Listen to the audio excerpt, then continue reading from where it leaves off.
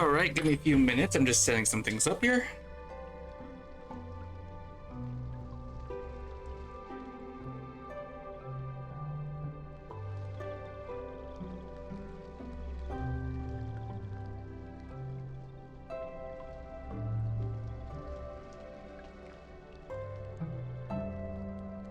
Oh, wait, what day is today? Thursday, right?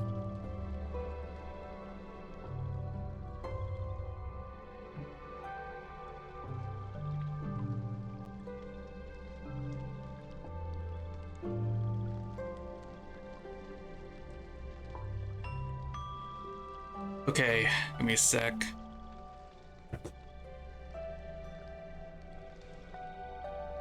Yeah, today is a Thursday, right? Yeah, I didn't stream for like 2 days. I was busy on Tuesday, right? So I couldn't stream. And then yesterday I had no excuse. I decided not to stream because I was farming the hell out of the new update for Warframe. So that was fun. So anyway, first things first, summons. I'm getting this character, right? I want to get this character, right? So, and then hopefully I can get her early and then I can like save for the next character coming next, right?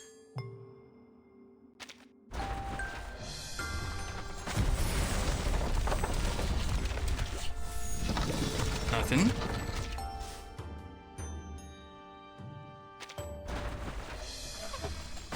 Nothing.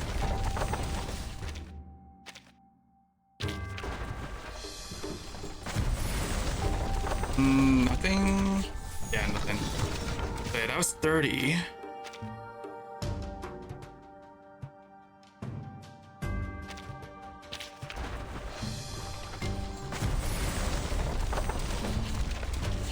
Hmm, 40.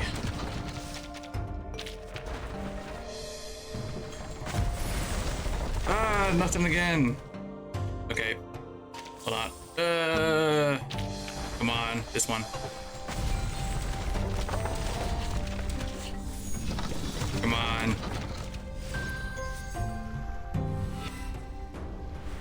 I got her, okay. Oh, okay. Good thing I didn't go for pity. Of the century graces you with her presence. So now, okay, so I should be good for next update then. I do hope there's money. Kinda wish that I got her a little earlier, but oh well, that's fine. It's whatever.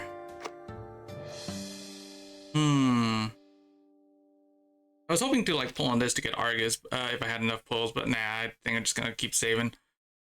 I kind of want her Epiphany. I hear that it was pretty good. People tried her out, and I hear that her Epiphany, no, not Epiphany. Fuck.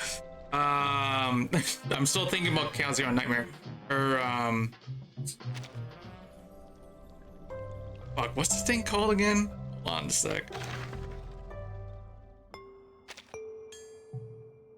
Oh wait, no, it is Epiphany. Yeah, no, it is Epiphany. It is called Epiphanies, yeah. Yeah, her Epiphany is pretty good, so I kind of want it. But I might have to like just skip. And maybe one day I'll get her as an off banner. Okay, let me see Robuska. Where is she? There she is.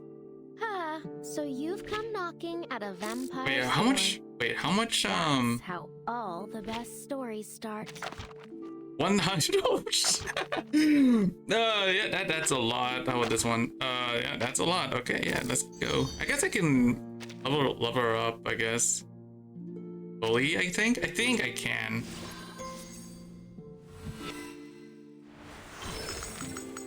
Blood is red. Shadows.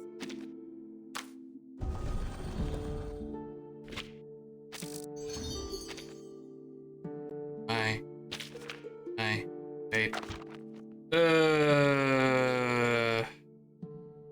On shop.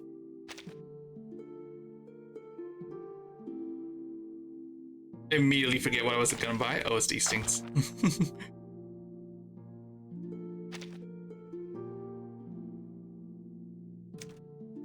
I just buy them all. Here you go. Oh, really? Oh wait. I could grab these. These things shouldn't be too big of a deal.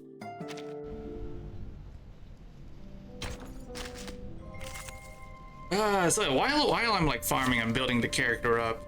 I gotta like ramble on about Warframe. They added a new frame. Yeah, new Warframe. They added a new weapon. The new Warframe signature weapon. The new game mode.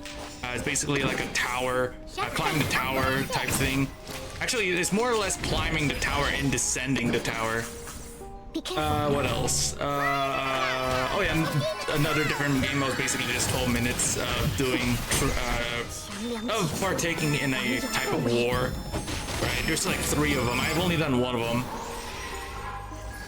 Keep going. And at the end, I'm pretty sure that at the end, by them all, you'll get a different boss.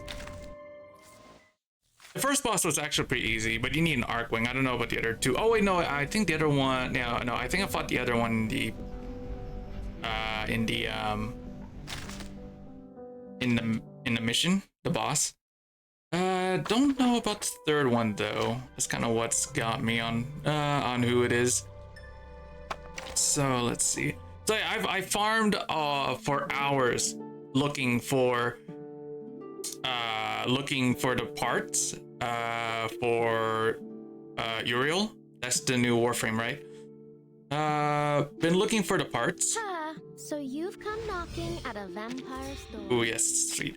Yeah, I've been looking for the parts. It took me like a couple hours to get them all right. But for the weapon though, it took me a lot longer for the weapon though. Do you think they're getting sharper? I got all the weapon parts in the end though. I just need to farm for materials, which is not too hard because you get a lot of materials from the other events, the Parata events, the content, the Parata content.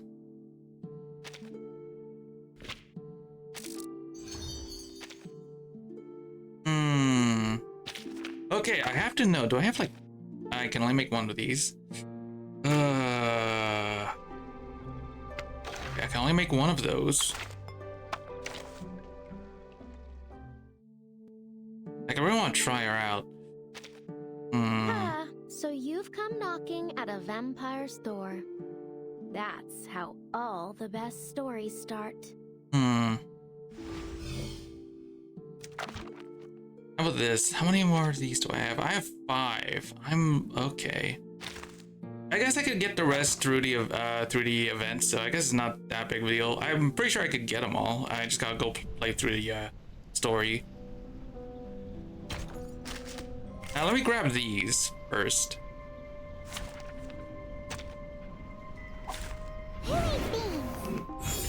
And then we'll go do the event, the new event.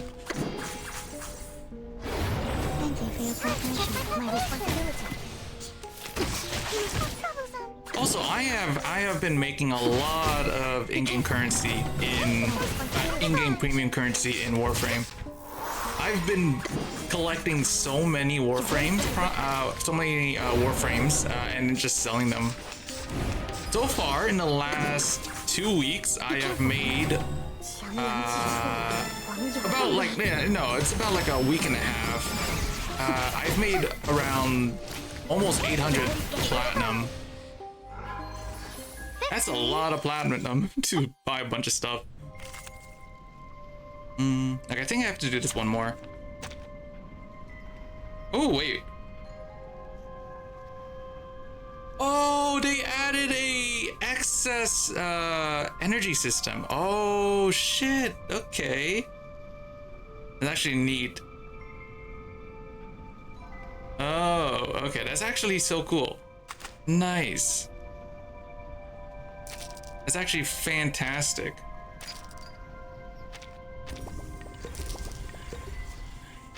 I love that because usually, right, I don't use up all my energy. I don't use up all my energy, right? I'm always like left with like leftover energy. So it'd be great, right? You won't get away. Be careful. My responsibility.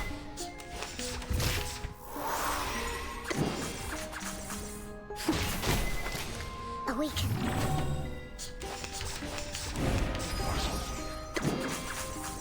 Be careful. 强梁既出，王有不为。You know, it's been a while since I've actually used this character. My responsibility. I wonder when her epiphany is gonna show up. Probably not for a while, I guess. Oh, there we go. Okay, let me think here. Yep, I need 3 of those, 6 of those, and I think I can get those through the event. Let me just build this one up. Yeah, okay, that's cool.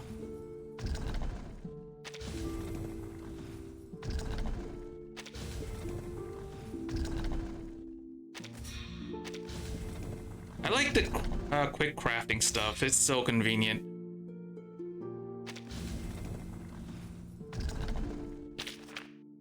Well, I need more of these. Well, I guess what? Oh, I'm gonna need these too. Sec. Oh, hold on. I don't. Oh, wait. I could get one through the event. That's fine. I could get these from the event too. These. I got enough. I think. Yeah. I got enough. It's 5. To make one. What about these? These are new. Oh, I can make a bunch of these. So. I can make a bunch of these, that's fine. Okay. That's fine, 6, and then yeah. Just get the materials from the shop and then I could finish her off. Let's see. Okay, let's start. Let's see what this is. In the light of the blood moon, they rise and stride under the veil of the night. Freely, they live without fear of death. For through blood, they live forevermore. Because blood is life. Blood is life.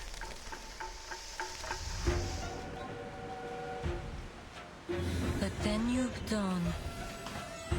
Ladies, gentlemen, please remain calm. A train whose ticket anyone would die to get.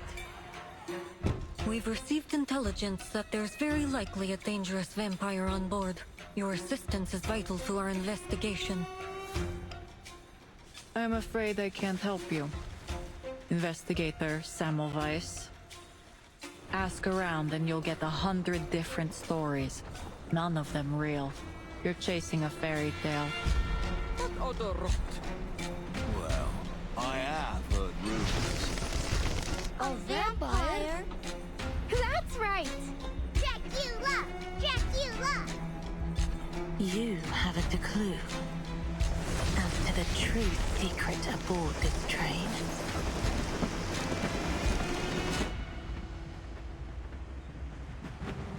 Stir any memories?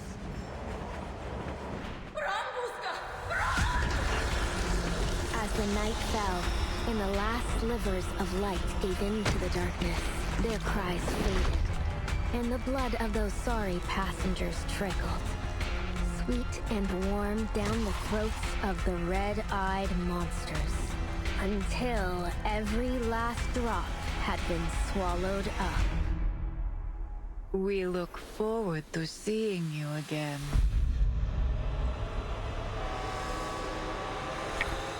Dang, this event looks so interesting.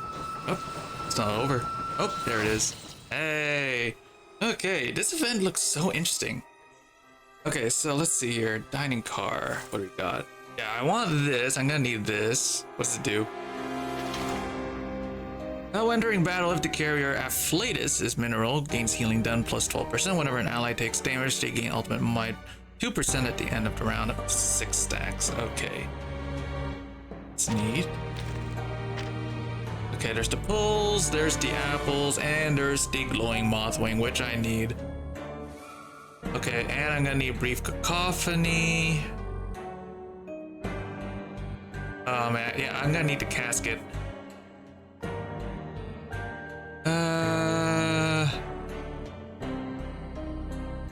Yeah, I've been busy inciting to, no, not inciting to, building everyone's stuff, so I ran out of caskets. All right, let me see here. We got Maine's Bulletin. Who's on here? Okay, it's these 3. Yeah, not too bad. Oh wait, you know what? I can totally grab some. There's this stuff.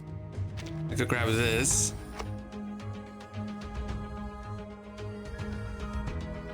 Ooh, there's 53 there. For these, but I don't really need 53 of them.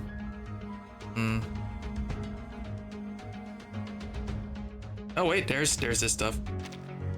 Perfect.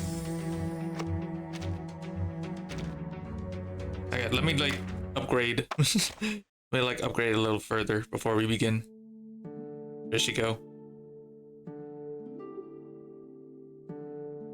Ah, there she is.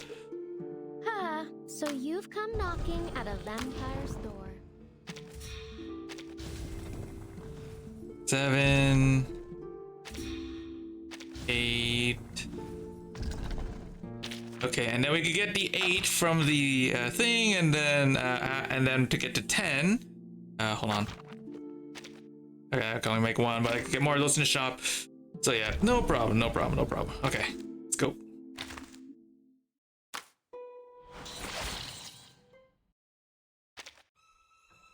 Oh yeah, they added more Telegram stuff. They added more Telegram stuff. Look at this. Ah. Resonance crystal. That's neat. So are they? So I'm guessing that they're just going to keep on increasing this stuff because that's great. That's pretty much just free materials. That's awesome. All right, let's go.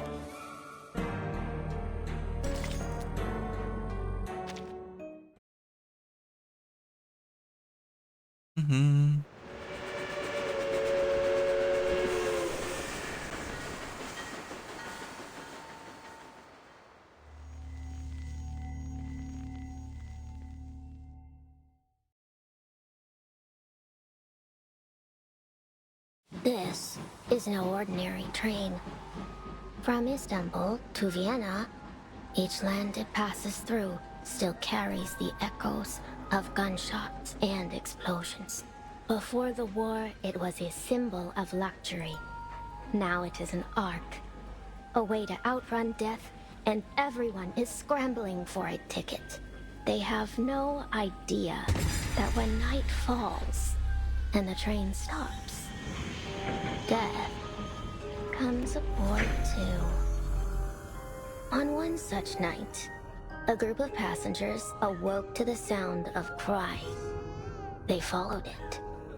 Then, the crying turned to bawling, and the bawling to wailing, until they reached it. A door that wasn't there before. And there, in a carriage that never was, in that place that shouldn't even have existed, blood-red eyes blinked in the darkness. Before they could utter a scream, they were pulled into the darkness, doomed to join the wailing of the dead and dying in their accursed chorus. As the night fell, and the last slivers of light gave in to the darkness, their cries faded, and the blood of those sorry passengers trickled, sweet and warm, into the throats of the red-eyed monsters. Only when that last drop had been swallowed up did the conductress appear, walking amidst the shredded flesh, counting off each passenger the way a butler might inspect a mess left behind from his master's feast. 231, 232. The ceremony is complete, and this journey has come to an end. We hope you had a pleasant trip, and we look forward to seeing you again aboard The Danube Dawn.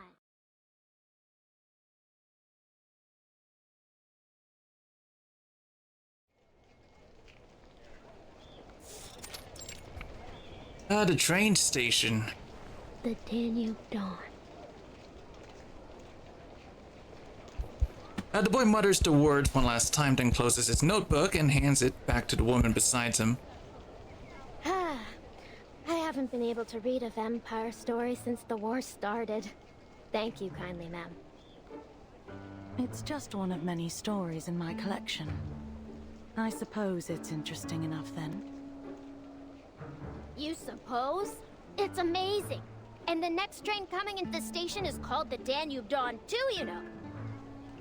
Huh. So, it's the same train, isn't it? The vampire's secret base. The folly of youth. Not yet able to discern fiction from reality. Well, it's not like these stories just spring up out of nowhere. I've heard all kinds of them that really happen.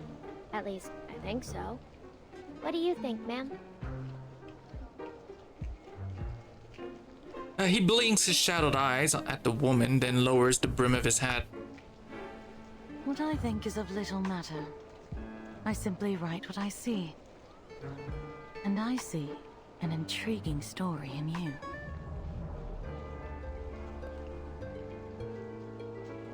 May I have your name? Robuska. My name's Robuska. Pleasure to meet you, ma'am. Robuska. An interesting name. I'll be sure to make record of it. As I said, I'm a collector of stories, and you may just have something worth adding to my collection. She opens her notebook, her shining pen tracing a line across the page. I'd love to, ma'am. But you're about to board the train, aren't you? I'm only here for a visit, so it's pretty much impossible I'll ever see you again. Oh, give me a minute. Sorry, I just gotta go grab some, so be back in a few minutes.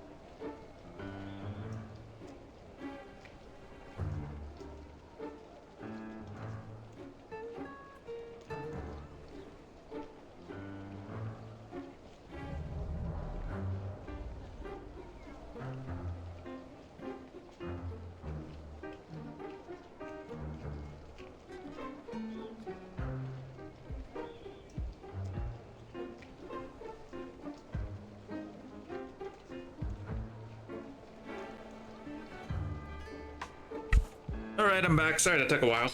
I made a drink, so I have it. I wouldn't be so sure. She spins the pen idly between her fingers and looks up. Many a great tale started with the impossible. Vampires on a train, eh? That old tale.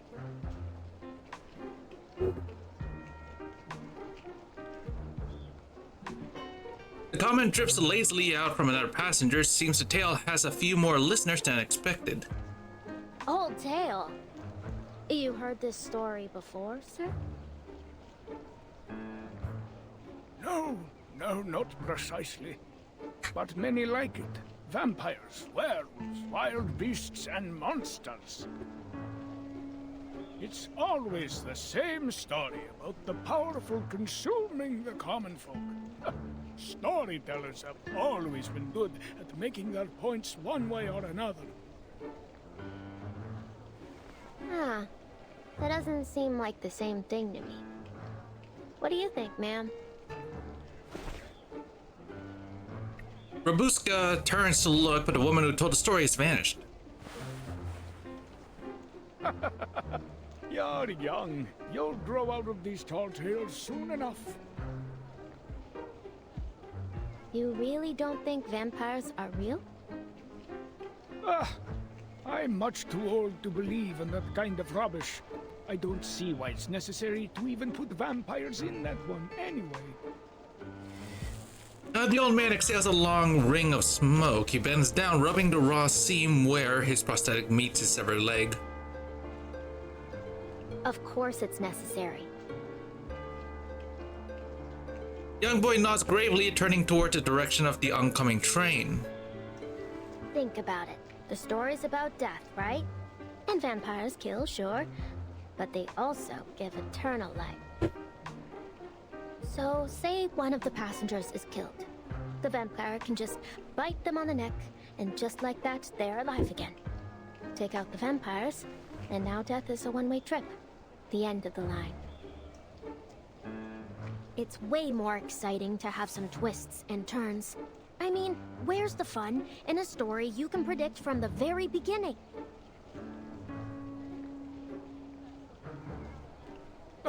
You're in for disappointment looking at things like that. The world is filled with predictable endings, usually predictably tragic. The old man, a half-burned cigarette between his fingers, gestures toward a corner of the station. Their massive figures, huddled together, clothes worn, cheeks red with frost. Silent and stubborn, they fix their gaze on the frozen tracks ahead of them. Just look at those poor folk over there. They've been waiting here for days. How do you think their story will end? Do you think they have tickets in their pockets? Of course not. But they're hungry and afraid to face the gunfire. So they come here to try their luck. But miracles are few and far between in this world.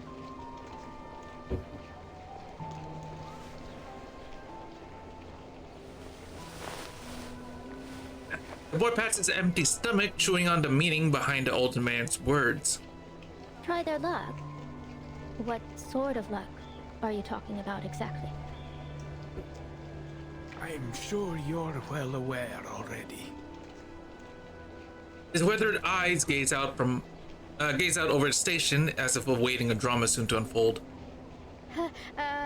You're confusing me, sir. Weren't we just talking about stories? The boy bends to brush the dust from his knees. As he does, the crowd begins to move. At that moment, the station bell tolls and a voice rings out over the din.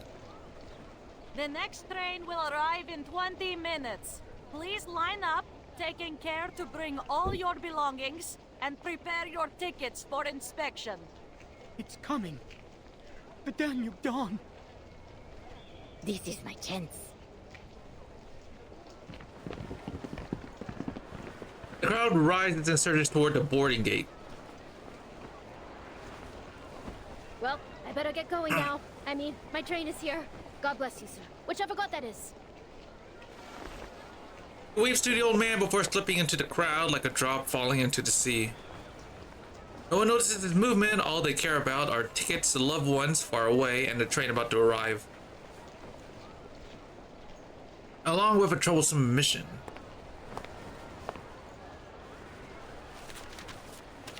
November 30th, 1912. The Danube Dawn is arriving at... Vampires? Infection? Manus Vindictae.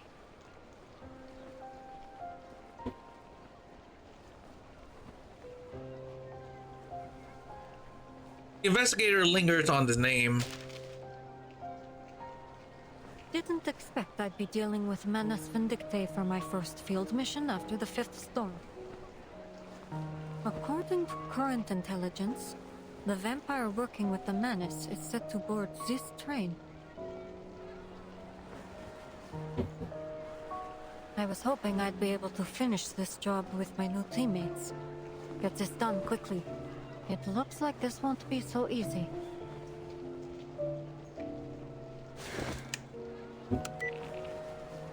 She sighs and draws a communicator from her coat pocket. Easteros Operations Squad 77. Rendezvous. Train station. Time 1820 hours. Still no answer. I never realized the storm could affect people's punctuality too.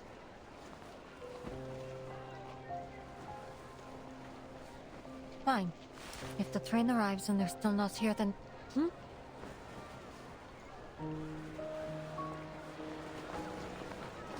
More and more people stream into the station. The platform leaves with bodies. With bodies far beyond the capacity of a single train. Don't push them. Do you even have a ticket? For crying out loud, the train isn't even here yet.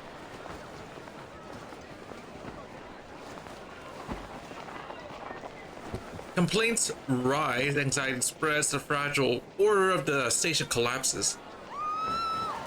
A scream pierces out above the din. Oh, my ticket! Sir, please give that ticket back to that lady. What are you talking about? This is my ticket! Your ticket? You just snatched it from my hand. Everyone just saw it. Man remains unaffected by her scolding. Sir, there will be other trains. Everyone will have the chance to leave. I need you to calm down, understand? Our tickets have been specially processed to prevent misuse, so you won't be able to use that ticket. Other trains? Hey, everyone, listen to me. I have first-hand information. This is the last train out of here. It's now or never. No one's leaving here after tonight. Sir? Sir! Shouts and children's cries intertwine with whistles and pops of steam, drowning out all persuasion. You don't know what it's like out there. We could all be dead by tomorrow. Oh, enough of your blithering excuses. Give me my ticket back now. You can save your heroic speech for... He has a gun! Before she finishes, he yanks her toward him. Passengers with tickets scream, the ticketless stand silent, numb eyes locked on him. Sir, please drop the weapon.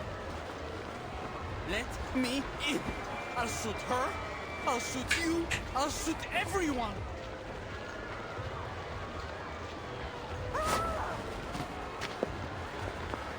He clamps her throat and backs away, dragging her from the yellow lamplight into the shadow behind. You really think I'm just going to be a good leadership and go back home to wait for a bomb to fall on my head?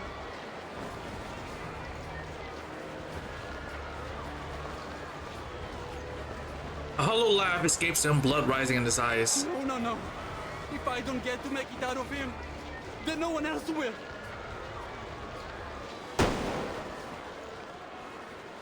A gunshot splits the air, silence falls over the crowd.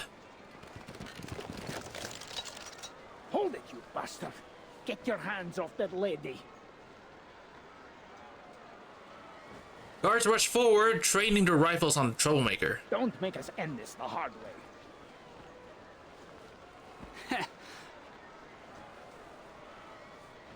He sneers at the dark muzzles. Aren't you soldiers busy enough killing each other? You have to come and start roughing us up too? His pupils shrink, his fingers tighten on the trigger. Alright, then try me. Let's see who can pull the trigger first.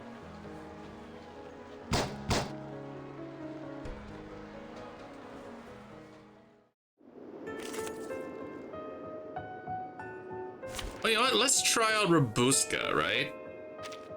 Oh, they changed the UI for this. That's neat. Okay.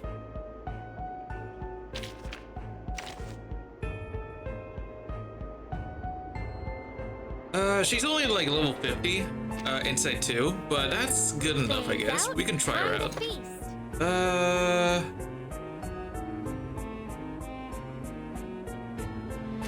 We'll just keep it as is for now. It's fine. There are many routes to travel, but only one destination. Ooh. This is mine! Mine! I've been waiting 3 whole days! Budapest is calling! Yes! The safe place! Budapest! Hypothermia, hunger, nervous tension resulting in delirium.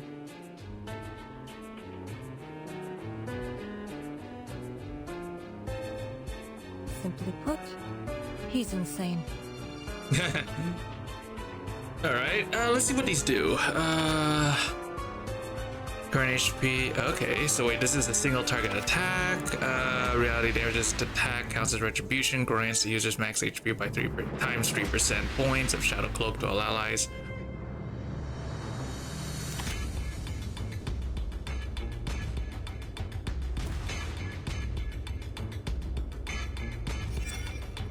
Wait a second. Shadow Cloak. For every point a Shadow Cloak own gains max HP +1. For every 300 points of Shadow Cloak own gains critical damage and ultimate might by 1%. Okay. This one, mass heal restores missing HP times 25% plus the user's max HP times 20% to all allies. No critical chance for the healing. Grants the user's current HP by 4%. Times it by 4% points of Shadow Cloak to all allies. Shadow Friend. What's Shadow Friend? Lose current HP. HP to convert Robuska's HP depleted by this effect by 70. Times it by 70%. HP into Shadow Cloak. Points with an upper limit equal to 50% of Robuska's max HP when she enters battle. Shadow Friend removes when Robuska retreats. Okay. What is okay? This is a buff. Grant Shadow Feast to the target for 1 round. Restores the user's max HP to all allies. Okay. Shadow Feast. Oh wow. And these all allies points is Shadow Cloak except for the target. The target then gains 20% of all empty points of Shadow Cloak. Combined Shadow Cloak points gained this way do not affect the target's normal gains of Shadow Cloak points. Okay, so I'm supposed to build up Shadow Cloak before using the ult then. Okay. So we use this. That was certainly a choice. Taking a peek inside. I sanction and build the hidden. Come dance with us! Our victory comes in a tide of blood. Oh. Close your eyes. I have seen to the heart of you. The enemy is at peace shall be steadfast. Yeah, that thing's a dagger now. Battles have Steve. little meaning. That's, yeah, okay. Let's see what we got here. Into chaos, Shaken hostage is pulled back by the platform guards. You all right, ma'am? I'm fine, but my ticket. He still has my ticket. She points towards the culprit ahead, who now charges like a mad bull. Out of my way! He finally shakes off the guards and bolts towards the misty tracks. Is he gonna go head first into the train?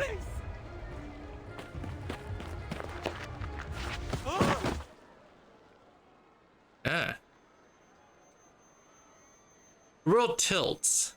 The ground gives way beneath him. He slips from the platform. He's gonna get hit by a train. Good lord! Sir, take my hand. The train's coming. Cry screams and whistles rise in chorus, nearly drowning the train's steam whistle in the distance.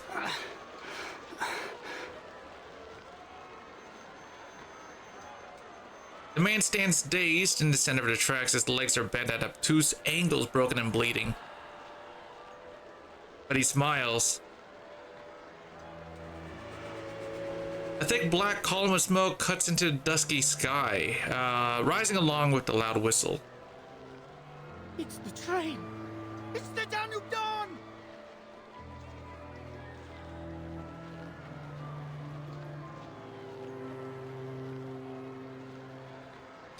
Year after year, the shadow of war clings to this land, relentless, unshakable. But still, the Danube Dawn makes its journey like a dutiful soldier marching alone through rain, sleet, and storm. As she arrives bearing hope for freedom and for life. The Danube Dawn. Budapest. At last, he remembers what he must do and stumbles towards the engine. Oh, sir! No! I made it! Mother, father, Melina!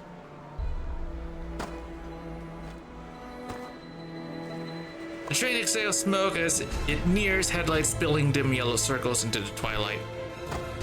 Man limps forward along the tracks. Here's my ticket! Let me in! Let me in! He's going to get hit by a train. He cries out, waving the thin ticket in the air. He waves it like a protective charm, like the key to life were in his hand. I have a ticket!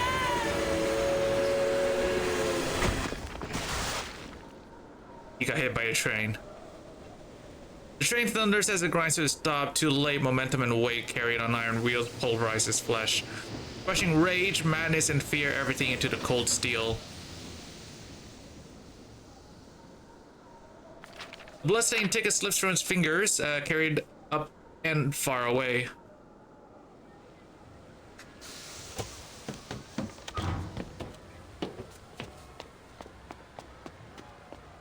The train door opens and stewardess with an eye patch rushes out in a panic.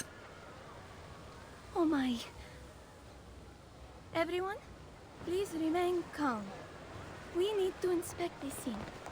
Please, let me in, miss. For the love of all that's good, don't let us die out here. This is the last train you need. Please. You have to help us. The crowd surges forward toward the opening doors. The gore and horror that only just occurred is forgone in their desperation. So what's gonna happen to that lady now, the one who got her ticket stolen? Is she not allowed to go on the train now because the ticket like blew away, right? A roiling mass of faces, filled with stark fear and determination, bodies jostling for position. Meanwhile, the ticket drifts unseen, landing silently before another. Oh, there it is. Yeah, that symbolized reaches out to it. She's met by a shadowy apparition. Before she can react, the shadow and the ticket are gone, vanishing into the thin air. A shadow? It could be some kind of arcane skill. The investigator scans the crowd in silence, searching for the source of this shadow. Annabelle, William, come along. We wouldn't want to get lost now, would we? Wait for me, Miss Dorothy. Not here. A Class 10 steam engine. When this beauty gets going, it'll run faster than the wind blows over the Alps. I like how everyone has like just completely disregarded the person who got crushed by the train. As a compound engine, you understand? Steam's got to go through 2 stages before it gets pumped out the top. Not here either.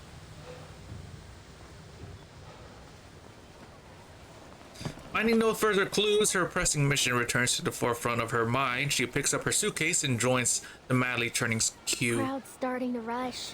Not safe to stand around. Excuse me. Coming through. In the brief moment they pass each other, the investigator spots the bloodstained ticket clenched in the boy's hand. Please, wait. He seems not to hear her call, hurrying on as if rushing the boar, quickening his pace. The investigator attempts to stop him, but the boy ducks. Her reaching fingers brush across the top of the dark felt hat. Huh? Hey, my hat!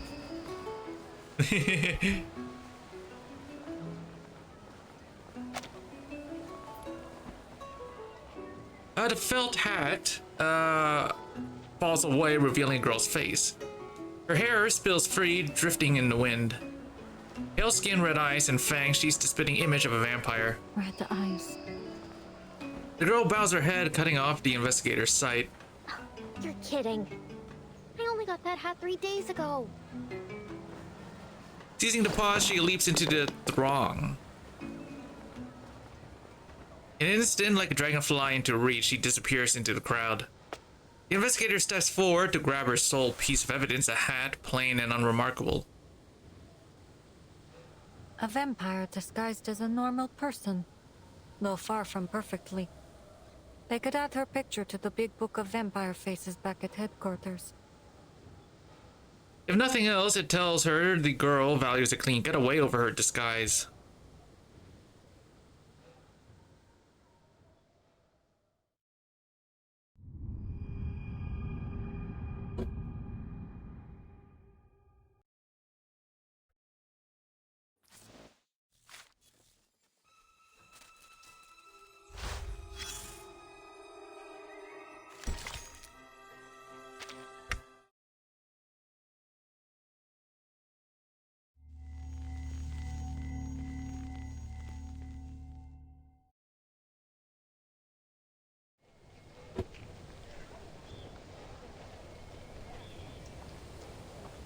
The full weight of the earlier travesty finally hits the crowd as shrieks and shouts of horror divert the attention of even the most desperate.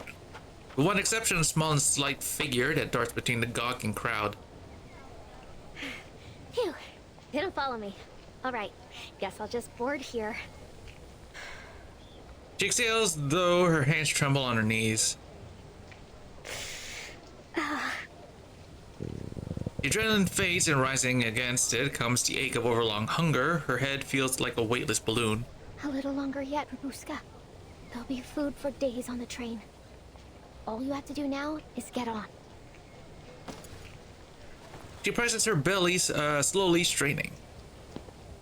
She slips her hand into her pockets, blending into the line, and glances at the flustered young stewardess.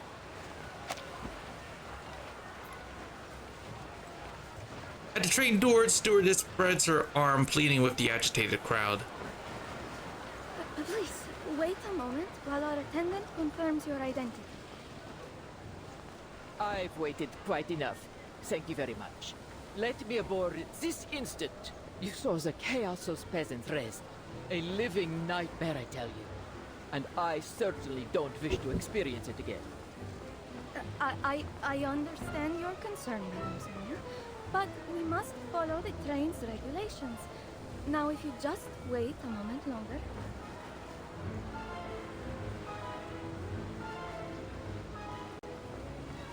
Her face burns red as she stands helpless between passengers and carriage. Have you lost your other eye, too?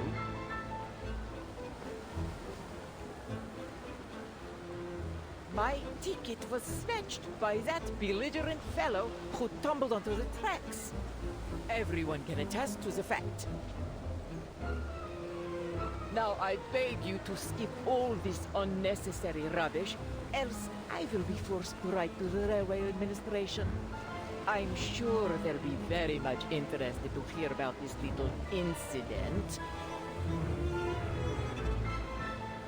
Please, Madam, if you just wait for another moment, I'll go and ask my superior.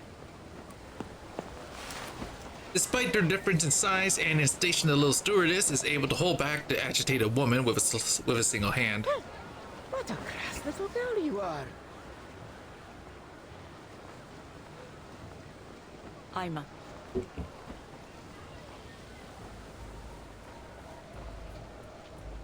From within comes a woman's voice, deep and grave in its authority. I'll take care of this.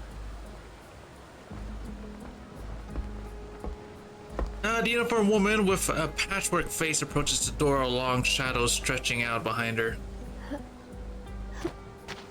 Oh, whoops. I meant to hit this. What did she say?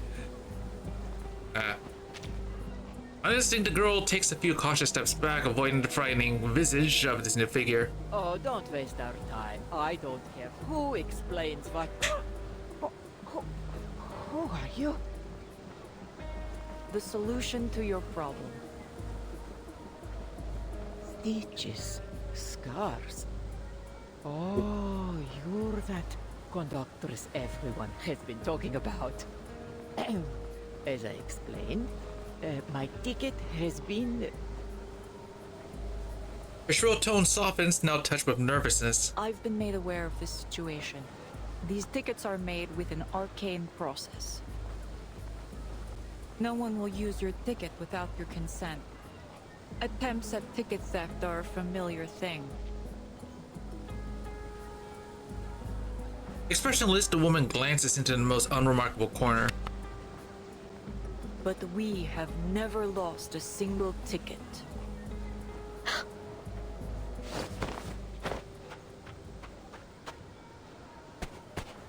The girl's instinct for danger. Wait. Oh no. Her right foot feels weighed down and she is all at once pulled to the ground. A faint stinging buzz of electricity floats beneath the girl's feet as if holding her there. That stings. This her arcane skill? A thought flashes through her mind.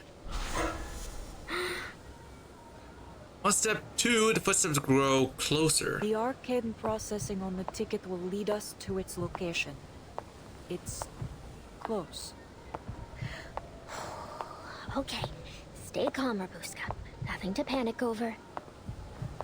Do what you always do. It's worked so far.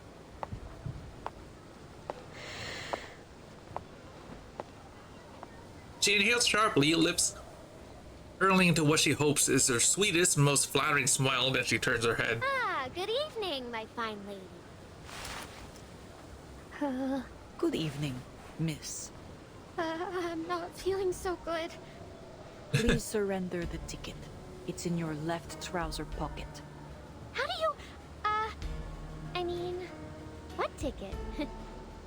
A ticket for the Danube Dome. Bilet za vla. Train ticket. Understand? Miss. Her tone falls like a sledgehammer, pinning her into place. All right. I didn't steal it. I just saw it floating in the air. You know, finders, keepers, and all. Her body lifts as her collar clenches tight around her throat. The conductress hoists her up with a disturbing ease. Huh? She stares in disbelief at her swaying shoes, her emotions struggling to catch up. Ima, take the ticket. It's in... Left trouser pocket. I know. The stewardess approaches with a cheerful smile, reaching a hand toward her waist. Hey! Ugh, put me down! Get your hands off me! That mouth has a habit of running off. Should I sew it up for you? Faint runes shimmer at the tips of the conductress's fingers. The girl wisely clamps her mouth shut. Coins, a red bottle, a few strips of cloth, and a flute. There certainly is an awful lot in here. Is this some kind of magic pocket?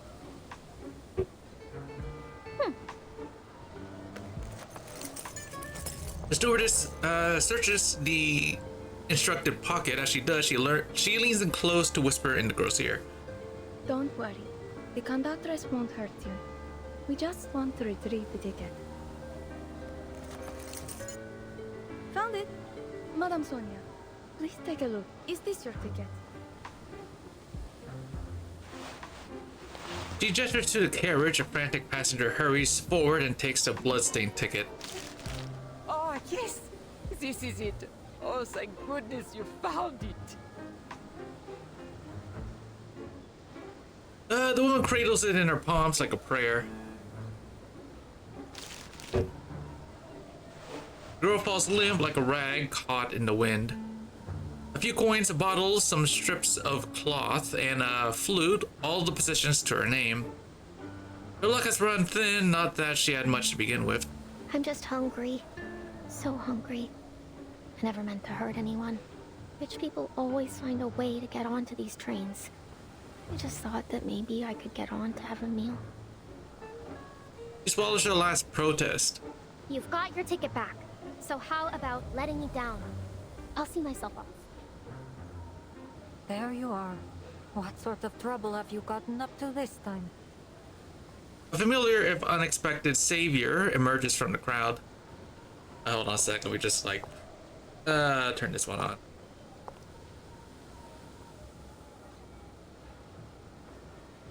The dark-haired, dark-eyed investigator strides forward, paying only a passing, if meaningful, glance to the dangling girl. Good evening, conductress. Would you mind letting her down? This is my assistant. May I ask what sort of inconvenience she's caused?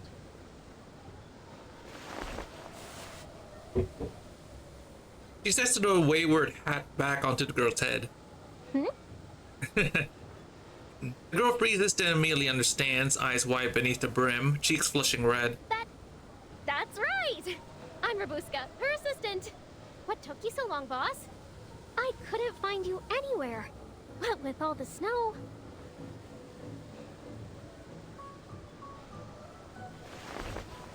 Corvus lowers her to her feet, studying the two odd figures, so unlike in accent, dress, and bearing. Assistant. Yeah, we're on a very, very important mission. But we got separated. We've wasted enough time. Let's go. And don't forget your ticket this time. A brand new ticket is pressed into Robuska's hand.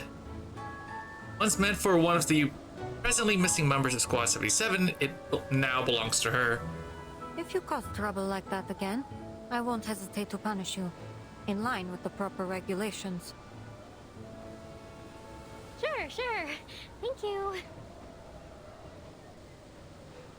She nods rapidly, clutching at tie, casting the investigator a conflicted glance. I see. In that case, on behalf of the crew of the Danube Dawn, I wish you a pleasant journey. As she dips her head, businesslike. We're running late now, and the snow is getting heavier. Come aboard. If there are any other matters to discuss, let us do so in the warmth of the train.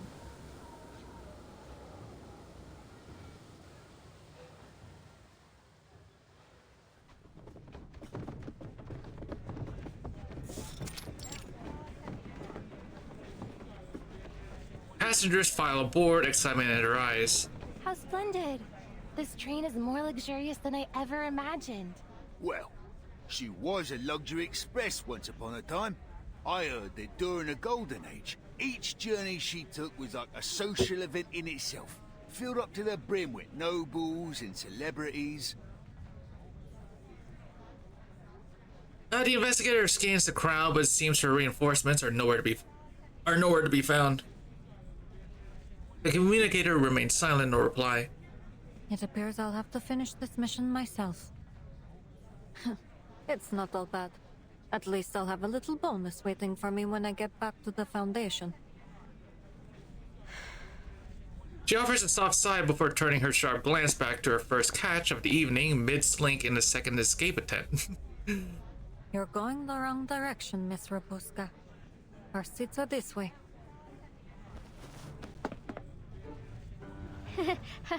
Of course they are. The girl scratches her head, feigning awkwardness, but her eyes shoot to the investigator's hand, now firmly grasping her arm. Thank you so much, ma'am. I never would have gotten on board if it weren't for you. I really don't have anything to repay you with, though. Tell you what, when we get to Budapest, if you still remember me... Not so fast, Miss Robuska. I have some questions for you.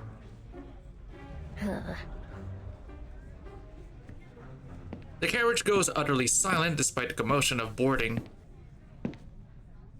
She follows the others' eyes, now locked on the conductress and stewardess standing together at the end of the carriage. Welcome aboard the Danube Dawn, operated by Vienna Pannonian Railways. I am Corvus, your conductress, and this is Ima, your chief stewardess. The Danube Dawn travels from Istanbul to Vienna, a journey of a little more than 800 miles, with stops in Nika and Budapest. Due to an unfortunate incident at the station, our departure will be delayed until after dinner while we cooperate with the local government's investigation. As an apology, we have prepared a substantial meal for every passenger. Free food! Her eyes flash bright, her stomach quivers with anticipation. She steadies her trembling fingers and masks her weakness with a smile. I see you have a particular interest in food. The investigator smiles at her. You're welcome to my meal if you'd like. But in return, you need to sit here and stay out of trouble. Do we have an agreement? Well, I mean, it is tempting, but... The girl blinks. Why are you doing all this? I'm just an ordinary girl. Why do all this for me? I'm not keeping you, if that's what you're thinking. You're free to go anytime. She leans closer and lowers her voice with intent. That is, if you really are a normal girl, as you claim. That conductress is sharp. If she figures out you're not my assistant, it may be difficult to convince her not to throw you out. And to top it off... Around them, the rich, the powerful officers and riders each settle into their seats, lively chatter filling the carriage with anticipation. I don't think this train is anywhere near as safe as it first appears.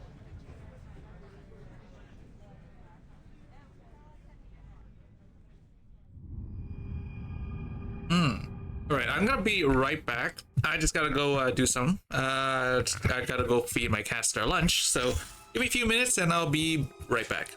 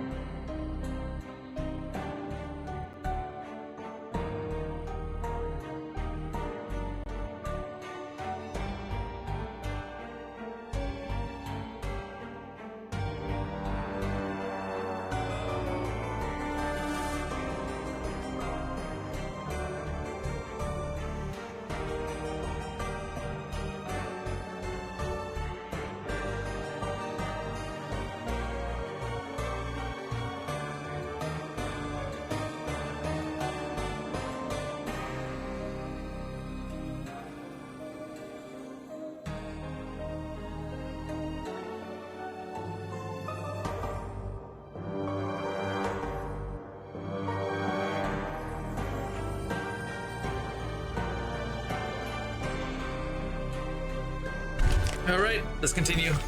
I also got a snack.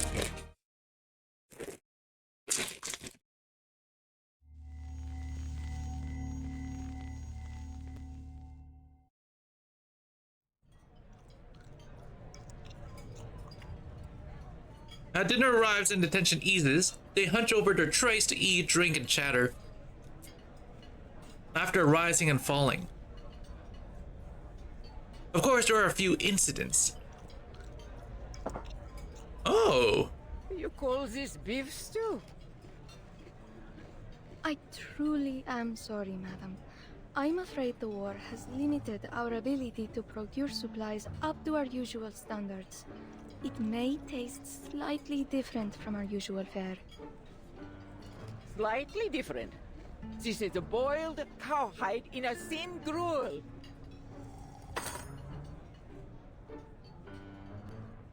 She slams her knife and fork down in anger.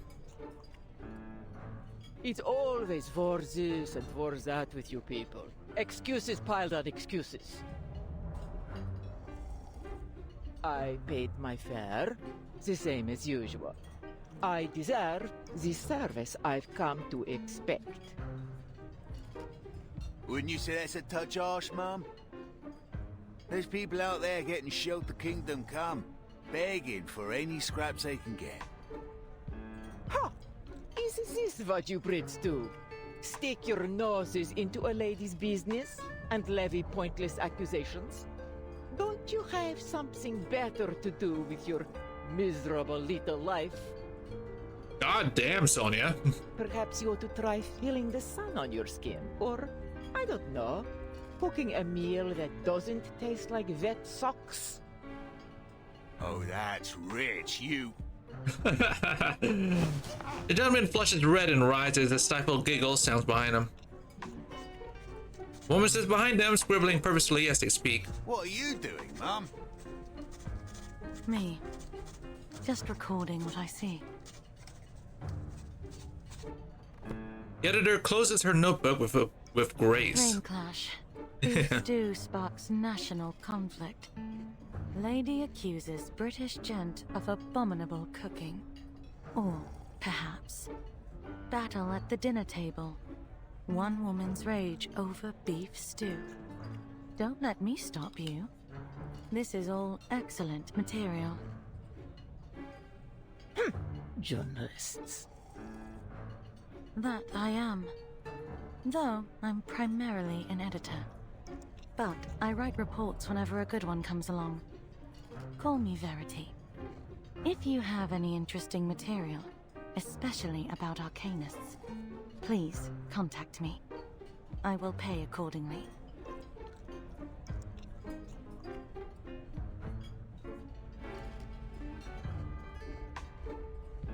The pair falter, unable to reply and return to their dinner. The quarrel, now soothed, leaves the stewardess effusively grateful.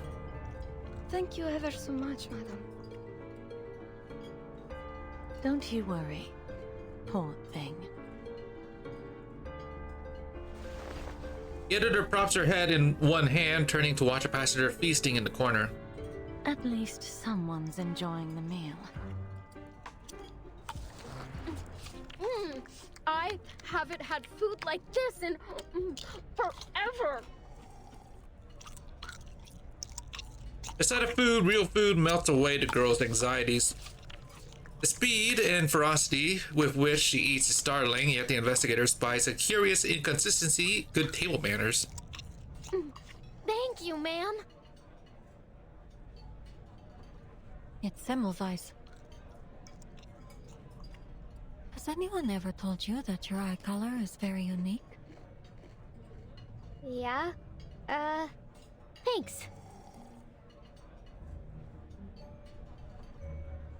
Babushka lifts her head, eyes shadowed by her brim unusual eyes. You were saying that this train isn't as safe as it looks. Why do you say that, exactly? She presses her hat lower. People rarely match their deeds to their words. They may say one thing, but I found their true motives to often be much darker. Anyone could be a danger. The passengers, the conductress, Or even you.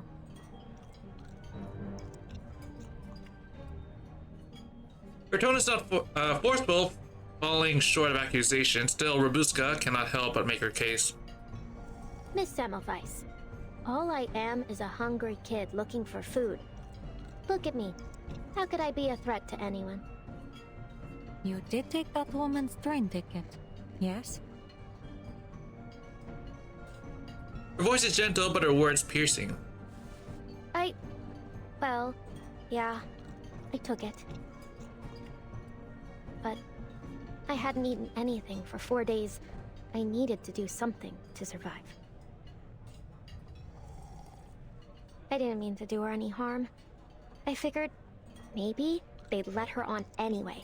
And then we'd both get on and there would be no trouble.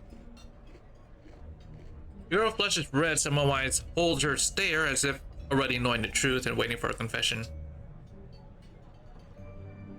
At last she allows a smile to slip from her face. No one can blame you for trying to survive in these conditions. At the very least, you weren't the cause of any harm. But there is one thing I'm curious about. How did you reach that ticket earlier? It was your arcane skill, wasn't it?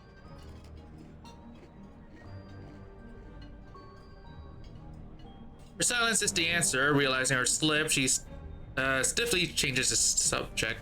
People rarely match their deeds to their words. Then what about you?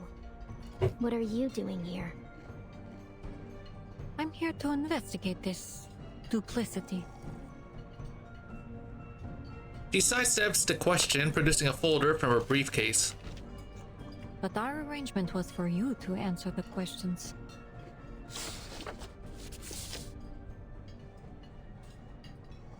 Have you seen this pattern before? Yeah. I've seen it. Maybe in a market? Or on a wall somewhere. I might be able to search my memory more carefully. That is, if you let me go later. The girl eyes symbol again, as if thinking hard, but the facade drops. You're quite clever. Unfortunately, your acting skills could use a little work, which means I already have my answer.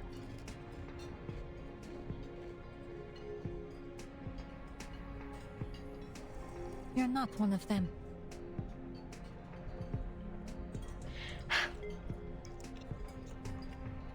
She frowns bluntly. One last question. How familiar are you with vampiric legends? It's often said that their eyes have a peculiar quality, just like... She meets the girl's crimson eyes, catching a flicker of panic. I have no idea what you're talking about.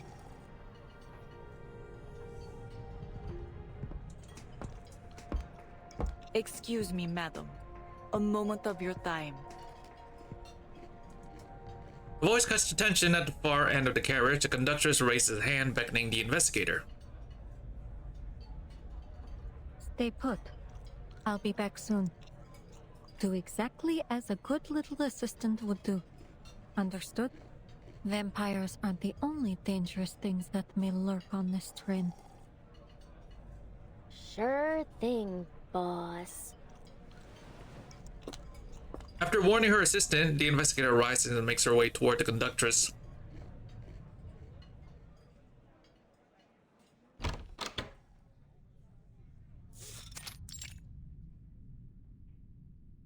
That girl is not your assistant. Save your explanation. I doubt you've known each other for more than half an hour.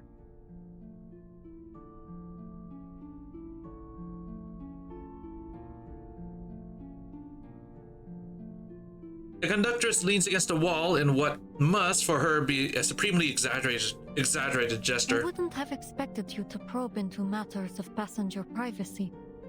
I believe we should abide by certain basic humanitarian principles, even during wartime. Wouldn't you agree, conductress? If you are an ordinary passenger, as you claim, I wouldn't have probed. But you are from that foundation, correct?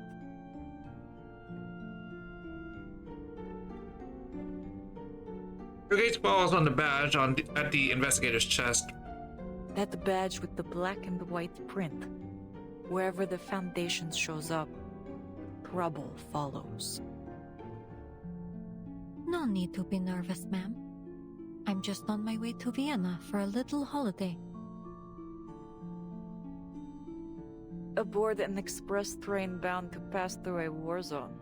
You must take your vacations very seriously. The investigator sighs and pulls out her Foundation ID. St. Pavlov Foundation. I'm sure you'll find my identification is in order. St. Pavlov Foundation. Investigator Semmelweis. The conductress returns the card without a change in tone. I see. Is there anything that I might do for you, investigator? We've received intelligence that there may be a dangerous vampire on this train. I could use your help in the investigation. She cuts straight to the point, stating her mission boldly and without restraint. A vampire. The grim shadow passes over the conductress's face. You're chasing fairy stories. If you ask around, all you'll get is 100 different stories, none of them real. I can't help you chase a myth. She turns to the sofa, picking up a pair of knitting needles. Please have a seat, investigator. I hope my handicraft doesn't bother you. What are you working on? A scarf for Aima.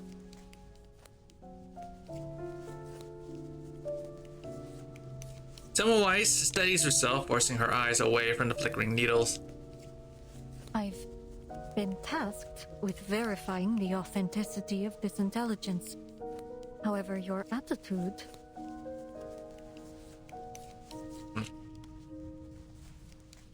A thought flashes through her mind. You mentioned that you've seen this badge and pattern before. Was it someone you met recently? I have worked on the Danube Dawn for many years, investigator. I have seen everything, except a vampire. The conductress lifts her eyes from the tight stitches to meet hers. I see. Then let's presume you're telling the truth. It's understandable it would be difficult to imagine something you've never seen. The investigator leans forward. According to our intel, vampires are extremely dangerous creatures. Once bitten, death is a near certainty, regardless of whether the victim is human or arcanist. Those few who survive become what is known as infected. They're like a bomb with a broken fuse. No predicting when they'll go off. Therein lies our problem, conductress. We believe one such vampire is hiding somewhere on this train. There's no need to exaggerate the threat this may pose to your passengers. You aren't going to turn a blind eye now, are you?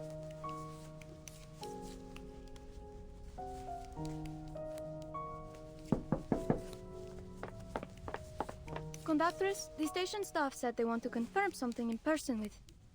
Huh?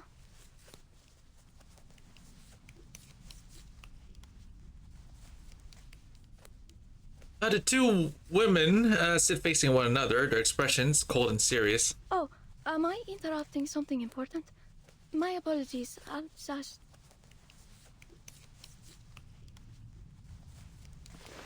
Wait. I'll go with you.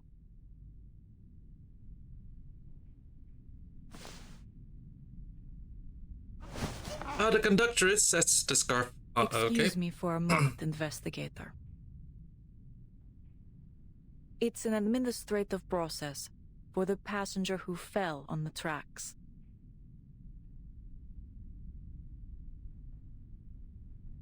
administrative process, she stresses the words. Let's go. Best not to keep them waiting. She leaves through the open door, her stewardess trailing behind like a lost duckling.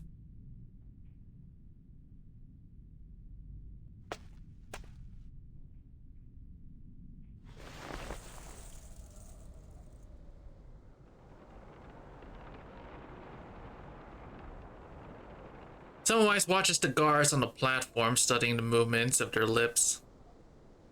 Our supervisors need an answer. The train can't depart unless... Are they trying to blackmail her? I suppose it isn't unheard of in times of war.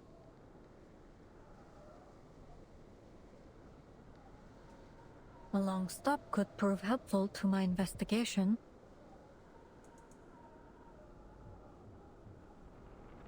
Unexpectedly, the conductress does not resist the guard's demands. Instead, she produces a badge. Oh, so you're one of us.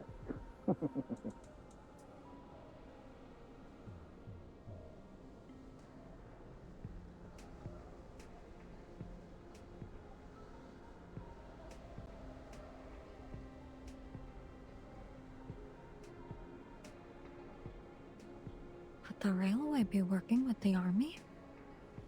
No, then this conversation Give me a sec, sorry. wouldn't be happening. Just need to...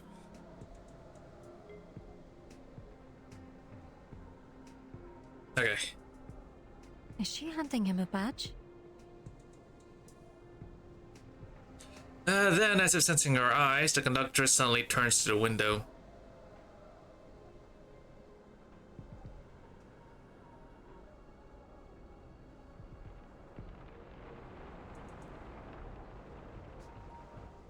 Her smile collapses in an instant. Perceptive, aren't you?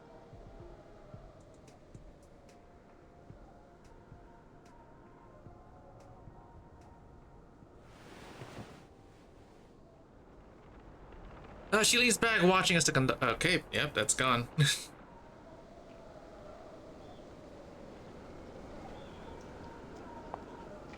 On the steps of the train, the conductress halts and waves her hand briskly.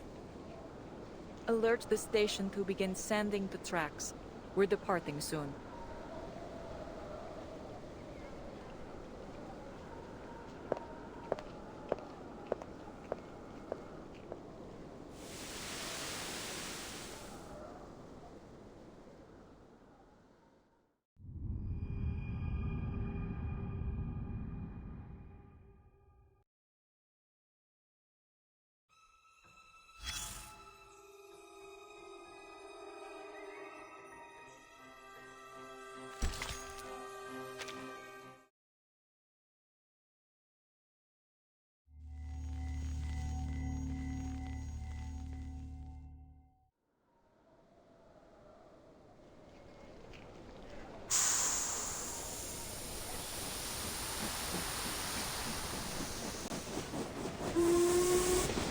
With a sharp whistle, the train surges forward, chugging with growing speed into the black expanse.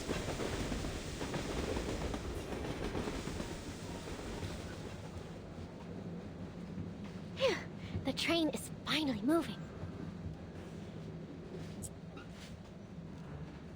Hearts long held in suspense settle, lulled by the rhythmic sway of the train. Now, what to do when I get to Budapest? First, eat a lot of kapama. No, wait. First things first, find a job, then kapama. Find a job so I can eat kapama so I can work harder. The girl draws her kaval flute, fingers brushing the tiny cracks. Mama, will the kapama in Budapest taste as good as yours?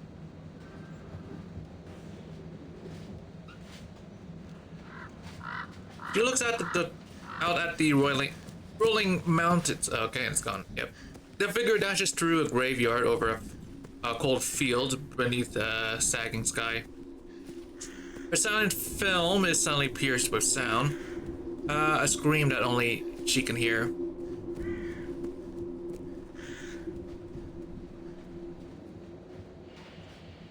Whatever happens, I'll do my best to stay alive.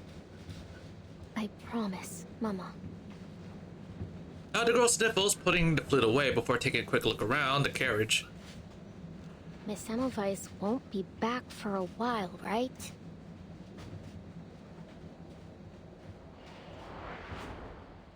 I'm here to investigate this duplicity. One last question. How familiar are you with vampiric legends?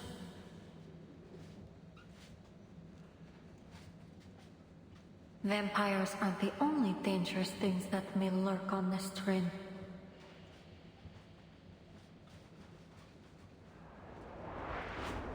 She did pay for my beef stew and lark cake, but she seems really obsessed with vampires. No, the sooner I leave, the better.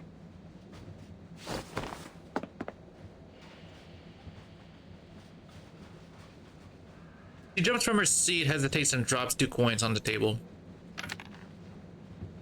Forgive me, Miss Semmelweis. I'll repay you. Someday. Cross my heart.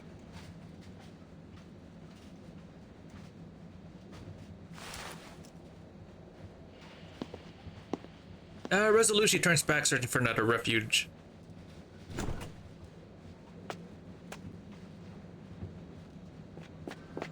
Ouch!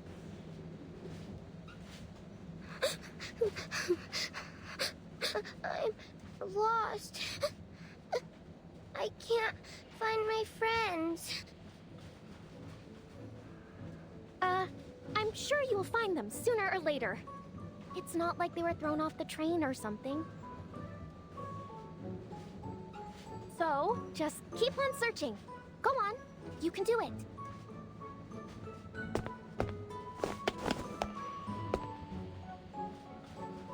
The girl hurries to leave, but her hem is caught. Please help me. I don't know where I am.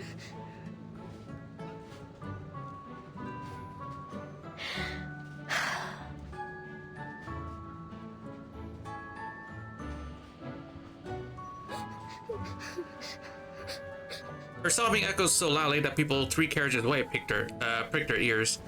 At last, she placed her trump card, removing her hat to reveal her fangs and crimson eyes.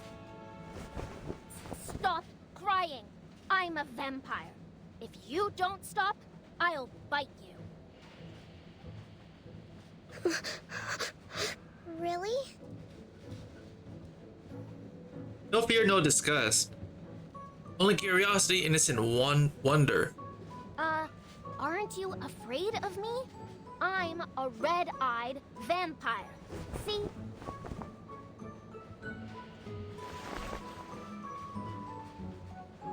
She leans closer, pulling down her eyelids. Wow! Your eyes are so pretty. Like rubies.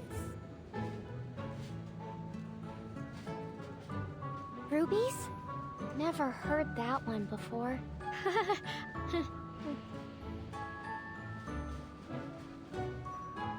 As she flushes red, caught off guard by the compliment.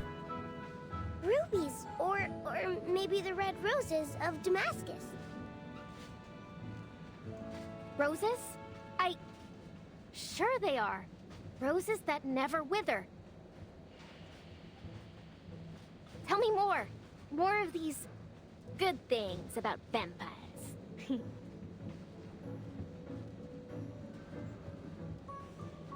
The girl circles her while jumping up and down like an excited puppy.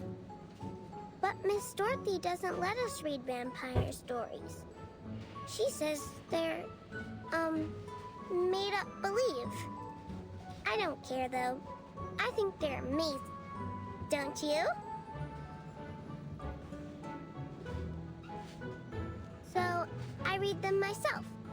The pure-blooded vampires are the strongest, and they live in big, big castles. You must live in one too, right?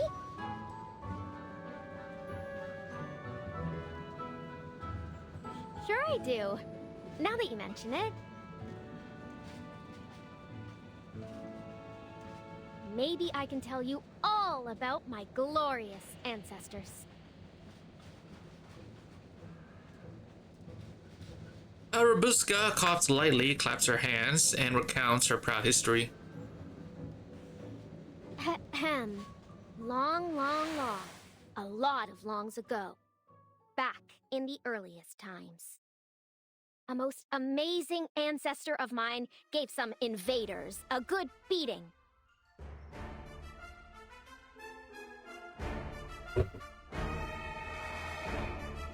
Yeah, that's right. He was the famous impaler known as Dracula. Arnold the Fifth. Dracula! My great-grandfather Arnold lived for 155 years. Then, he took a wooden stake to the heart and bled to death.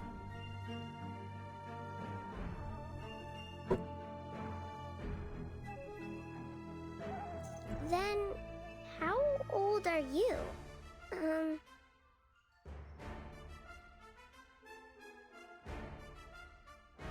Name's Rabuska. I'm 14 years old.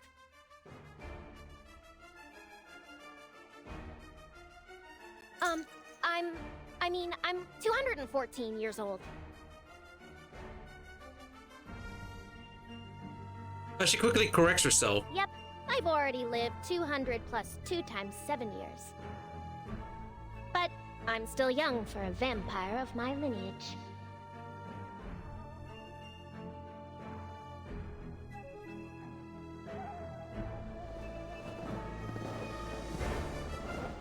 The young girl speaks with fervor, reciting the stories from memory. The stories that rise up from the endless snowy winter silence. A blazing hearth, her head on her mother's lap, eyes drifting shut. Fanning soaked with blood, moonlit nights, and dark castles, she begged her mother to tell those wondrous tales again and again.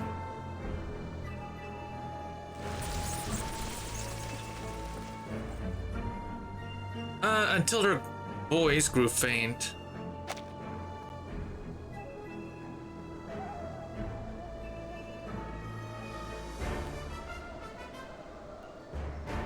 And the little girl drifted into blissful sleep.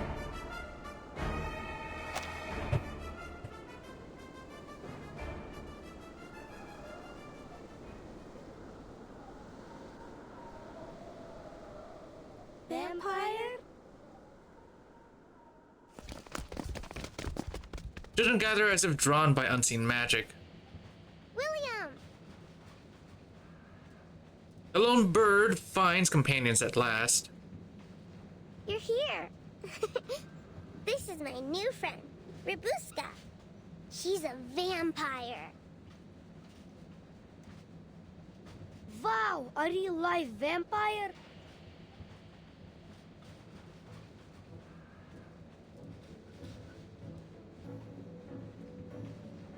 Wow.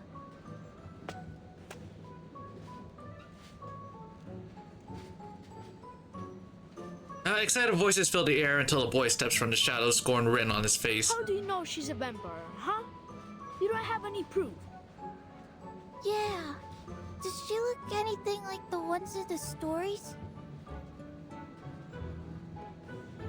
She does! Her eyes are red, like rubies.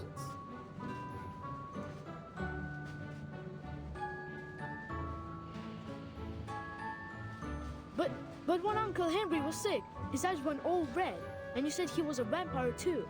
Remember?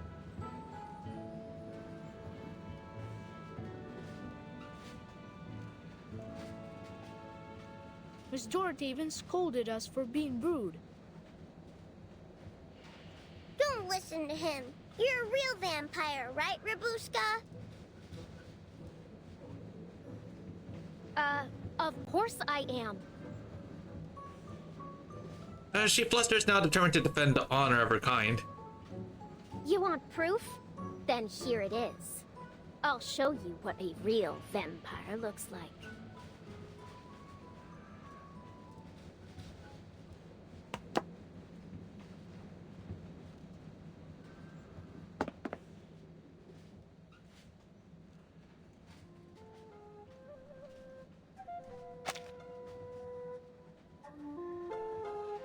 He makes a performance of strolling under the light. Take a look.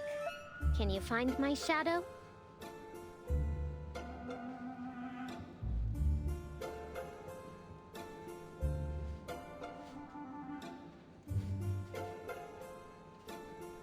Shadow. Wait, you don't have a shadow. Shadows accompany every child, an identical twin matching the movement of their hands in the darkness.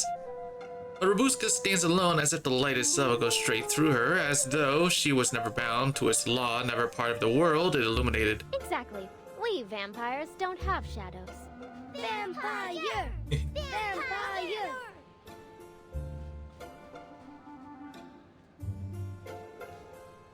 The children cheer louder and louder, clapping with glee. Whoa!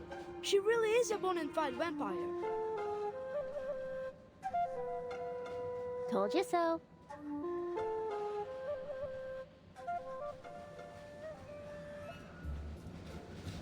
Her pride is short-lived, another challenge soon follows. So, you're a vampire. Then you must be brave. How about the scary conductress? Have you ever talked to her? Conductress? I mean, more than just talk. She's actually one of my best friends. You think she's scary, huh? I'm telling you, she's big, but she's slow. If it weren't for me...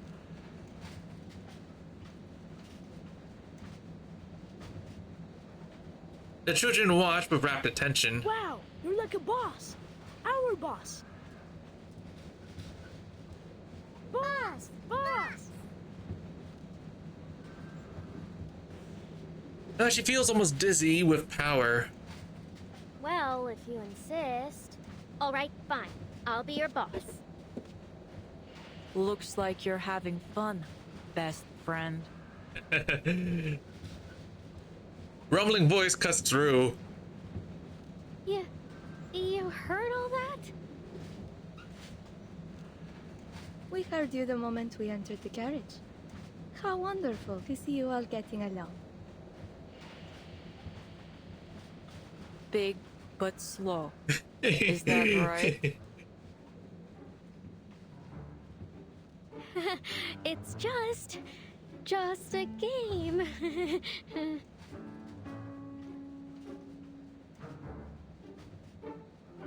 Play as you like, but don't block the aisle. Sure thing, old pal. We'll, make sure we do that. Are these your new friends, Miss Robuska? The stewardess examines the gaggle of children surrounding Robuska. Not just friends. They're more like, familiars. Right, everyone?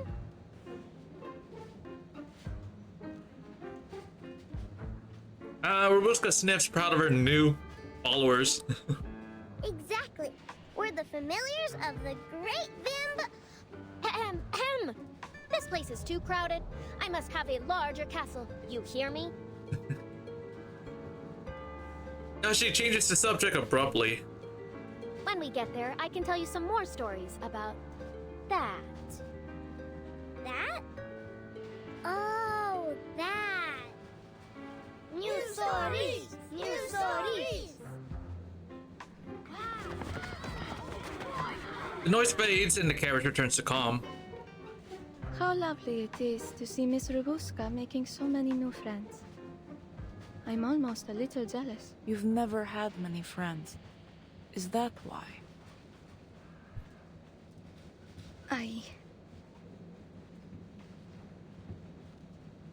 Emma sneaks a glance at her, hesitating.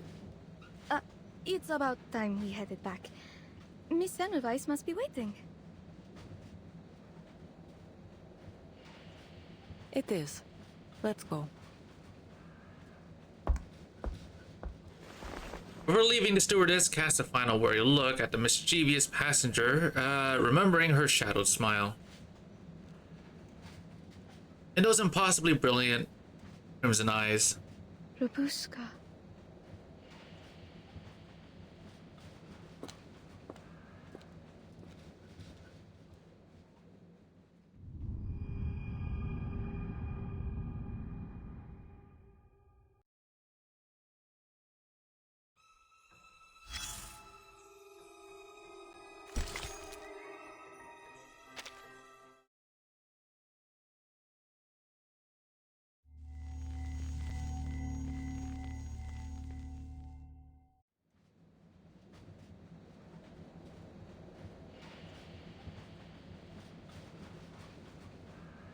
The train rocks as it plows through the winter storm.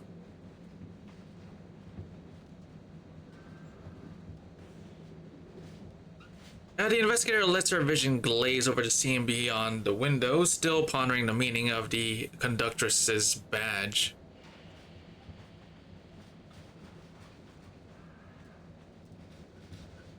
She handed it over so naturally, as if she had done it countless times.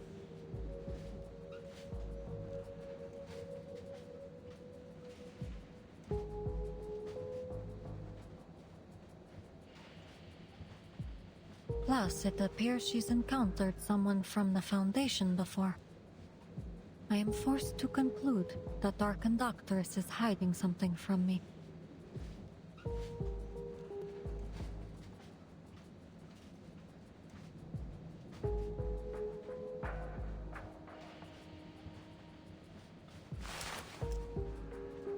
She pulls a pocket watch from her coat and flicks it open. They've been gone for a while now. Well...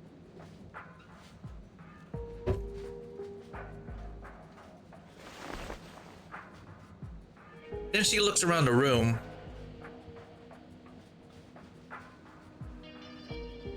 Thanks to the conductress's fine administrative process, every file is simple to find.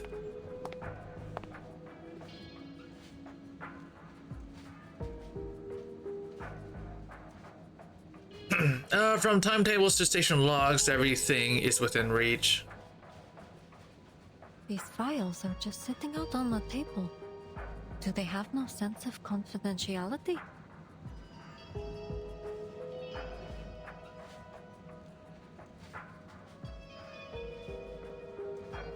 An easily laid clue is often a trap, though. This could be bait. Better act cautiously.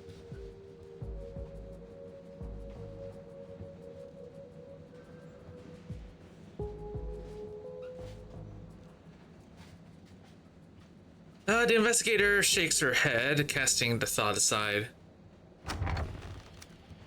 I apologize for keeping you.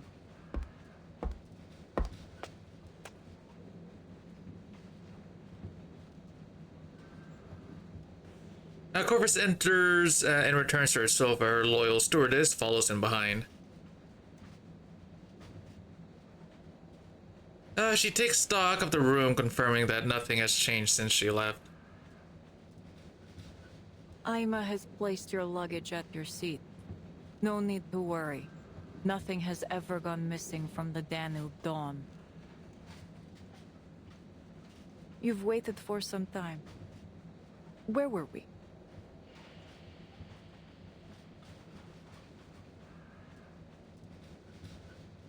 The Foundation, your vampire, and this investigation you mentioned. To rule out any threat, I need to verify every passenger on board, carriage by carriage.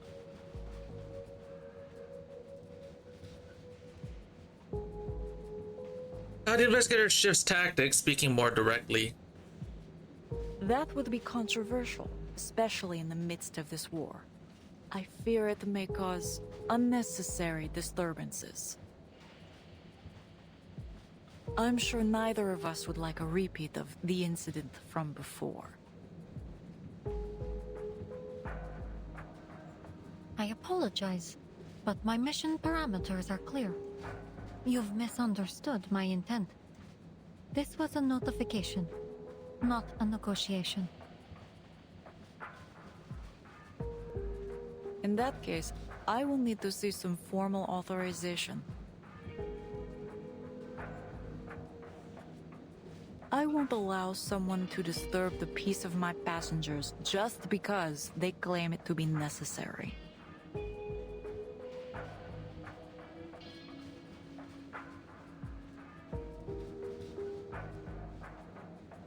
She arches her brow, certain that the investigator doesn't have the authorization. I fear that authorization is still little more than a draft on their desk. The joys of bureaucracy. But as you seem to be a fan of red tape, If you refuse to cooperate, regulations state that it is within my power.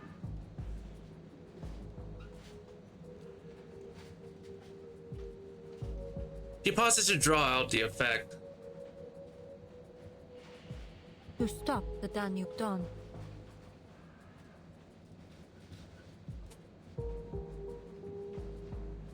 Stop the train! No! Indeed. I am fully within my authority to stop this train at any time to conduct an investigation. I understand, but it could inconvenience our passengers. Just the passengers?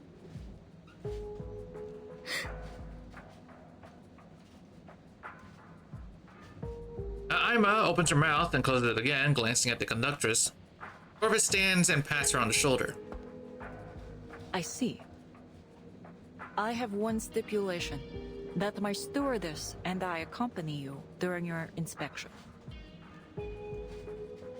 As you wish. I assure you the process will be carried out with openness and transparency. If the purpose is likewise open and transparent, yes. Naturally, conductress. I have told you everything. As far as I'm permitted, at least.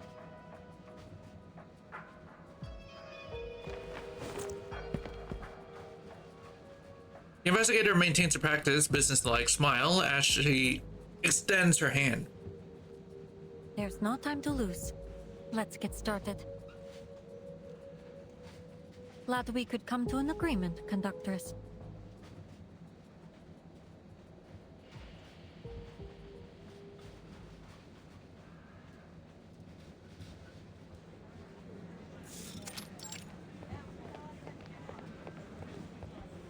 Announcements, explanations, records, their cooperation continues smoothly.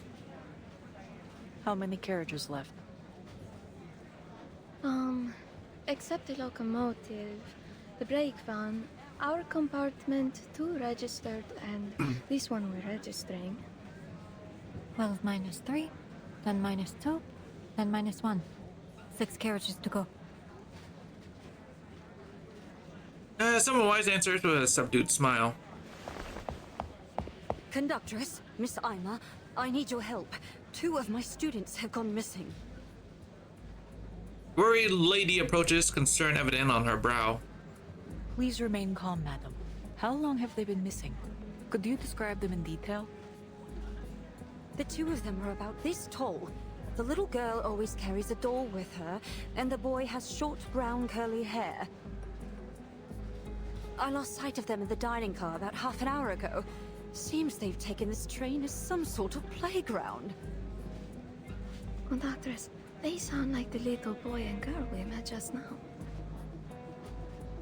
She notes down each description carefully, attentive to all the passengers.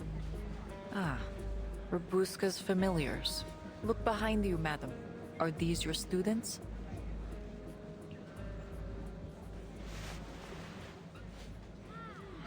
Following the conductress's words, all eyes turns to the children at the back. After the glorious Count Arnold V came my grandfather, Savanovich.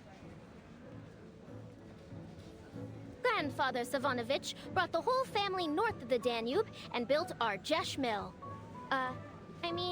Argesh Castle. He lived to be 165 years old.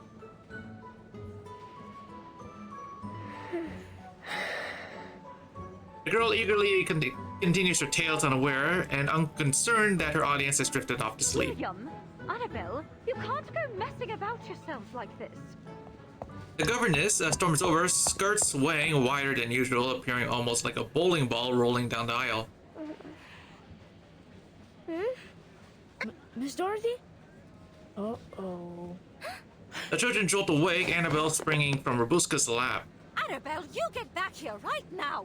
You should know better than to associate with that kind of company. That goes for you too, William. Come on, quickly.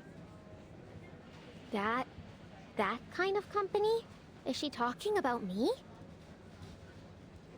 From her sharp gaze, Robuska realizes the difference in their clothes.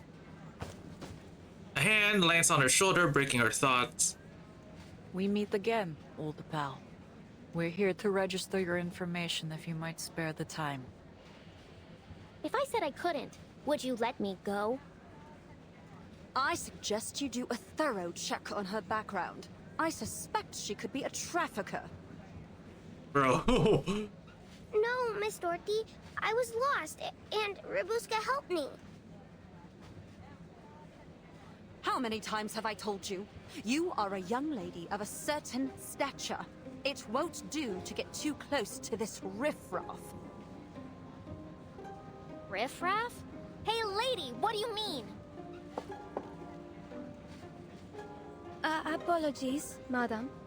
But this is just a simple passenger registration. No need to worry, Miss Robuska. We just have a few simple questions for you. Let's see. What are you? I'm Robuska. She strains her back and speaks firmly. Sorry. Perhaps I wasn't clear. I mean your lineage. Lineage? Oh, sure. I'm Thermanikian. Let's hurry this along. Not your name, nor your place of birth, nor gender. Arcanist or human? Oh, then I guess I'm... There is no third option. Well, how do you know? All right, The girl falters, eyes dodging, but it's William that leaps to She's explain. our vampire boss. Of course she's an arcanist. Silence, William. Who taught you to say such things? Oh.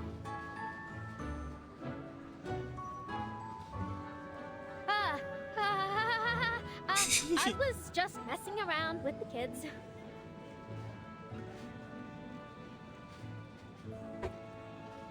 Didn't you ever play make-believe when you were young? Vampires, werewolves, Rusalka. I did not. Conductress coldly interrupts her. Given these extraordinary times, I'll ask that there be no more such make-believe on the train. I won't do it again, I swear. She exhales, but Annabelle, now awake and confused, speaks up. But you are a vampire, Robuska. Uh-oh. Hair stills. You don't have a shadow. You showed us. And real vampires don't have shadows, right? Vampires are really, really strong. And Robuska is a good vampire. So, you should all be nice to her.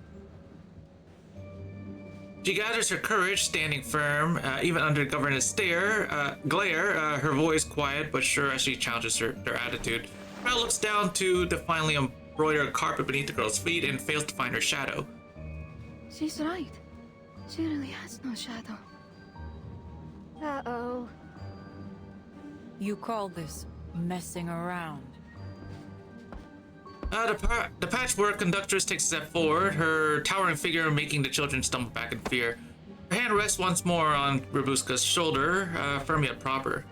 You're going to have to come with us. I'm afraid that Danube Dawn's security protocol dictates an immediate closed interrogation.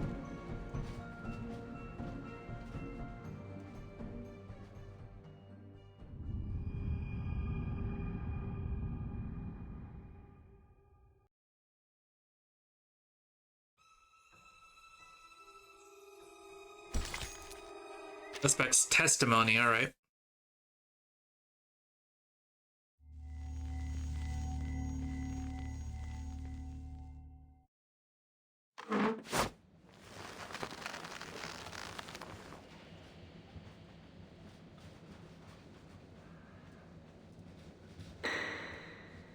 Who are you? I'm Robuska. Are we done? This isn't funny, you know? What's your purpose on this train? I'm going to Budapest to find a job. Let me go! Do you have any companions aboard? Vampires don't team up. People are too scared of me. Are you a vampire? Yeah, I'm a vampire, okay? But so what? I didn't do anything.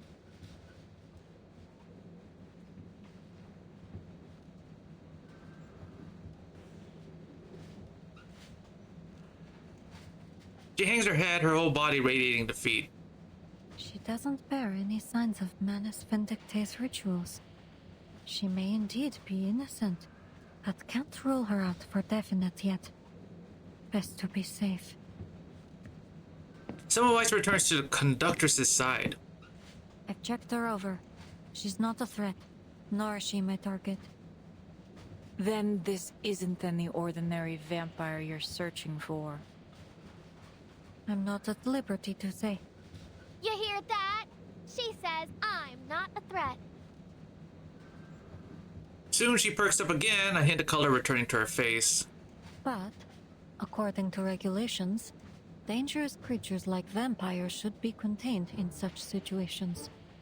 Huh? It's for the safety of all passengers. A hungry young vampire in an enclosed space like a train is always a risk.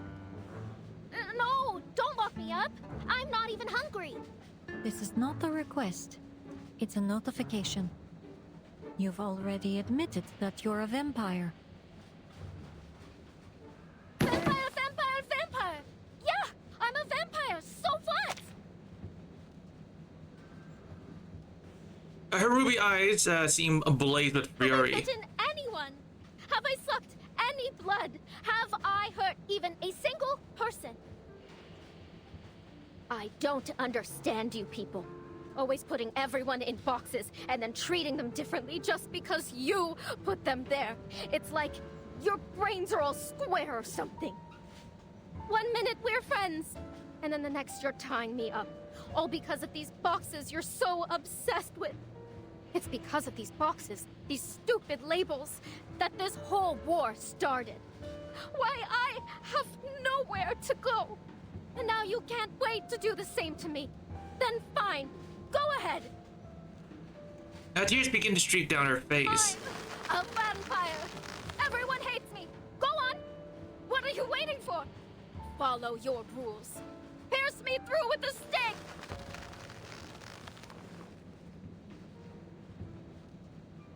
Goodness, Ravuska. You... The carriage is silent for a moment. The passengers stare at the girl as if seeing her anew. The conductress loosens the strings that binds her. Apologies. We had to tie you up to prevent you from... Aha! The weakness is revealed. Oh, am I gonna attack her now? Alright. Let's see. Greetings. There she is. Okay. Not bad, assistant. You almost got me. Huh. You're not so bad yourself. Acting like you care, and then the next second, turning against me. Well, you want a problem? I'll give you a problem. Blood chalice. Oh yeah. Records the total HP lost by allies, accumulate 1 point of blood tith for every 3,000 HP lost combined.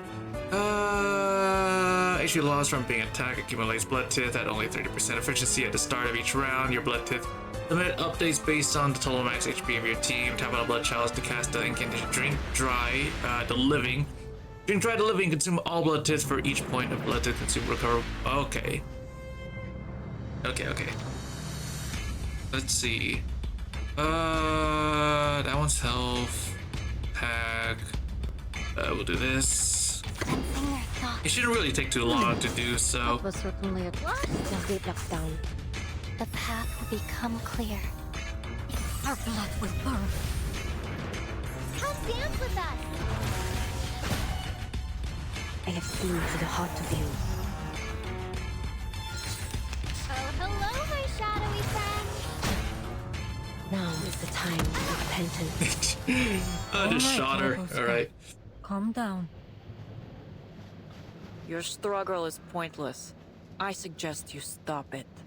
Pointless? Ha! Clearly you haven't met my teeth. Let me go! Can I give everyone a ride on my back?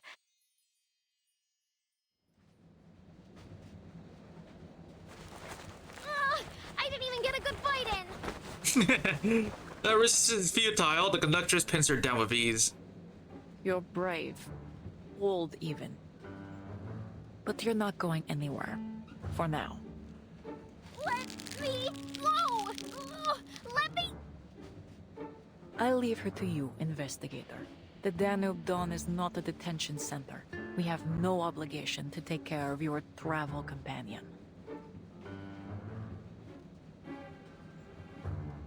A minor nuisance, nothing more. If it were not for her missing teammates, the investigator wouldn't mind playing chaperone for a day. But perhaps we could offer a personal favor to Miss Semmelweis. Stewardess, silent until now, finally speaks with a strange note of eagerness. I'm sure I could find an empty room to take care of her. I mean, keep an eye on her. The train will arrive at the border checkpoint later today. She can stay with us until then. As Semmelweis lets out a steady, meaningful breath, resigned to this course of action. I appreciate your cooperation. Wait, what about what I think? Where are you taking me? Assessing the girl's unease, Ima gently takes her hand. You can stay in my room, Ruby. There's an extra sofa stuffed with goose feathers. It's ever so soft. You're welcome to have a rest there if you're tired. Ruby? Come to think of it, that sofa does sound tempting. Call it house arrest.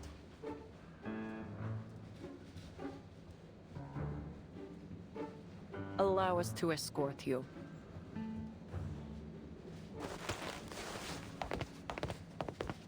The two figures march down the narrow train corridor.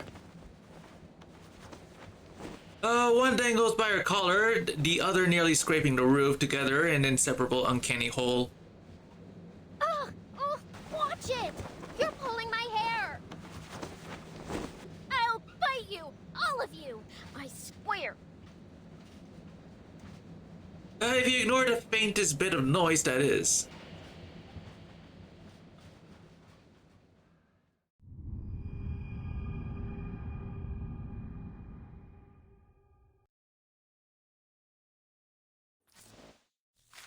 All right. The Danube Dawn. All right. Let's see.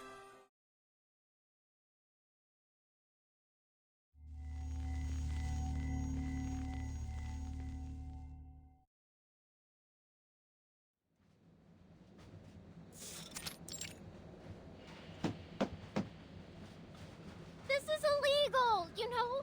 Criminal! Let me out! Let me out!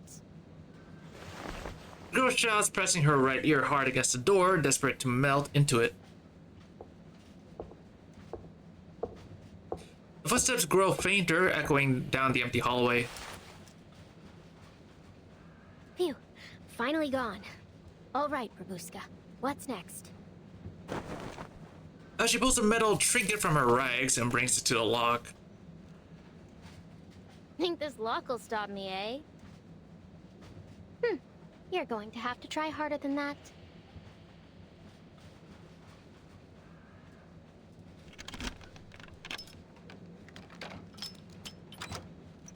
Gotcha.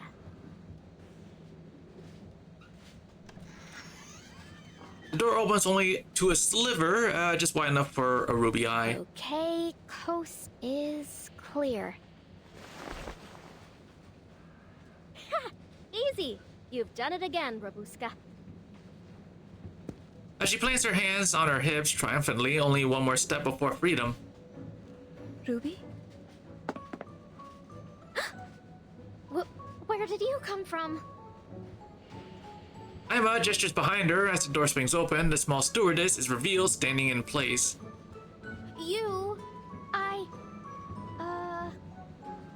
Caught off guard, Ruby freezes. She doubts her chance to talk her way out of this. All right, I'm caught. So what? You going to report me to your boss? The stewardess presses a finger to her lips and winks at Be Rubuska. quiet, or they'll hear you. Are you afraid? I can smell it on you. Afraid?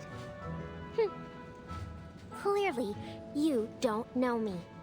So, are you going to tell them or not? As long as you don't go running off, I won't. She checks the hall, then slips inside, delicately closing the door. So, why are you here? Where's the conductress?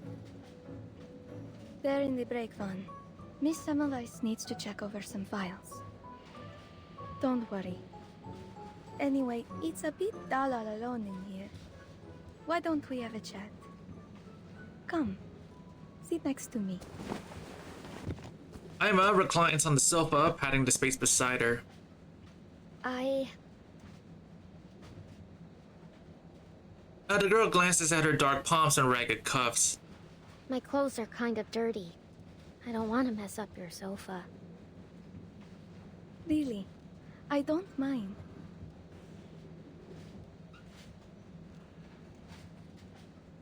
Warm words don't reach her. She stays rooted to the floor.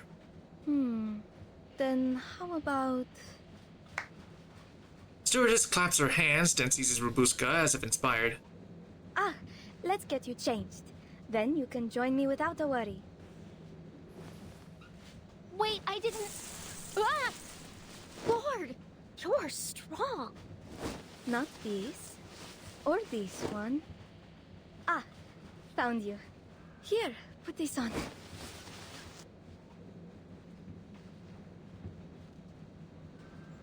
Oh.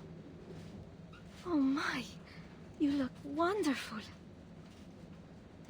Does it fit? Oh, it fits you splendidly. I hereby declare that these clothes are yours to keep. Really? God knows how long it's been since she's worn clean clothes. Red and white stitching traces arcs across the hem of her skirt. She chokes back words, trying to believe what she sees. Thank you, Ima. Hold on. Why don't you have a mirror in your room? You've got so many clothes. Stewardess shyly touches her eye patch. Oh, I don't much like mirrors. My eyes aren't very pretty. What are you talking about? I mean, your eyes? Eye looks good. More than good. Well, in short, you're good through and through. As she scratches her head, gaze sliding to the pile of garments stacked nearby. I used to have a closet like yours, filled with silks, cashmere, corduroy, all kinds. Did you buy all these clothes yourself? Oh no. Most of them are from a family member. He said that life as a stewardess is as boring as our uniforms. So, whenever he goes off on a long trip, he buys me new clothes. That way, no matter how far apart we are, I always feel like he's right here with me.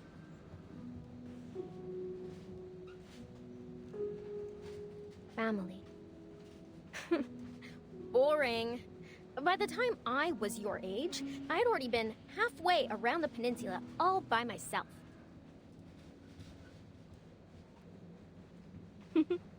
Goodness, that sounds wonderful. But I think my life is rather pleasant too. Every day, the train welcomes new passengers, all bringing their own stories. I can travel without ever having to leave. And the conductress looks after us. I know she seems stern and maybe a little angry, but she's truly lovely underneath. And a wonderful tailor, too.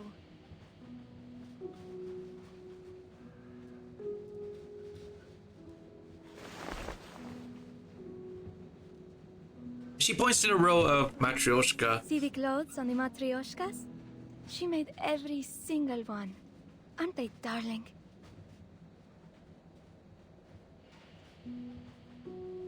Each wears a colorful knit sweater. Their smile stiff yet harmless. Huh? Wait, sorry. Are there 2 conductresses on this train? I mean, No, I can't picture it at all. Rabushka jerks her head, attempting to banish the uncanny image. That conductress? Knitting little sweaters? Ugh. Just imagining it is giving me the creeps.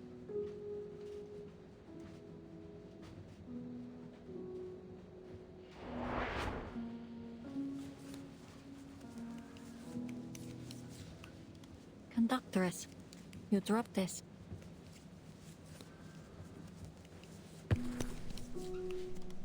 A ball of red yarn rolls to Samwise' feet.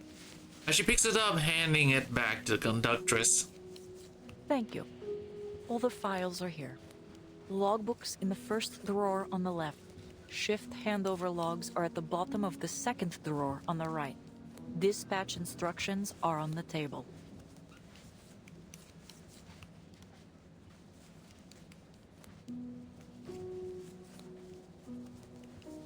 Much appreciated. Thank you again for your cooperation.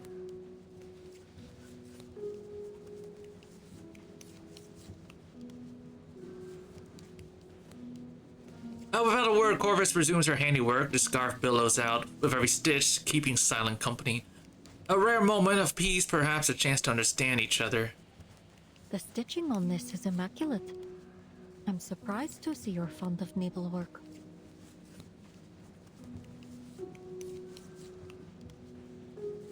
It's a common skill. Nothing special.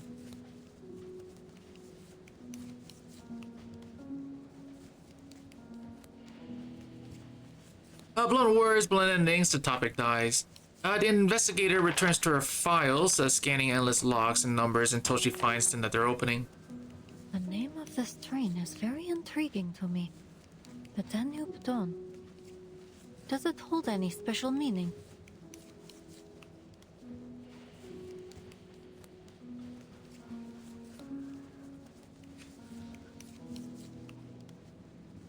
The carriage hums with the grinding of wheels. Another topic dies.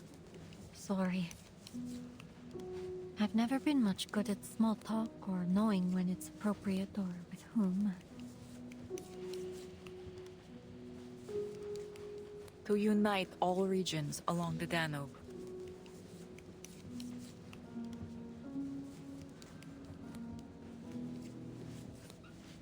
Huh?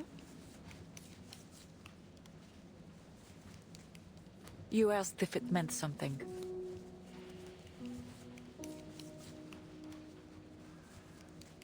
She pauses her work to meet the investigator's eyes. It's simple. Unite all regions along the Danube and...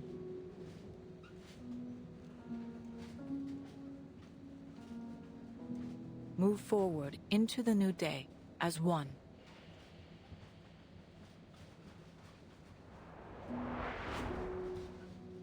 Unite all regions?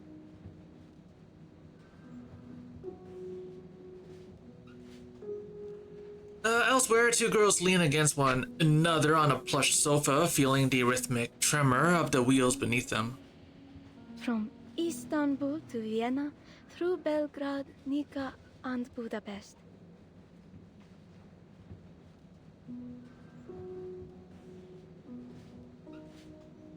Fingers trace lazy lines through the air.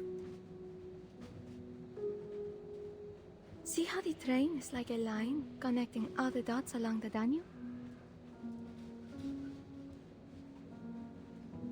Huh. Makes the war seem even more ironic.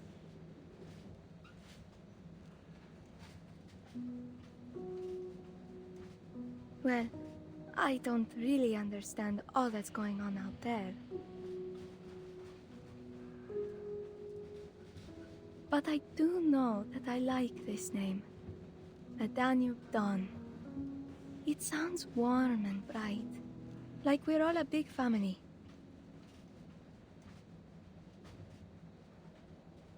What you said earlier about putting people in boxes, I feel the same way. Why can't they just sit down and have a good chat like we're doing now?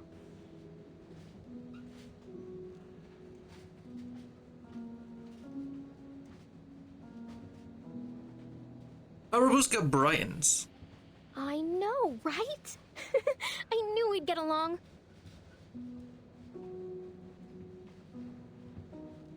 Of course. I get along with all types. Humans, arcanists, vampires.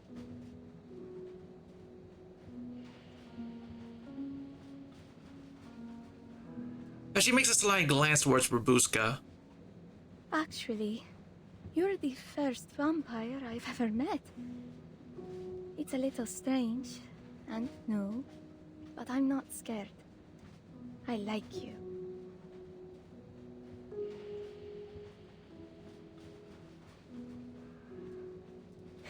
Yeah, you're not so bad yourself. But is there actually anyone you don't like?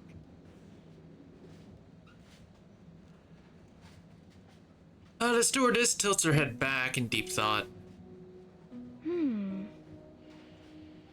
I can't think of anyone. Huh, do it.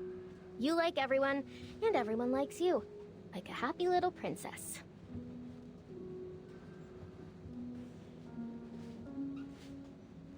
The princess nods, graciously accepting her tease. I'm grateful for the life I'm living, and I hope you are too.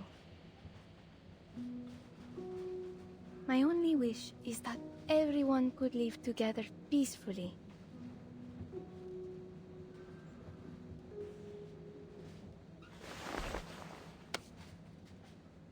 She clasps Robuska's hand. Like this, see?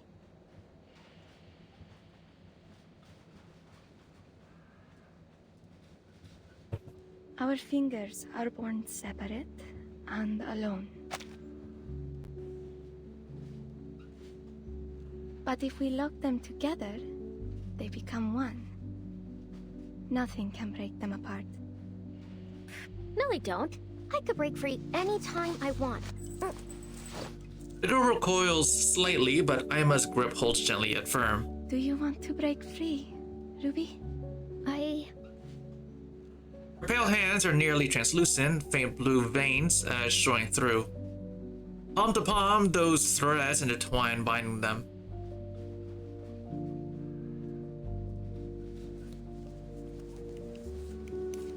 Unite together and move into a new day as one? That's a truly unimaginable concept. Dreamed though it was, the spirit of the times brought many who believed it could be real. And wanting to believe the lands along the Danube could live as one. Idealism does often come hand in hand with impracticality. Still, it's admirable to stand firm in your beliefs. Impractical or not, I respect it.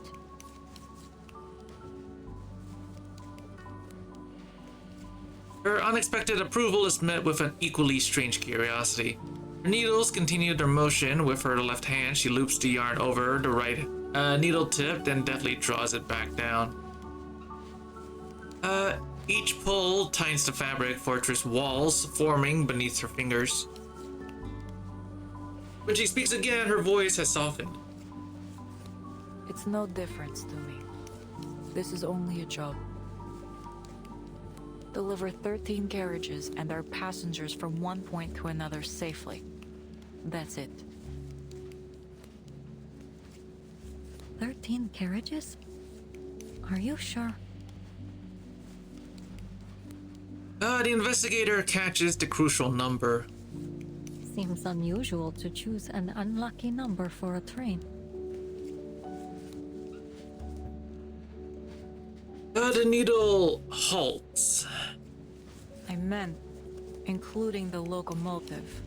Rolling stock, then? I didn't want to be too technical. It's fine, really. I suppose I should wish you luck, Conductress. After all, it is our common goal to have the train arrive safely, yes? Which is why you've been allowed access here. Now,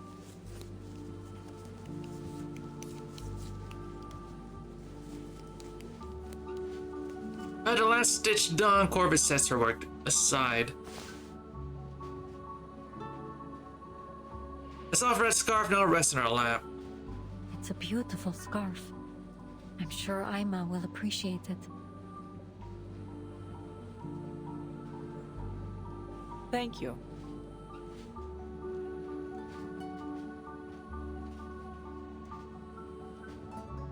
A flicker of a smile.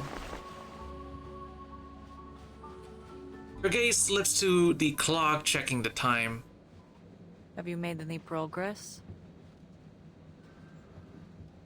Not much, but I did find something helpful. The ticket reservation log could be useful to cross-check against what our passenger said. She nods. Good. We've been here long enough.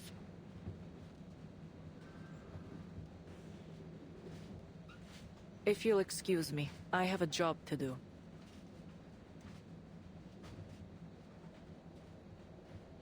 It's been a pleasure working with you, Conductress.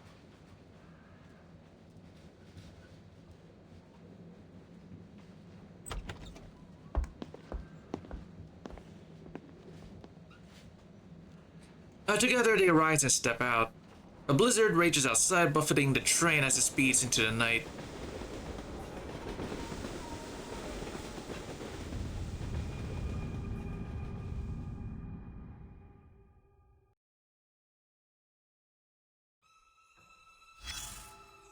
Alright.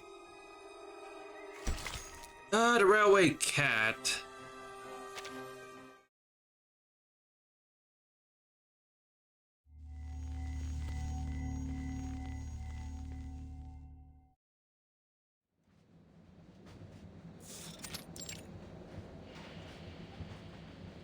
The hour is late and lamps dim. Passengers return to their compartments one by one, the soft sway of the train soothing them to sleep like a lullaby.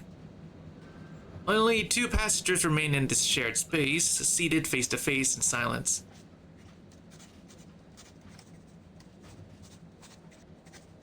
Madam, would you mind putting down your pen? I need to take your information.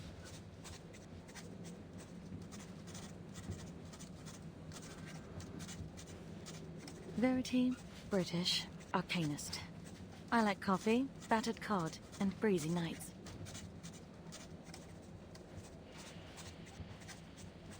I hate deadlines and rainy days. There. That's all there is to know about me. Now, it's my turn to ask the questions. The editor sets down her pen and leans deep as if passing along a secret. Have you found it? I don't know what you're talking about.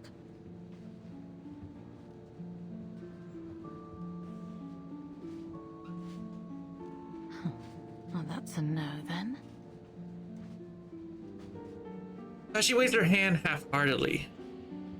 No matter. I'm sure even the most compelling of stories would turn to a dull report when put in your hands. Goodbye. Best of luck with your work. Semmelweis closes her pen and files, but the editor, struck by the thought, speaks again.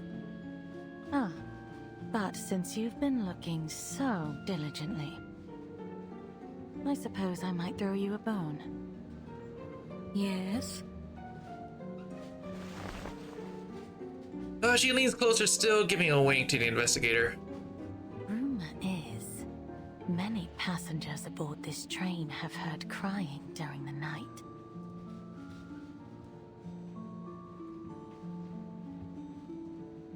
Crying? What kind of crying?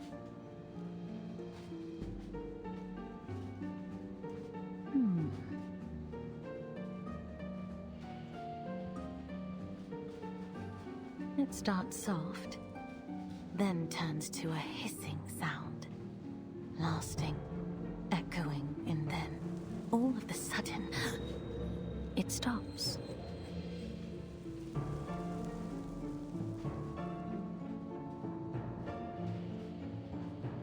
She grips her own throat, smiling at the investigator.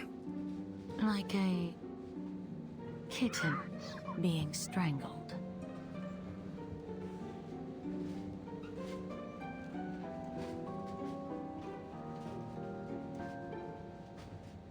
Well, how did you like my little ghost story? Wait, there's something behind you, hanging in midair. It looks like a strangled kitten.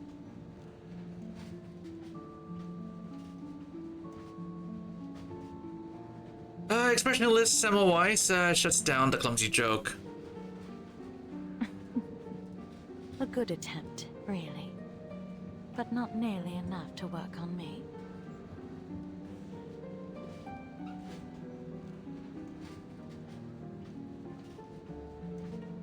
The editor strains but doesn't shed her smile. Back to your work then, little Miss Clueless.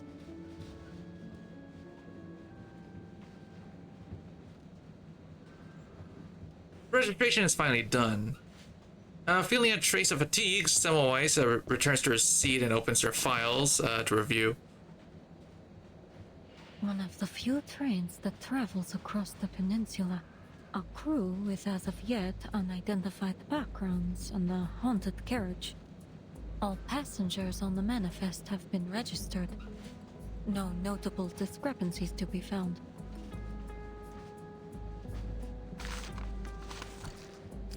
She stows the papers. Everything falls into place too neatly, every absurdity justified, but something is off. And still no sign of the menace. It seems the key to all this lies with the conductress. What is she hiding?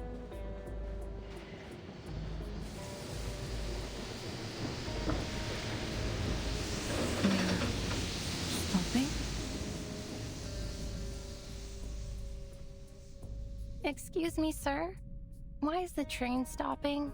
I just got into sleep. The steward hurries through the corridor, calming the roused passengers. Apologies for the interruption. I'm afraid the train must come to a temporary stop. The railhead is impassable because of the heavy snow. The situation is being dealt with as we speak. Please stay in your rooms and remain calm. The dining carriage will come around to deliver nighttime desserts. We have Leipzig lark cake and Turkish delight. Should you require anything else, please let me know. Snow?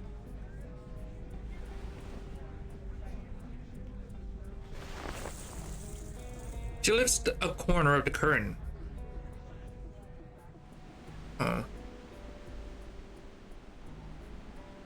Snowflakes drift outside, brushed about lazily in the waning storm.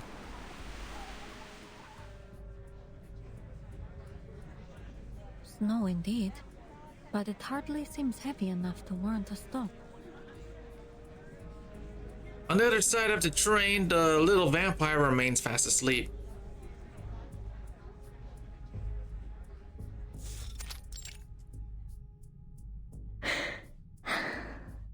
Rabuska lies sprawled on the sofa, breathing evenly. The day's turbulence has worn her down. A new friend's comfort was the best lullaby. How odd. I've never known a vampire to sleep at night.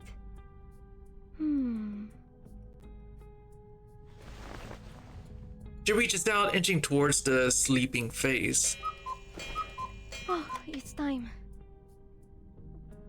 The stewardess shakes her head, brushing the hair from the girl's cheek. Look at this smile on her face. She must be having sweet dreams. It's a shame I have to go. She rises and quietly closes the door. Light fades into shadow until the room is swallowed in darkness. Nighty-night, Ruby.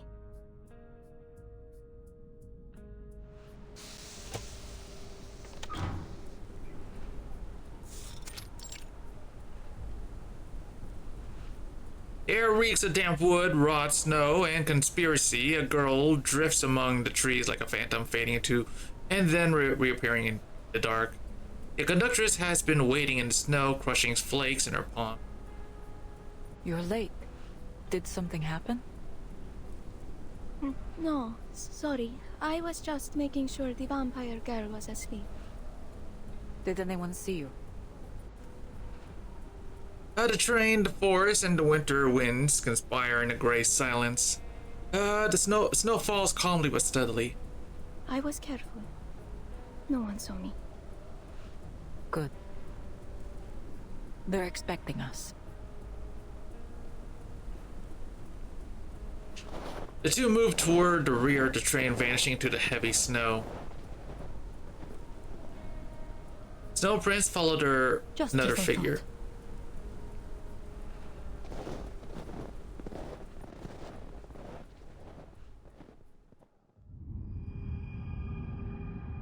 You continue. All right.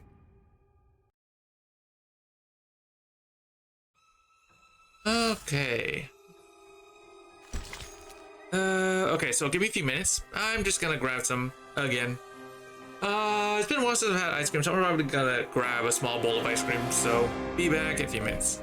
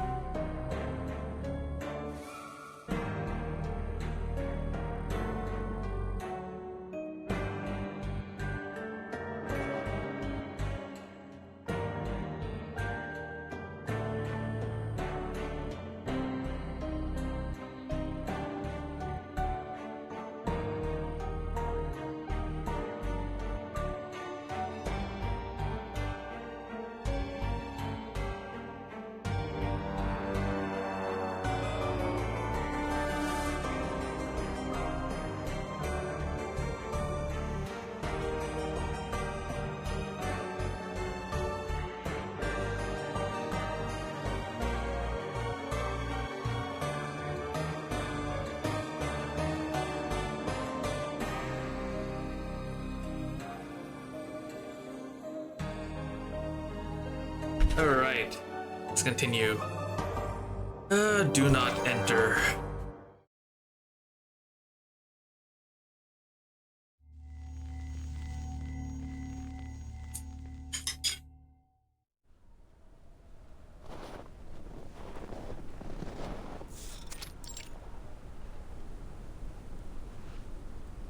Apologies for the wait.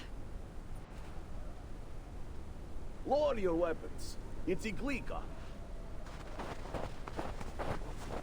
Shadows part. Young men emerge, recognizing the conductress. They lower their rifles. I prefer Corvus. It's more familiar to me. Are they all our people?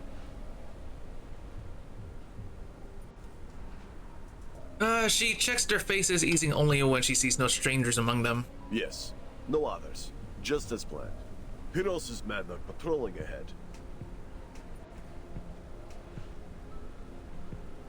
Good. Finish this quickly. The passengers believe we're clearing snow ahead of the train. Is Pyros holding up his end? Yes, he'll let you through when the train arrives. Good. And the cargo? In the carriage over there. In the woods. We've got horses to pull it over. This way. It'll keep you out of sight. At her word, the men hurry down the forked path by the tracks. Come on, follow us.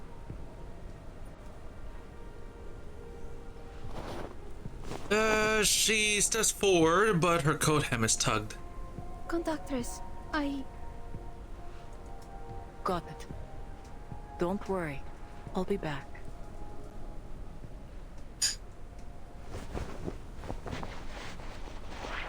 Now the conductress drapes a newly made scarf over the girl's shoulders until it has all but buried her face. So soft. Thank you, conductress. I don't want you to catch a chill. Iglika! On her shoulder, she walks alone into the shadows.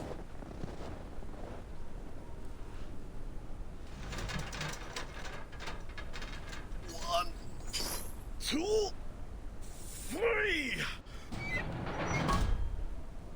Whew. Done. That was a heavy one. All right.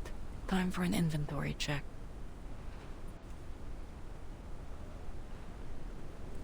She's added another carriage? As Semmelweis blends into the dark shadows of the trees, examining the train. A new carriage is pulled up and secretly attached behind the rear cabin. What's it carry? Guns? Ammunition? Controlled substances? And those don't look like Serbian troops.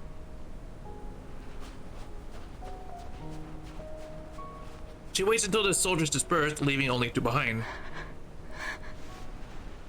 Emma lowers her head and clutches her scarf. Then she suddenly collapses to her knees. Emma.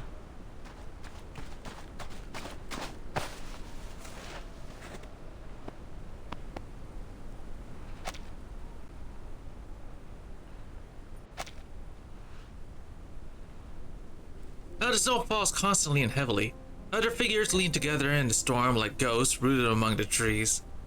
In that moment, all else melts away. The world is only the two of them. I'm sorry. Shh. I know. Silly girl. Shouldn't have gotten so close.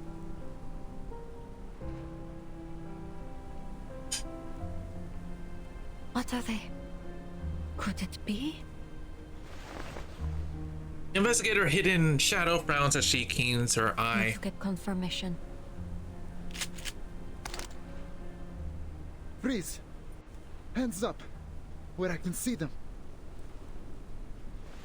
She raises her hands. Turn around. Two soldiers stagger before her, faces ghostly and haggard like two white flames drifting in the night. Good. Don't do anything stupid. What did you see just now? I saw... She flicks her toe, kicking a stone into one soldier's knee. Ah! He cries out, buckling to the ground. She lunges, seizing his weapon in the same instant, turning it on the other. My turn now. Semmelweis with a shotgun. Hands up where I can see them.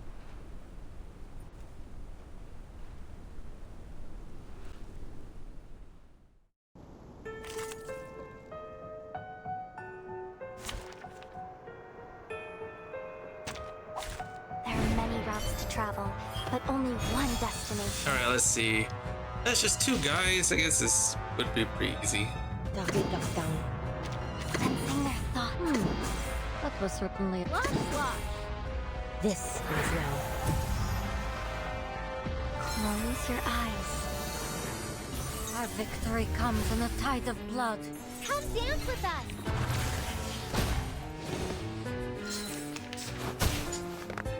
I shall hit. Battles have little meaning, save for the...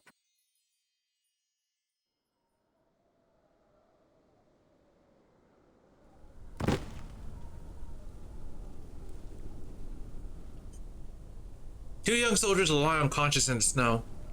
Something's wrong with these soldiers. Slow movements, unsteady steps, and their faces oddly pale.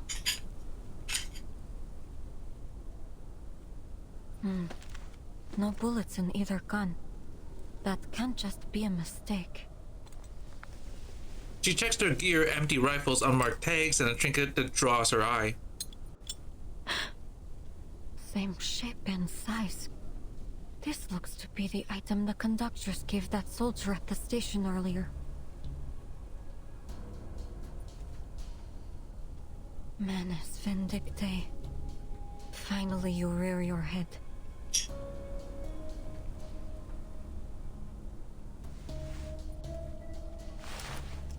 She runs her fingers over the familiar symbol, then pulls her communicator from her coat and presses the button. Investigator Semmelweis to Foundation. Mission number 0073 MV. Go ahead, investigator. Progress update. I found the Manus Vindictae insignia on a soldier at a station near Belgrade. The conductress of the Danube Don has undertaken suspicious dealings with these soldiers, stopping the train on the pretext of the railway being blocked by the snow in order to secretly add an additional carriage. I now have reason to believe that the conductress is collaborating with Manus Vindictae. Whatever's in that carriage may be related to our blood-sucking target. One more thing. I've lost contact with all members of Squad 77. Mission 0073 MV, report received. We will continue our search for Squad 77. Please proceed with your mission, investigator. Before finished, she snaps the device shut. She looks up at the dark sky. The storm is easing. Been out here a while. Any longer, and I might start to raise suspicion. Time to head back.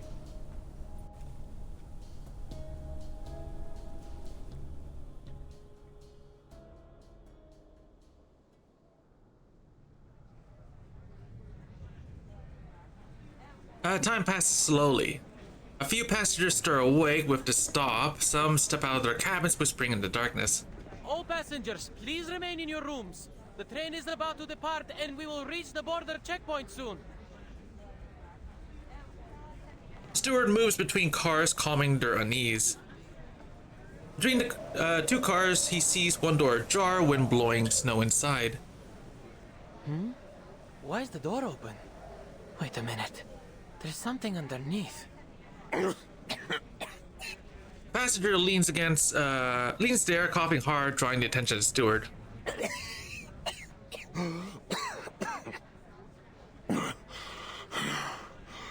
Excuse me. When is the train leaving? Oh, apologies, sir. In about 10 minutes.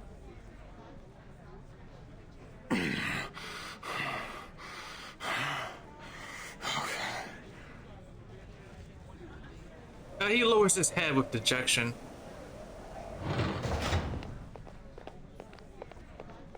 Give me a minute. Hold on. I hear my cat. I'm gonna see what my cats want. So give me a few minutes. I'm just gonna see what's up.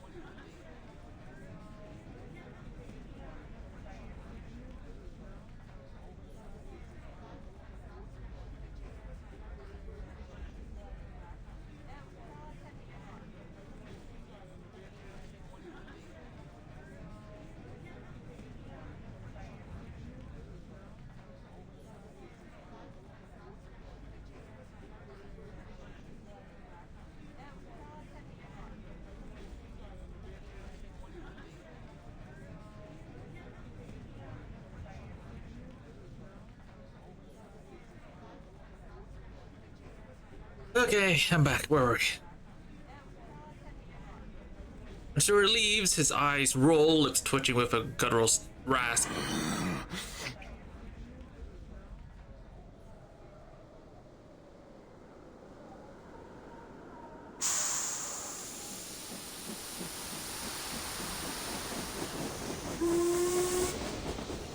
Low rumbles, drowned voices, shouts, and stray sound in the train. The Danube dawn rolls on into the storm, laden with passengers.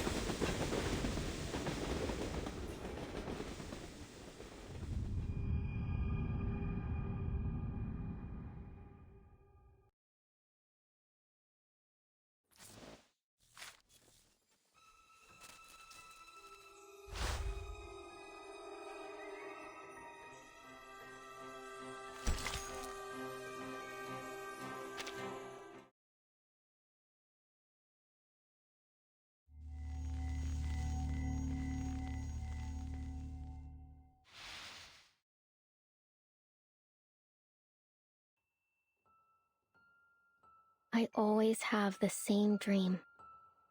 A dream where time stands still. People never grow old. And the sunshine never fades.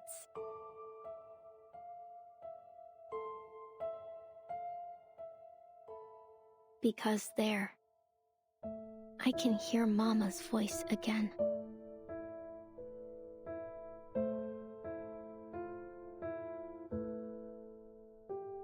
My, look how long your hair has grown, Rubuska.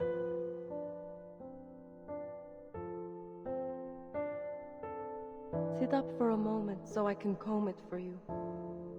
My hair was just like yours when I was a girl. I do worry when I comb Nicolas, though. His hair's like your father's, all curly at the root.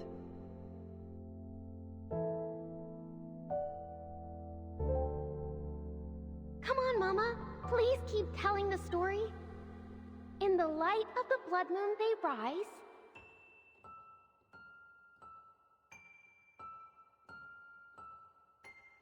In the light of the blood moon, they rise and stride under the veil of night.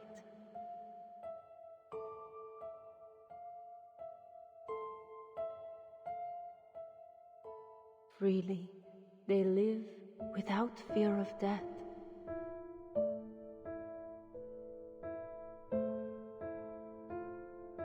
For through blood, they live forevermore.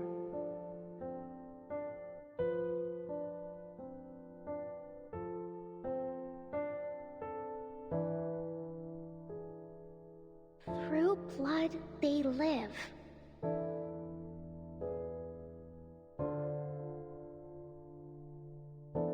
Amazing! What about me, Mama? What about me?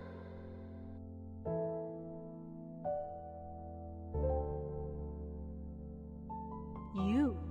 Well, you are our dearest Robuska, one of the youngest vampires in the family.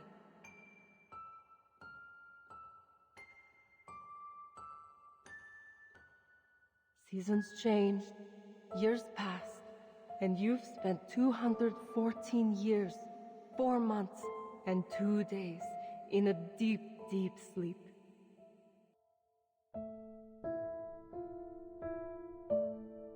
Now, the people suffering from the war cry out, Robuska, awaken, open up your scarlet eyes and help us.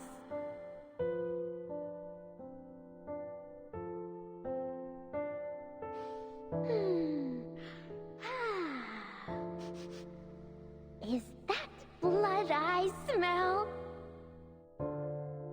Now, the great vampire Robuska has awoken from her endless sleep.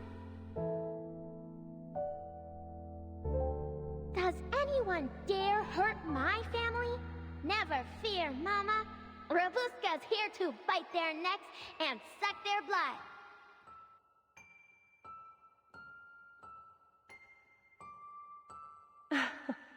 You silly thing. Have you forgotten? As vampires, we're not afraid of anything. Not even death.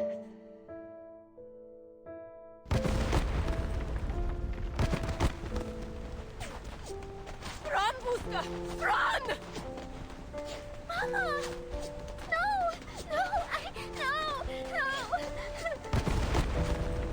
Buska! Run!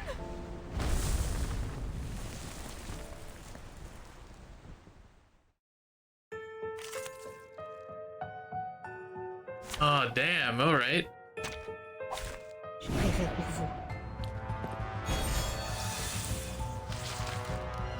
Let's carry on with the story, shall we? Arnold gave Gargana a ring, with a gem as red as blood.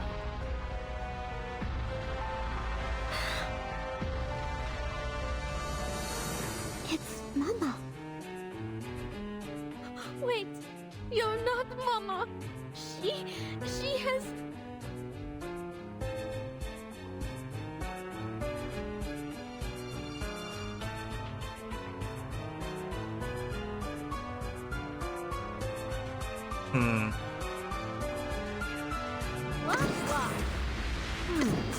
That was certainly a choice. Taking a peek inside. Oh, hello, my shadowy friend! Our victory comes in a tide of blood. Close your eyes. This is now.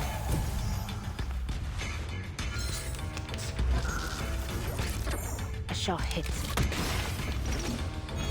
Don't waste your time. Now is the time of repentance.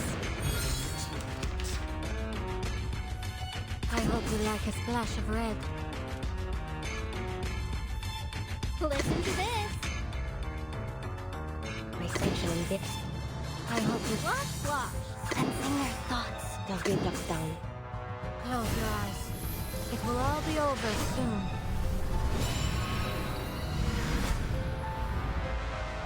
Let's dance with the shadows.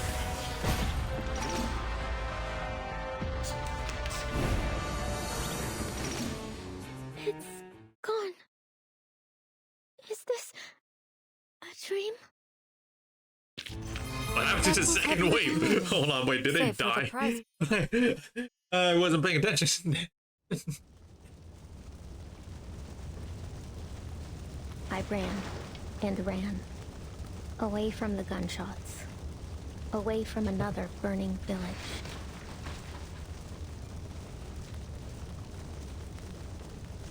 I ran into the mountains. They protected me, hid my escape. Then, I went to the cemetery.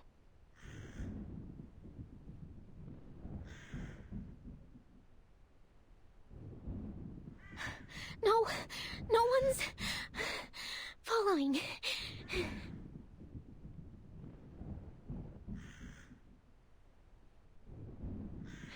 They can't.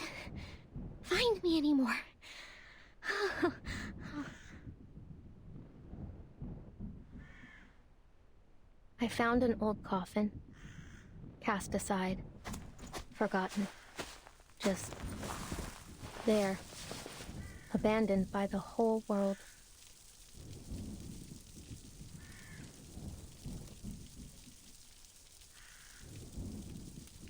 I huddled up inside it, and I lived there. Lived with the worms. It smells like them.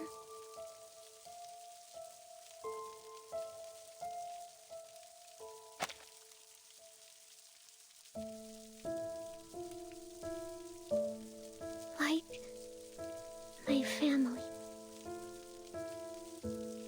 Mama once said that in this land, the dead never truly die. She said that our bodies merged with the earth, our blood seeping into the dirt and nourishing the tangled roots of the trees.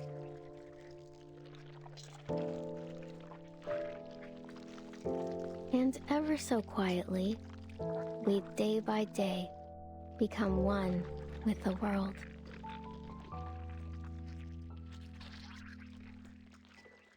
So I wasn't afraid. Didn't struggle anymore. I closed my eyes, let the smell wash over me, and a warmth grew in my heart.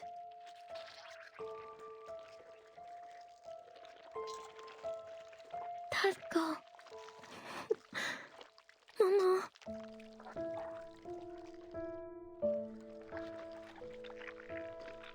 We were together again.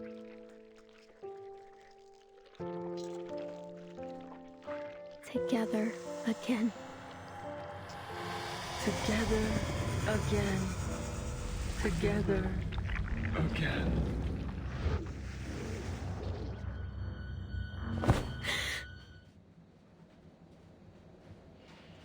As she awakes from a dream. Just a dream.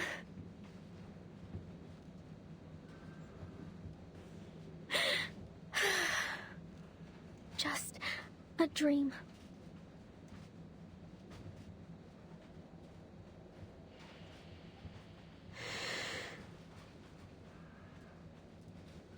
Rabuska takes a deep breath, swallowing her tangled emotions. She looks around, the room is empty. Can't remember the last time I had a good night's sleep.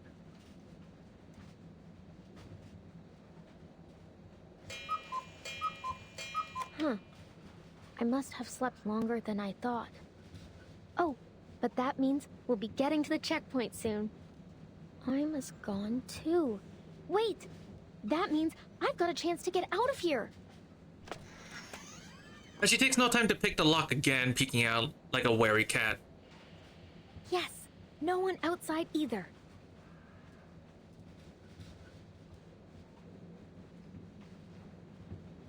But before she steps out, she notices her dirty hands, a poor contrast with her fine new dress.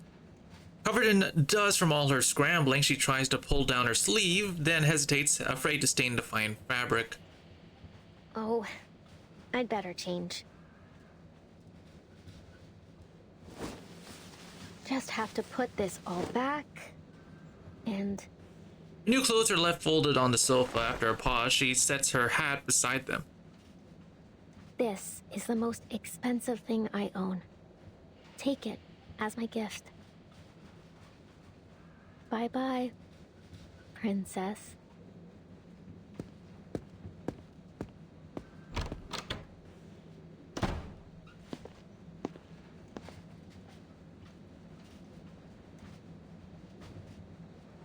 The young vampire slips through the carriages. Most passengers remain asleep. The night is freeing, yet oddly lonely. Quiet.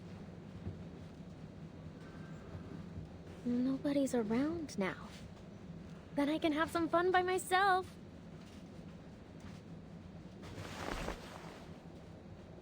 She lifts her flute, letting notes keep her company. Just like the old days.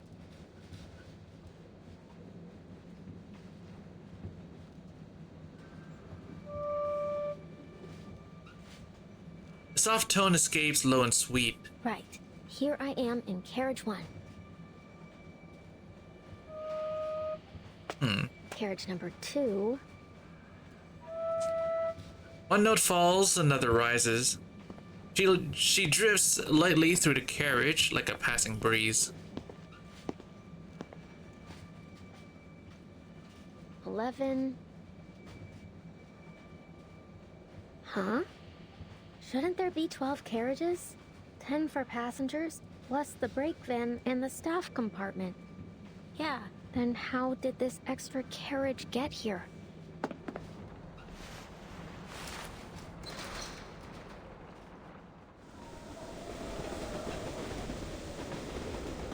A new carriage, one she's never seen before, rattles in the dark. The train stretches long, and in the night it almost feels endless.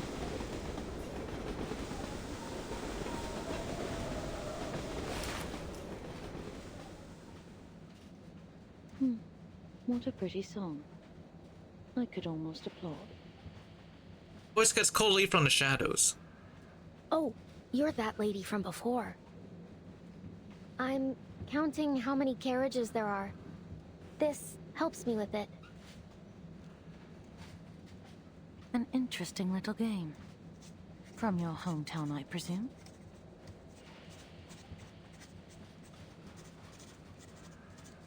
She shakes her head. No, I came up with it myself. My hometown's big, you see. So big you couldn't even imagine it.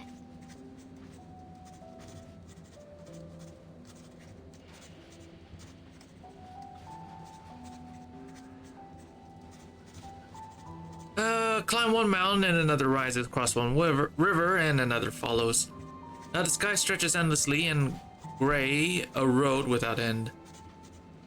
Lucky for me, my mother gave me this caval.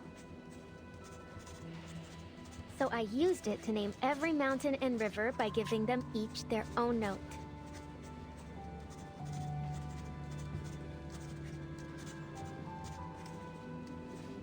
She grips her flute with pride. And now I never get lost. Are you certain?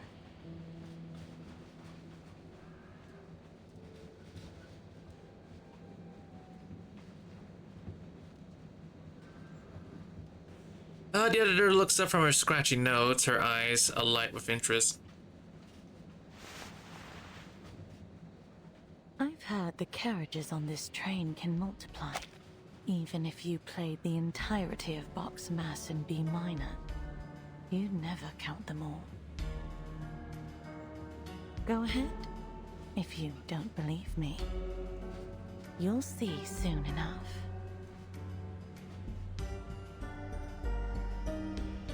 Verity offers a wistful smile. What?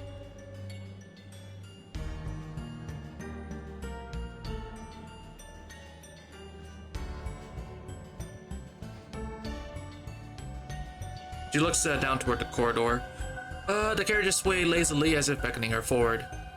Moonlight peeks through the clouds, pale and cold, shrouding the scene like a white burial sheet, hiding all secrets beneath it.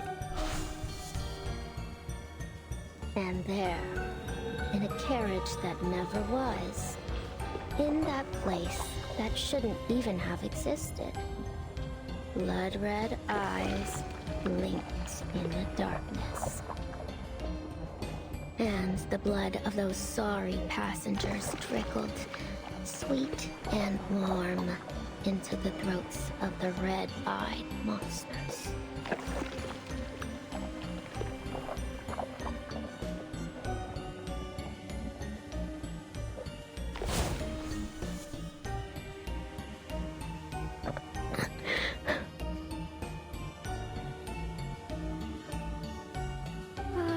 Ma'am, I think we'd better stick together.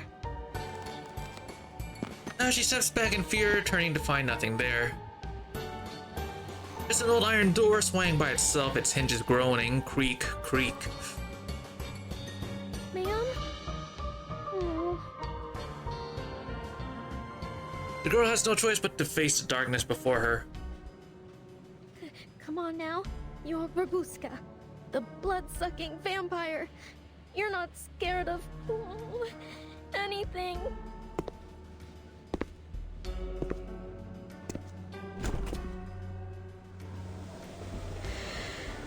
She takes a deep breath and takes a brave leap. A heavy copper lock clamps the front door of the carriage, glinting coldly under the moonlight. Oh, lock again? Fine. Then I'll just unlock this one too.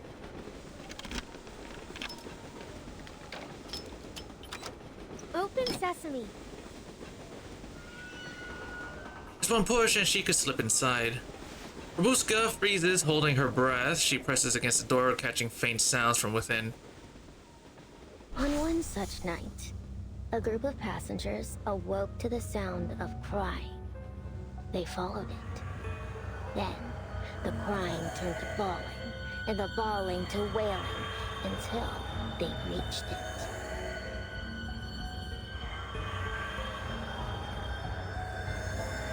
The door that wasn't there before.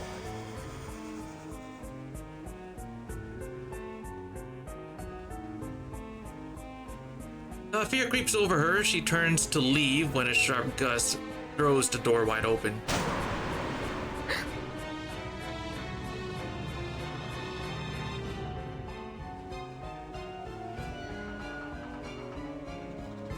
The ancient groan of the door could wake anyone or anything long asleep.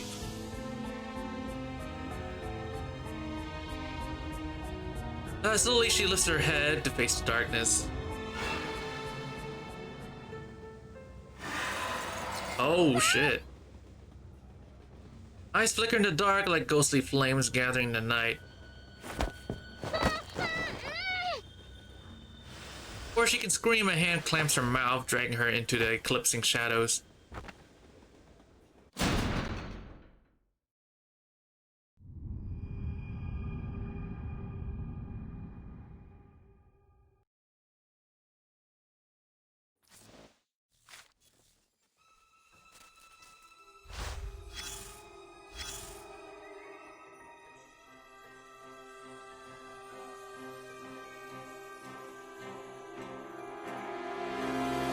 Carriage number 13. Alright.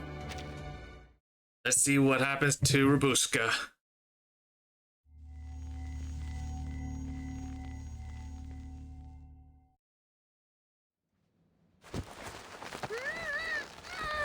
Get off me! All right, she's down. Bring the garlic steak and salt. Hey, yo! Heavy hands cover her face, cold smoke, garlic, and earth choking her breath until she nearly faints. What are you? Careful, Yakov. Don't let her bite you. Finally, the grip loosens, she scrambles to her feet. Her eyes adjust to the dark. No vampires, no bats, no endless corridors, just an ordinary, if grim, old carriage. Oh. Dozens of filthy passengers crowd together, ragged and tense, clutching makeshift weapons, iron rods, pans, even garlic and salt. Wait, it's just a kid. You're not a vampire, are you, young lady? So this is what's in the carriage? Of course I am. You're looking at the heir of Dracula, the Impaler himself. They raised their weapons once more. Whoa, whoa, whoa. Let's not be too hasty. This vampire's already got a full belly. For now. Then tell us why you broke in here. And don't go telling lies. Babushka tries to step back, but the cold iron door blocks her retreat. Cut her some slack, Yakov. I don't think she meant any harm. A woman's voice calls out, gentle but firm. Rayhan, every time we try to act tough, you go soft on us. Maybe so. But what other option do we have? If anyone hears us and comes looking, we're done for. She's right. Let me go, and I won't say a word. I didn't see a thing. Promise.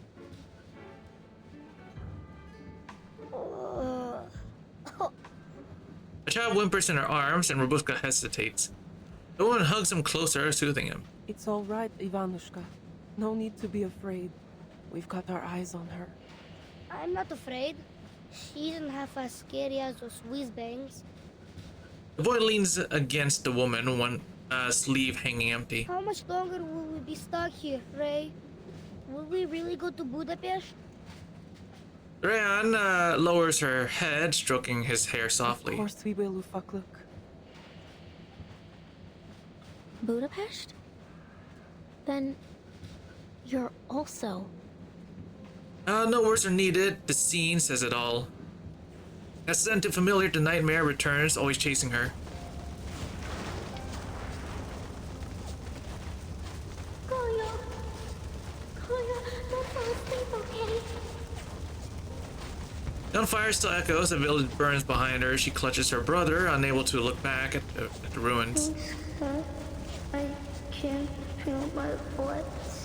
Damn, dude, her backstory is so sad. They're just a bit numb. It'll pass. You'll be fine. Get us out of here. Flames tear across the sky, a shell bursts overhead. I think I want to go home. It hurts, it hurts so bad, I can't. Bro, this is so sad. You'll be fine, Kolya, alright? Your big sister's here. You'll feel better tomorrow. You'll be better.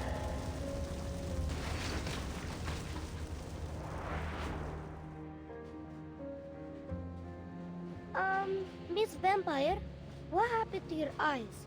They've gone all red and watery, like white rabbits. Huh? Oh, it's nothing. Happens every time I think of a happy memory. It's a vampire thing. She hears a faint sound by the door. Step by step, quiet and patient. What is it? Shh. Someone's coming. Bushka signals the others to hush, then presses her ear to the door. Strange. I don't hear anything now. Was it just my imagination?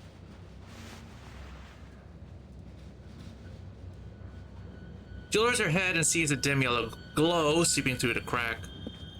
Shadow blocks the light, swaying with the train.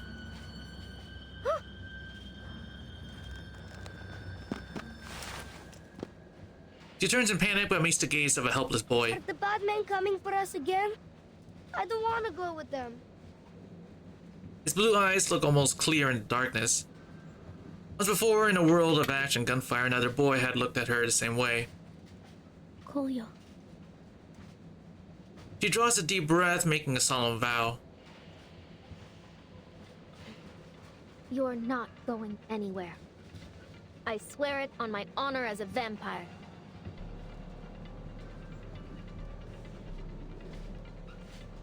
Just leave it to me. I'll get you all to Budapest, safe and sound.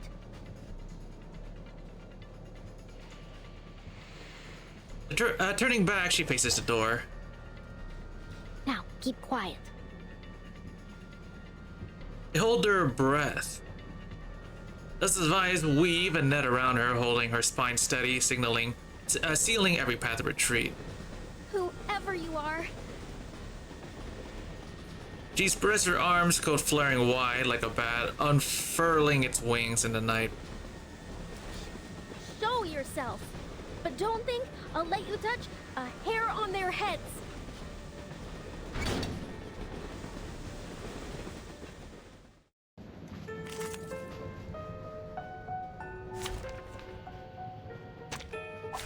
There are many routes to travel, but only one destination.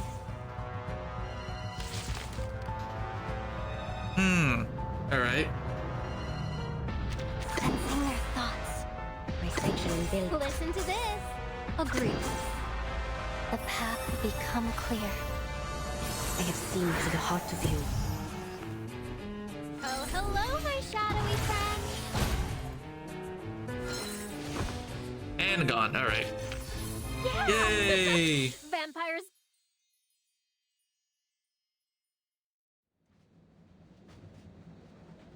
An effortless battle, yet the defeated refuses to yield. Oh, that's quite enough.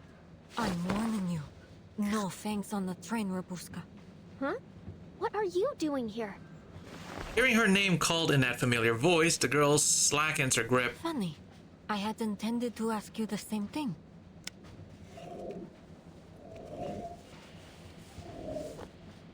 Yellow beam falls across weary, half-wild faces. No one speaks. Her speed and skill intimidating on the onlookers. No sign of Squad 77. And these people don't look like menace either. Could they be the cargo she was talking about? Are they civilians? As she pauses for a moment, then speaks again. Who brought you on board? The conductress? Think before you answer. I know more than you think. Why are you on this train? Silence, eyes filled with unease and suspicion fixed on her. She knows only sincerity will break through the wall between them. Just listen, please. I don't work for the Border Patrol, the Army, nor the Railway. If it's war, famine, or death you're running from, well, who could blame you? In times like these, anyone would do the same. My business here is with a vampire. If you don't have anything to do with one, then your purpose here is of no concern to me. A vampire? All at once, they turn to Rabuska. Huh? Could she mean me? Did you come here looking for me? I can see what you're all thinking, but it's not her. I thought perhaps it could be hiding in this carriage, but it appears I was wrong. Oh. She nods, unsure whether in relief or regret. So the stories are true. Good thing we came prepared. That vampire. It won't find us, will it? Worried murmurs ripple through the carriage. Look, I'm willing to help you, but only if you give me some information about yourselves. After all, trust is a two-way street, right? I understand. Yakov surveys the faces, sighing under his breath. We're refugees. We come from all over. Someone offered us a way out and we took it. It's nothing more than that. We were told to wait near Belgrade station until the train stopped. They said someone would attach this carriage to the rear, and as long as we kept our heads down and stayed quiet, we could make it across the border. As for the conductress, she didn't speak much. She said there'd be people on the other side, people who'd feed us, give us medicine, help us start a new life in Budapest. That's the whole of it. She's taking a huge risk for you. Smuggling you across the border could put her behind bars. She asked for a fair price, I assume. Passengers shake their heads. No, nothing. Only that we keep quiet and never speak a word about it to anyone who doesn't need to know. Whoa. I never would have figured her for something like that.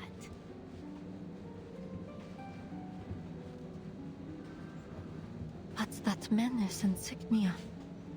How did she get it?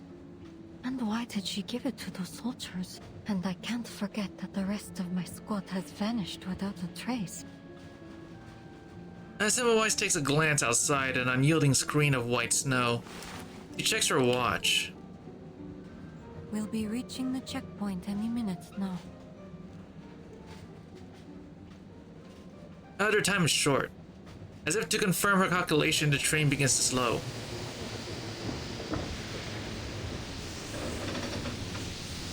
We're stopping again. What's going on? Yakov presses close to the door, peeking through the crack, his eyes suddenly brighten. You're right. It's the border checkpoint. Good news, folks. By tomorrow, we'll be out of the country.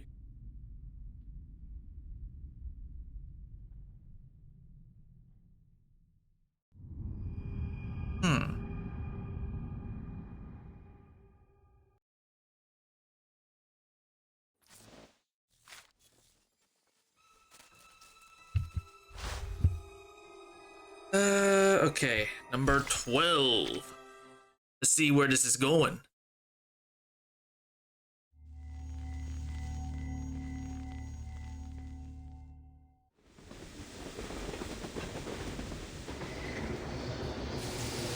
The train glides into a soft break at the checkpoint. The steel beast breathes out a final belch of dark smoke before it stops.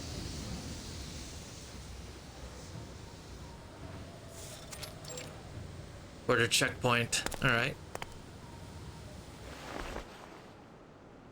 The Danube Dawn. Operated by Vienna Pannonian Railways. 12 carriages. Date of arrival, November 30th, 1912. Location, Nika border checkpoint. Persons on board, 250. 50. The sound grows faint, looping over and over as if trapped in a prison of numbers. Sir? The conductor steps forward, the soldier's face pale as moonlight looks freshly recovered from a long illness. Oh, just the usual checks. We'll have you on your way shortly.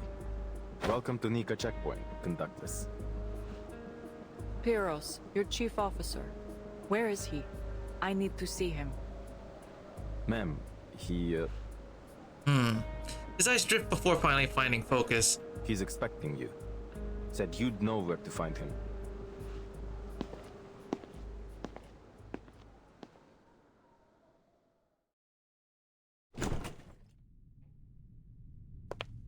Iglika! Aima! What a joy to see you both again. How's the trip treating you? All going well?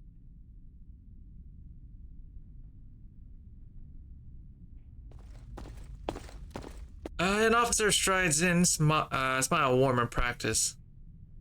Just the usual. Ah, well, there's nothing wrong with that. Aima, come. Here, a refugee gave it to me.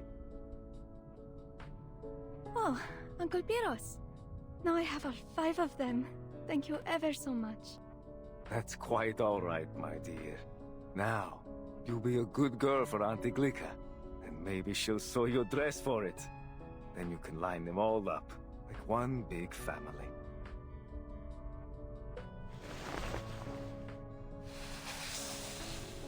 Aima strokes the wooden doll gently. Pyros watches his expression tired but kind.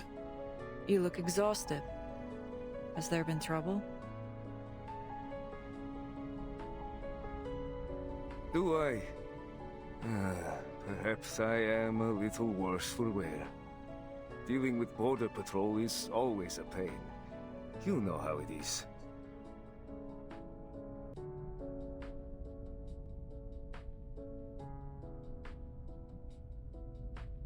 He continues speaking while his eyes flick subtly toward the stewardess. Oh, yes. I just remembered. I still have to clean the windows on the dining car. Thank you again, Uncle Pyros.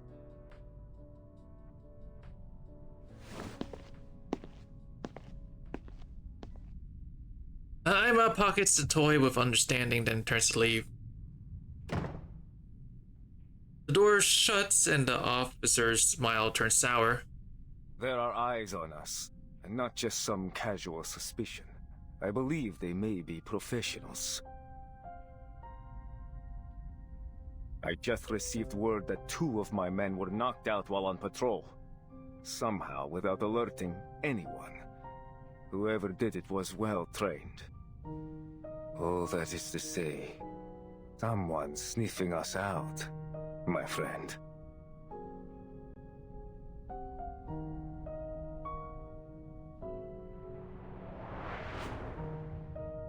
To rule out any threat, I need to verify every passenger on board, carriage by carriage.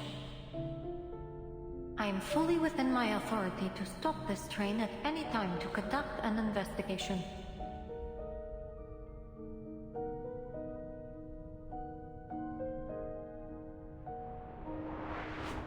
What's wrong? I know that look. You know who's behind this, don't you?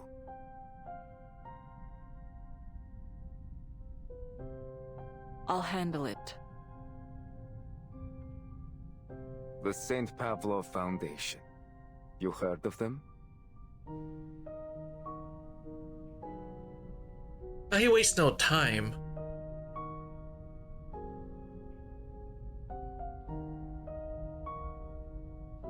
Oh, Iglika. You've met him already, haven't you? They're on your train as we speak.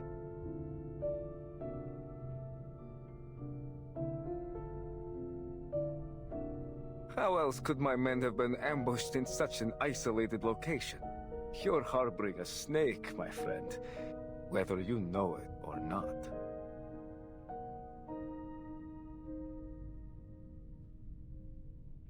She's not after the cargo. As for the assault, I will handle it.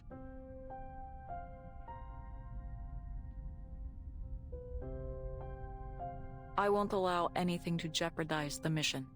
This train must reach Budapest.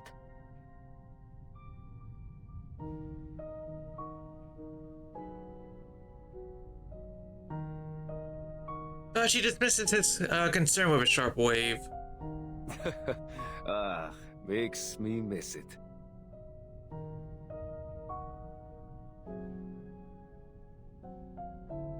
I'll never forget the day you stood up for me. It's thanks to you that they even allowed me to stay with the guerrilla unit.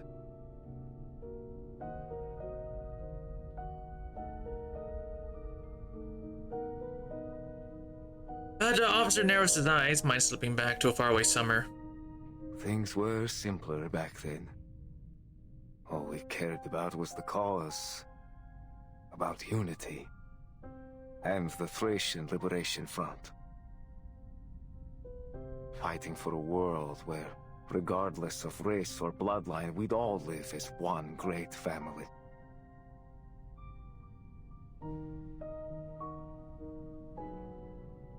We crossed forests, trudged through the snow over the mountains, and turned the enemy's supply lines to dust.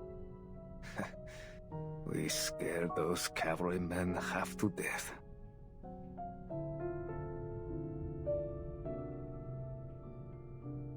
And when night fell, we'd gather around the fire, break bread, clean our sights, and sing those songs of war and liberation, like brothers and sisters. You remember, don't you, Iglika?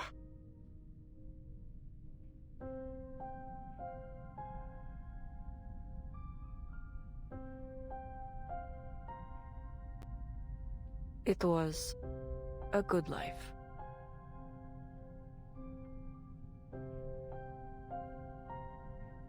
What a shame that not everyone shared our vision. Betrayal, bloodshed, comrades parting ways. We went through all of it together. In the end, even we chose to walk away. And now, after all these years, I have a second chance to fight for what we believe in. The Danube Dawn.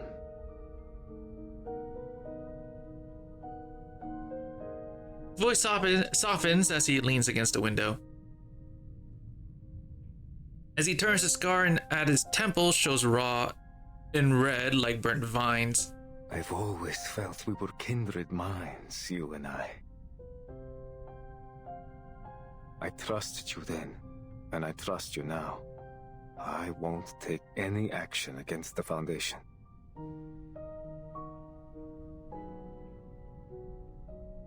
He pauses.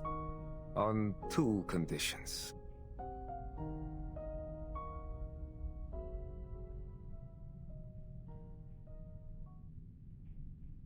First, the train mustn't leave until morning. We need it here long enough to go through some procedures and put together a justifiable account of the assault.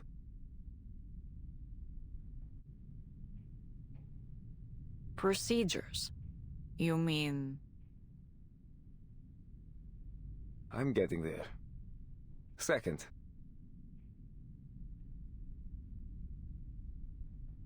I need to conduct a full search of the train. Same old talk, stops, papers, inspections, it never ends.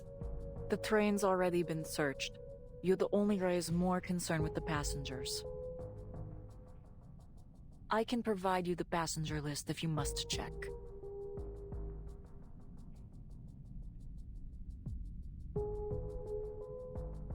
Pyros shakes his head. Believe me, my people don't enjoy this any more than yours do. But... word has gotten out.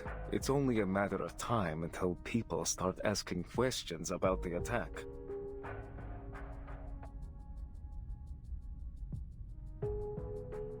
Besides, better that I do it, rather than getting the government or the company involved. We wouldn't want their prying eyes looking any closer now, would we?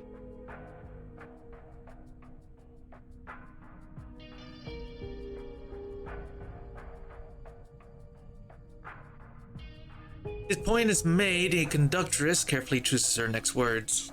One of my crew members will be with you at all times. And tell your men to stay clear of the cargo.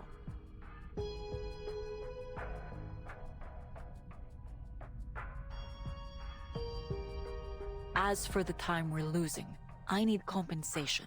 Food, medicine, and priority clearance when we reach Budapest.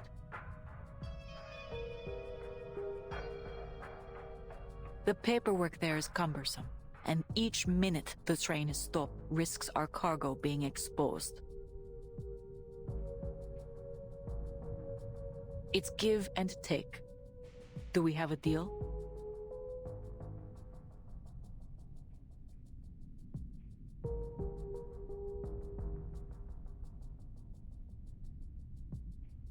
His expression blanks, then yields a faint resignation. Hey, Gleek. I know you wouldn't make this easy. You never do. This is a fair negotiation, Pyros. For both of us. We both have responsibilities to attend to, yes?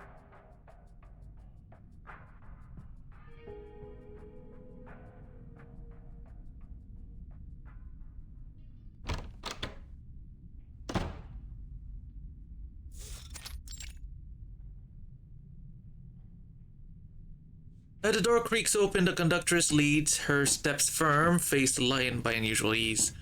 Pyros follows, neither angry nor content. Finally.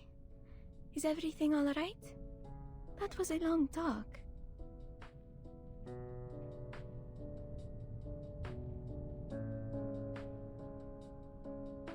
Of course, sweetheart. I got a little carried away talking about the good old days. And I should know better than to challenge your boss at the bargaining table.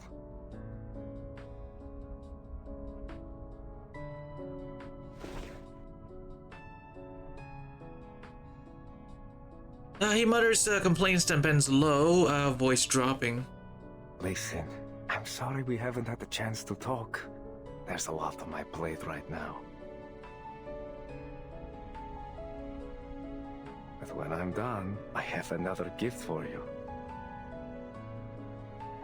Another?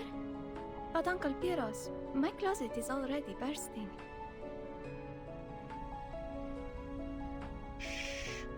This one's a secret. You'll see soon enough.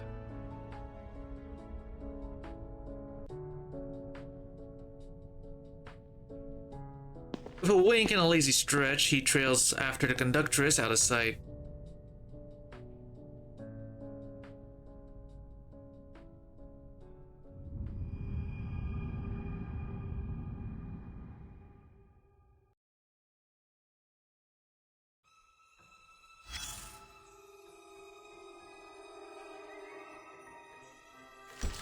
Alright, let's see here.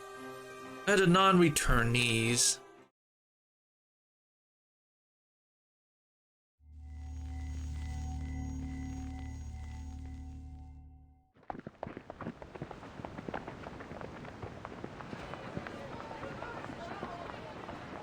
Outside the carriage come heavy footsteps, followed by a wave of restless complaints.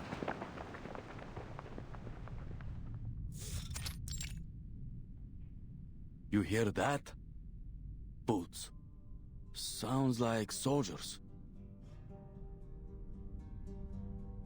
Could it be Pyros again? Pyros? An army officer. He's working with the conductors to get us out of here. New name, new problem. Oh, Ice frowns. Come on, Robuska. Time to go. Huh? Oh, right! I'm supposed to be in Ima's cabin. I better not be seen here. Wait! Miss Robuska!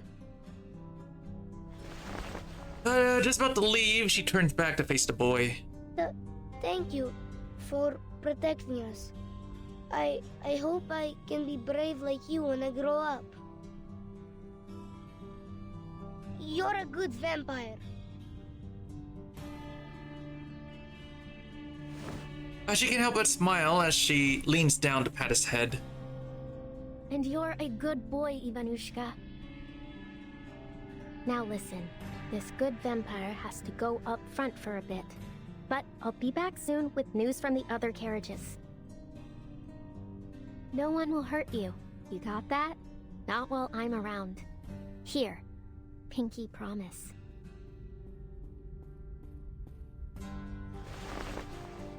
She reaches out her right hand to Ivanushka, hooking her pinky. So Ivanushka lifts his good hand, pinky finger locking with hers. Their promise is sealed. I'll be waiting for you. You promised, so come back soon, Robuska. Don't worry, I will.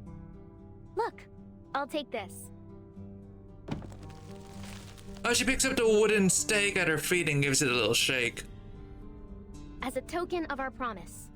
So you better hold the fort for me until I bring it back, all right?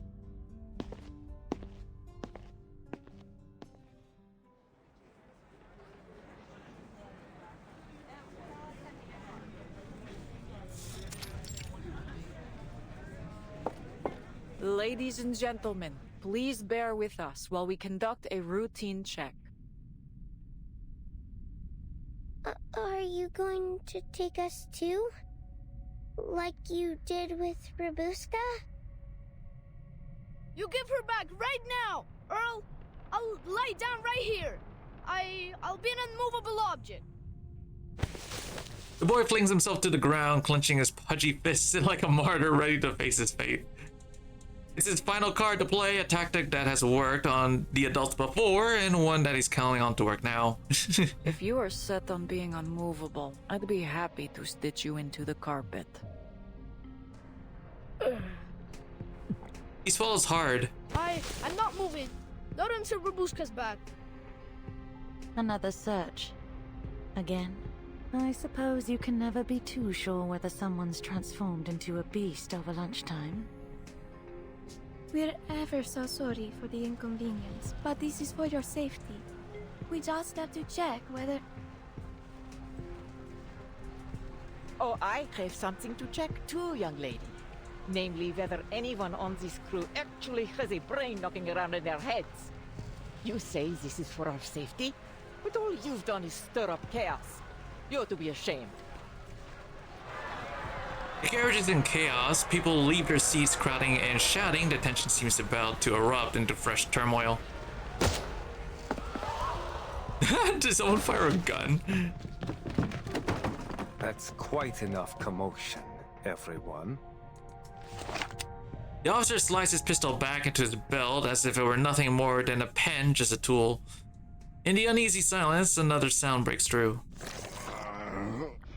A slow, irregular churning like the rumbling stomach of some terrible creature.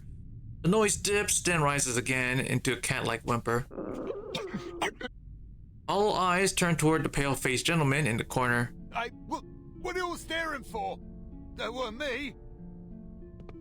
Footsteps echo. Someone White strides through the gathered people at a quick pace, with Robuska trailing close behind. What are you two doing here? Please, allow me through. There's something wrong. She moves as she speaks, grabbing Arbuthnot's wrist and yanking it away. Watch it! I told you it weren't me! She shoves him aside and looks at the slumped stranger hiding behind him. Who are you? I didn't see you during the registration. Can you speak, sir? Oh, it's the unwell passenger. Passenger can hardly lift his face to meet hers. His face is chalk white, red streaks score outward from his pupils. Then he opens his mouth, revealing a thick black sea of blood swirling inside.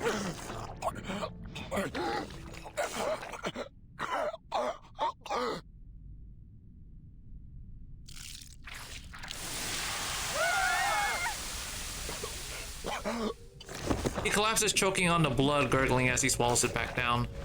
The investigator kneels and pries open his eyelids. An infected? But this looks nothing like the usual symptoms. A mutation, perhaps? Hold on. Would anyone care to explain this? What an infected? Infected by what? A pinch of cold, a dash of salmonella, and a spoonful of tuberculosis. What do you think? He's been bitten by a vampire. Vampire! Overwhelmed with shock, the passenger faints. My goodness! A vampire? On this train? I figured those were just old stories. Oh dear. Looks like we've got an unwelcome guest aboard. Iglika, did that strange girl do this? He looks towards Robuska. I overheard the children talking about some shadowless vampire boss. Oh my! I thought it was just a silly game. Everyone turns to Robuska in a convicting silence. Without her hat, there is no hiding those ruby eyes. Her fears find a cause. I knew there was something wrong with her the moment she came on board. All that shouting and running about. And look, she's awfully pale too. No, it wasn't me.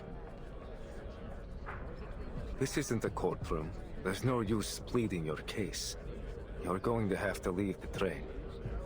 After all, we can't have a vampire wandering free on the train full of ordinary people now, can we? You'll have to find your next bite elsewhere, kid. Hero signals to his men. Take her away. Oh, hell no. No way, we're gonna fucking fight them off. Yes, sir. A heavy boot stomp closer as two soldiers seize Robuska by the arms. Don't touch me! Let me go! You've got it all wrong! She said don't touch her! In the next instant, several children rush from the crowd, tugging at the soldiers and shouting. Please, sir, please listen. Maybe it's a mistake. Hey, back off! Whose kids are these? They're interfering with the military operation. One soldier raises his rifle in irritation. They're with me. For crying out loud, you two, come back here. Annabelle! This is grown-up stuff, okay? You've got to stay out of it. The children don't budge. Annabelle clutches a coat hem, looking up at Robuska in panic. In all the chaos, hers is the only face sharp and clear. Run, boss.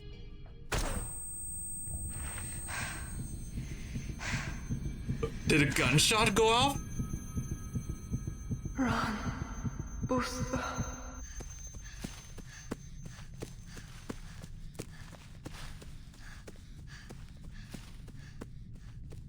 The air reeks of gunpowder.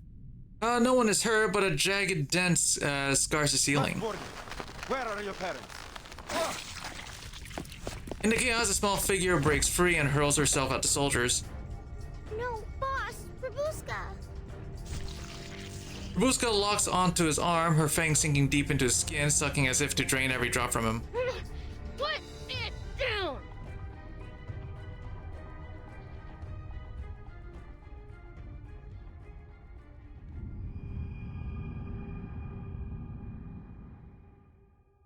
All right. Let's see here. Seating carriage. All right.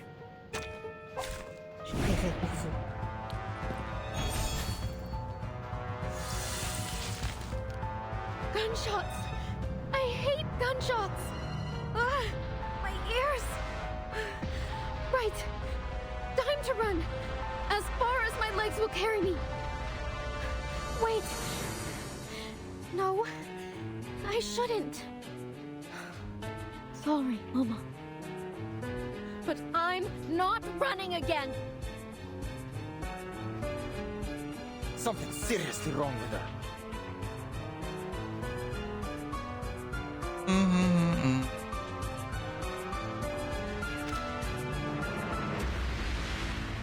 Taking a peek inside. Target locks down. That was certainly a choice.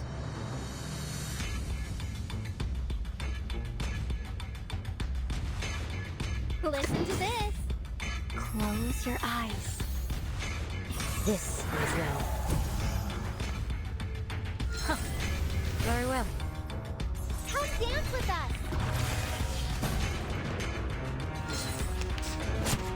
The enemies of peace shall be stamped out.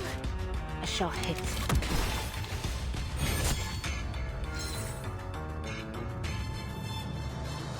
I hope you like a splash of red. Wash, wash. My sight shall unveil the hidden. Target locks down. Close your eyes. It will all be over soon.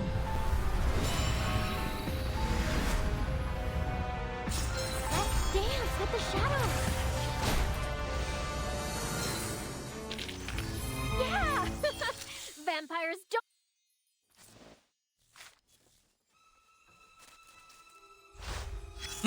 All right. The Conqueror Worm. Okay.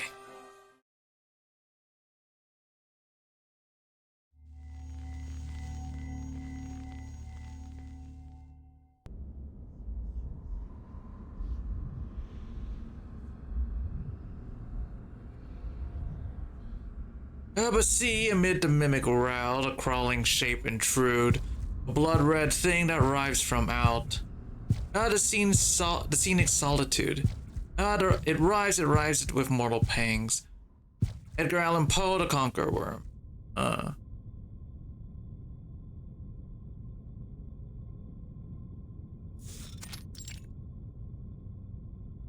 Damn vampire! The soldier hurls the girl aside, his hand marked with 2 clear bite wounds. He bares her teeth, fangs dripping red. Look who's going to be a damn vampire now. Guess I'll have a little company in that cell. Bloody hell! Oh, that's just wonderful. This train will be infested with vampires before long.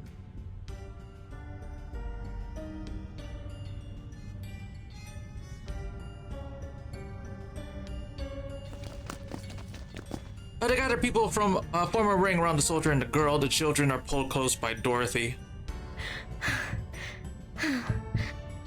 He surges through her body, her heart pounding faster and faster. She locks on him. Yes, any second now he will pale and collapse.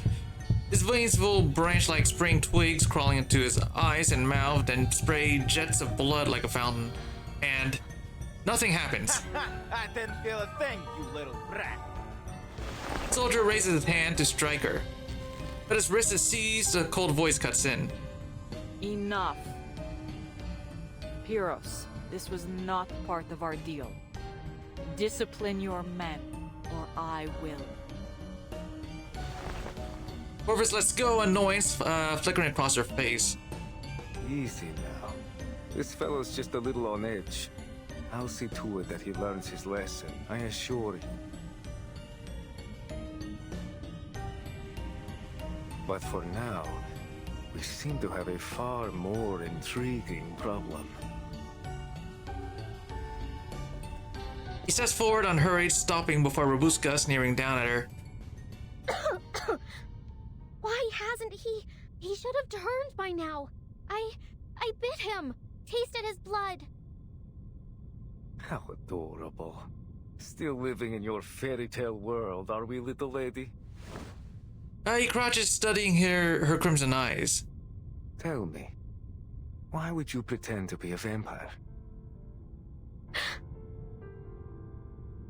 Her lips tremble. Suddenly, she feels cold. I'm not pretending. I am. Come now. Those little tricks. The red eyes, no shadow. Very clever. Quite the flair for theatrics, in fact. But I've come face to face with real monsters, little lady. And you're not one of them. You may be human or arcanist. But a vampire? Oh, not a chance. What? I don't understand what you're saying. Ruska tries to shrink away, but her shadow beneath her quaking feet betrays her. Look! Her shadow! It's moving! This... Shadow grows and warps and retreats again into a modest, ordinary shape. As she looks at those around her, finding suspicion, distance, pity. Emotions that weave into a suffocating trap. Boss. No, I'm telling the truth.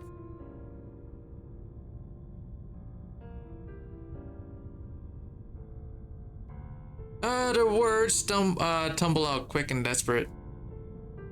I am the youngest descendant of Dracula himself, daughter of Arnold VI, the greatest night ruler of our time.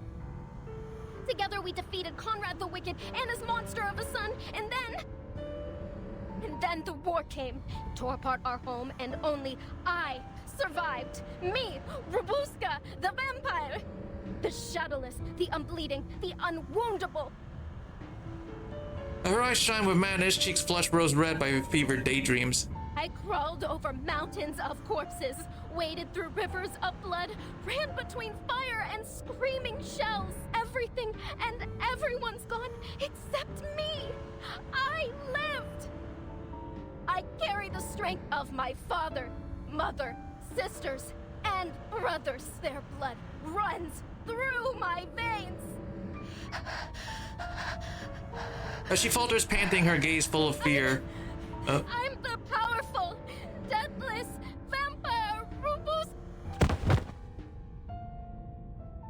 Her legs give way, body crumpling like her bones are gone. The officer lowers her rifle, but without expression, hauls her up by the arm and drags her aside.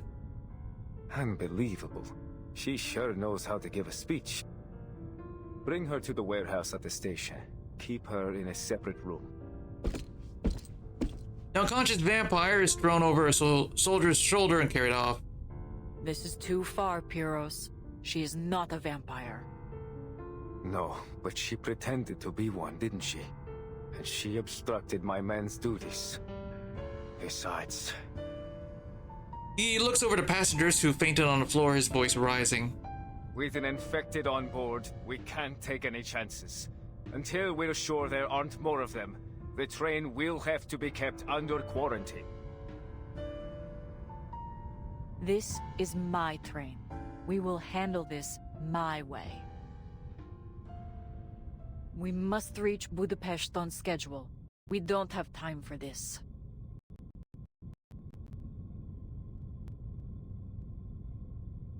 So, you'll handle it, will you? After letting a vampire slip right under your nose and still having no clue where it is?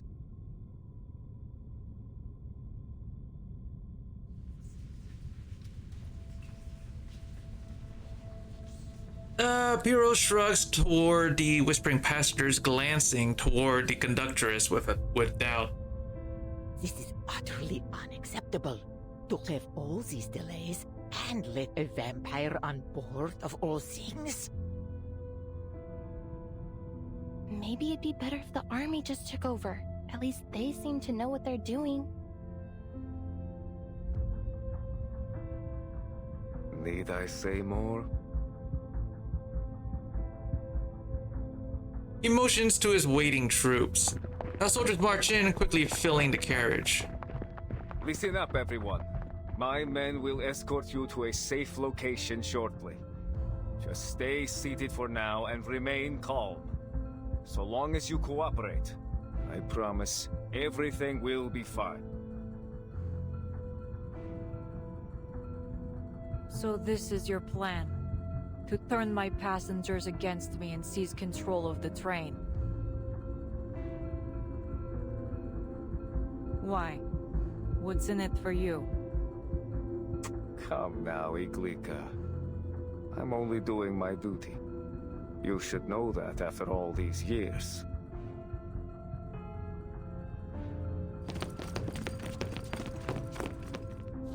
As more soldiers press in, he murmurs instructions and flips through the passengers list. Let's see. Nikola, Alexander, Jovan. You three, come with me.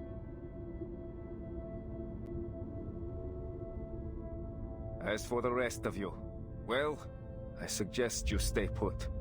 Any risky or dangerous behavior will be dealt with accordingly.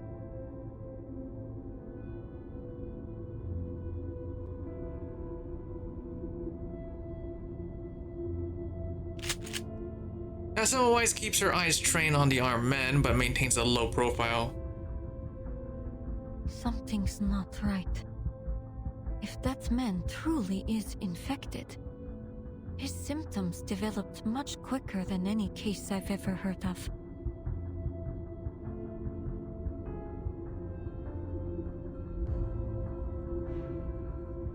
She opens her palm, staring at the dull badge etched with the mark of Manus Vindictae.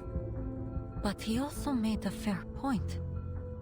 With all these civilians in a confined space, if another infected shows up, it'll be a massacre.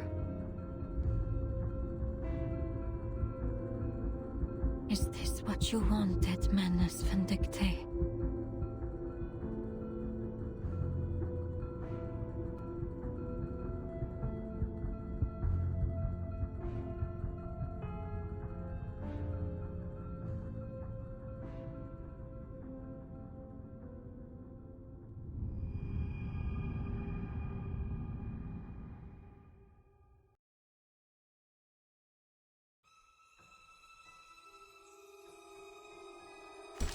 Lark cake.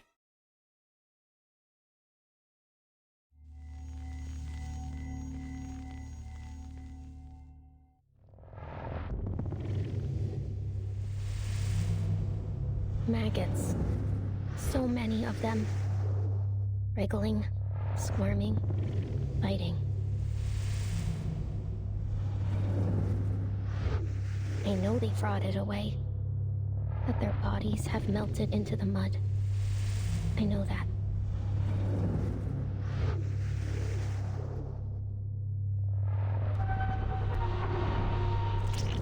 Still, I remember a face. Her face. Pressed into the ground, red with blood, black with mud and rainwater. But still, I saw the warm ground. They looked at me. They wept. Until her breathing stopped. And the tears turned dry. Go. Run for your life. That's all she said. Like they were the only words she could remember. No! I don't want to!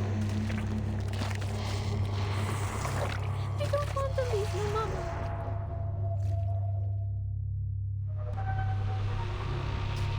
Go. Run.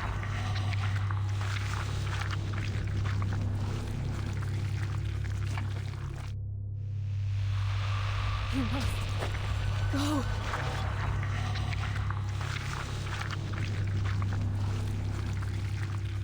Run, Muska! Run! Those words never left me.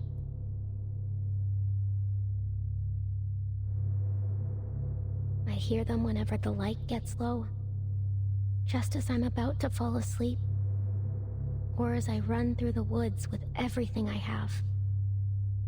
It's like a second shadow, one that covers me entirely.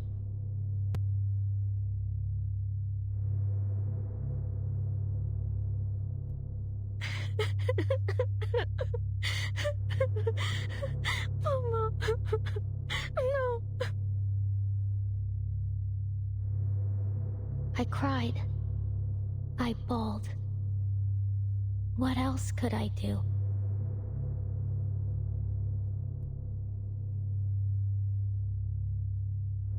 Run. That's what.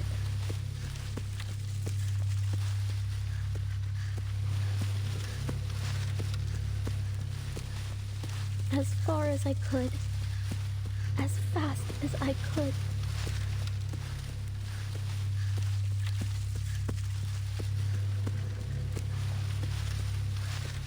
Then I buried the screams, buried the gunshots, buried her face deep in my memory.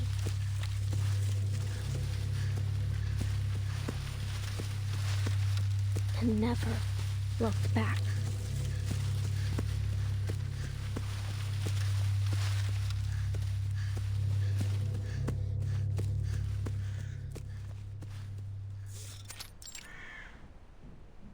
There.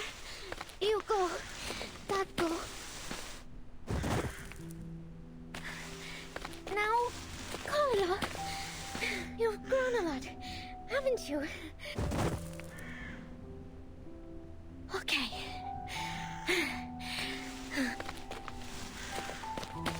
And last. It's your turn, Mama.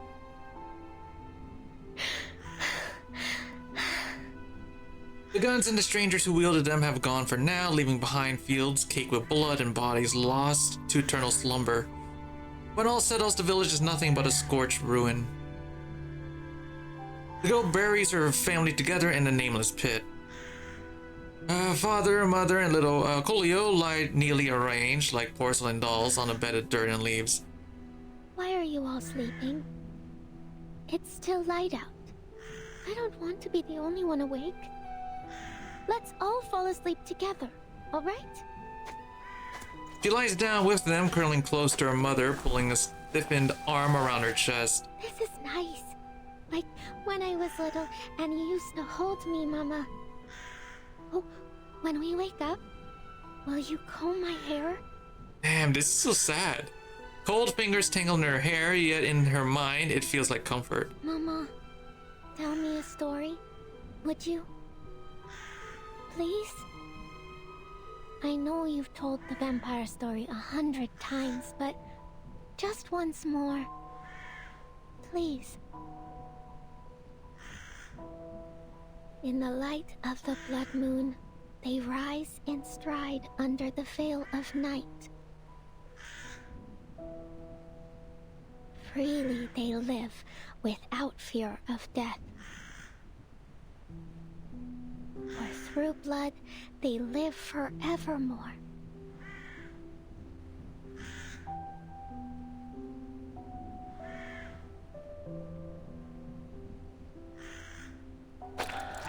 Her breath is shallow, consciousness slips away with whispered stories as her eyes close and she falls into slumber.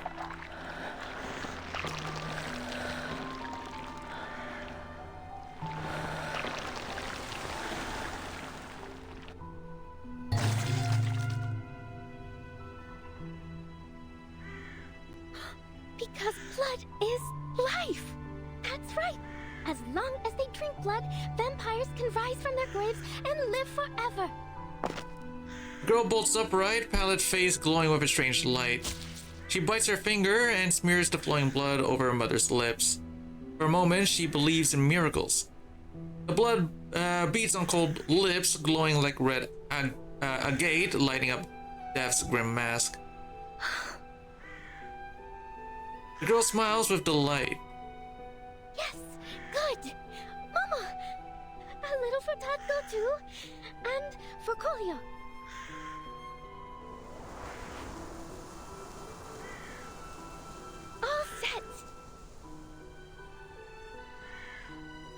smears thick, almost comical streaks of blood across her family lips. Yeah, we're just like the story. Tatko, Mama, Kolio, and Robuska, a vampire family. That's why Mama likes to wear lipstick. It's just like blood. Here, have a little more, Mama. She caresses their faces tenderly. Am I a clever girl? I figured it out. Now, we'll all wake up soon, right? I know it might take a while, but I'll wait. Don't worry. I'll be right here, watching over you. The breeze lifts, a bird cry drifts in from afar. The girl looks toward scarlet red sunset, sniffs, and raises her tiny fist to the sky. Don't even try to touch my family! You hear me? I'm Robuska the vampire, descendant of Dracula himself! I'll rise in the light of the blood moon and stride under the veil of night. I'll live freely, without fear of death! I'll watch over my blood forever and ever! Forevermore! Her vow is sharp and unyielding, the fiery voice of a young but powerful child of an ancient and noble vampiric bloodline. Lion. Who's there? She looks down again and the illusion breaks. Cold blood dries on rotting faces, their mouths bend into grotesque smiles. Who are you? Kolio? What happened to your clothes? Mama's going to be mad at you.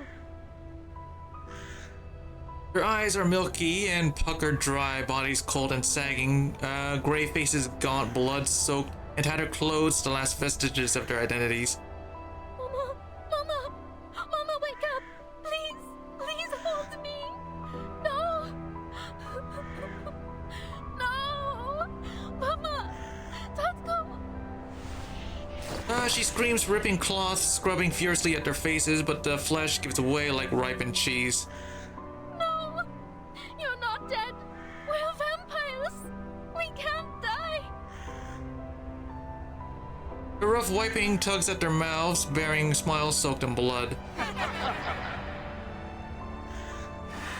Laughter swells, spilling from red lips, from the sky, from the corpses, howling, echoing like 1,000 bells ringing at once. All of it. Thanks. The resurrection of our family. No! Terrified, she runs toward the distant red sun. No matter how far she goes, the laughter seems to chase her. Off you run! No! Run, Robuska! Run!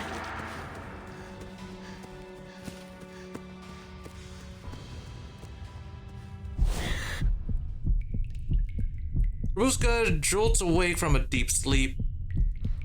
It's not a lie. Her heart slows, her eyes adjust to the dark. The stench beside her is revolting and bitterly familiar, death mixed with fuel and smoke. As she turns her gaze and meets another face, swollen and bluish. A corpse, stiff and cold black veins coil beneath its pale skin like twisted branches of a dead tree. Her eyes follow the body upward until they freeze on a face she knows, one she has seen before back at the snowbound station. No, not precisely. But many like it. Vampires, werewolves, wild beasts, and monsters. It's always the same story about the powerful consuming the common folk. Storytellers have always been good at making their points one way or another. Wait, what? It's that old man from the train station. The irony of his warnings is a bitter mix of comedy and tragedy. You are awake. A shadow in the corner stirs, taking the shape of a looming man. Thirsty? You're that officer. What is all of this? Did you kill these people? Heroes ignores the questions. The rag drags across the floor with a heavy scrape, tossed casually to Robuska's feet. I'm afraid I haven't been a very good host, and alas, our water supply has run dry. Blood, however, well, we've got plenty of that. Heroes extends his hand, long blackened nails, stroking the corpse's wrist with a vile tenderness. Is Pyros the vampire? Drink up, little Miss Vampire. Blood runs down Robuska's hair, lashes eyes, nose, finally her mouth. Her nose fills with the stench of blood. She collapses halfway to the floor, retching violently. Stew, frozen berries, honey, bread, lark cake. Everything she's eaten pours out with each spasm, mingling with the foul blood and shredded organs on the ground. Not so demure at the table, are we? Yeah, he's the vampire we're looking for. You aren't one of us.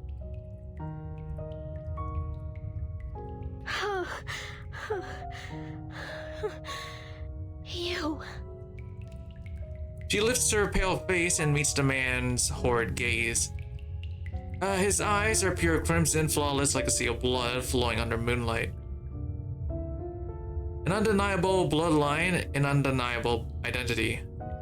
You're a vampire too? Through and through. But you, it seems not to be so. Still lost in your dreamland, little imposter. Don't call me that. My family, my blood, they'll rise from the grave soon. You'll see. We'll be together again. She chokes and swallows the blood until her face and body are smeared with scarlet. A lie that day will never come.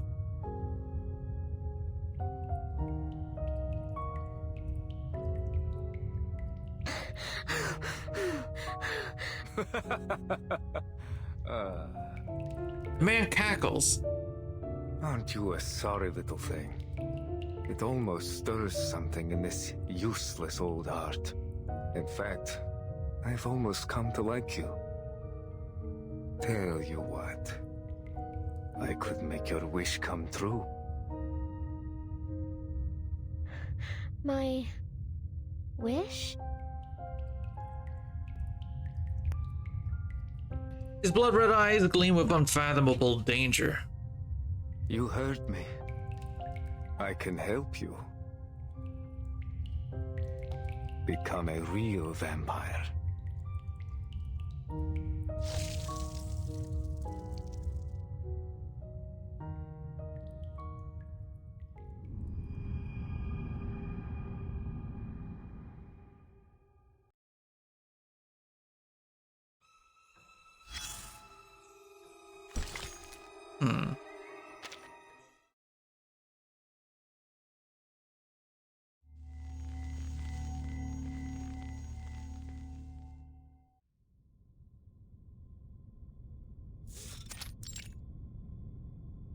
No, I'm not going with you.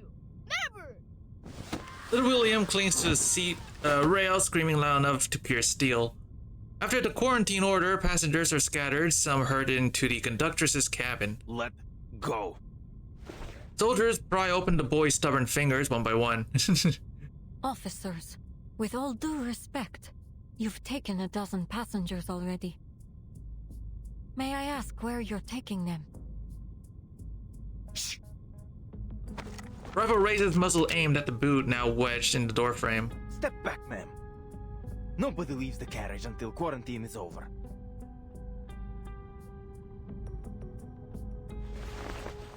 She says nothing but pulls her foot back. Thank you.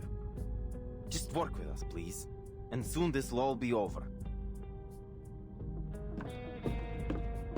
The soldier slings the boy under his arm and marches off. Annabelle! No! The heavy lock clicks shut, leaving only anxious passengers and stone-faced soldiers. No food, no water, and no idea how long they'll keep us. This isn't separation, it's imprisonment. Worse than that! At least prisoners know their sentence! Ah, dude, these people were so quick to be on the soldier's side during that whole thing in the carriage. They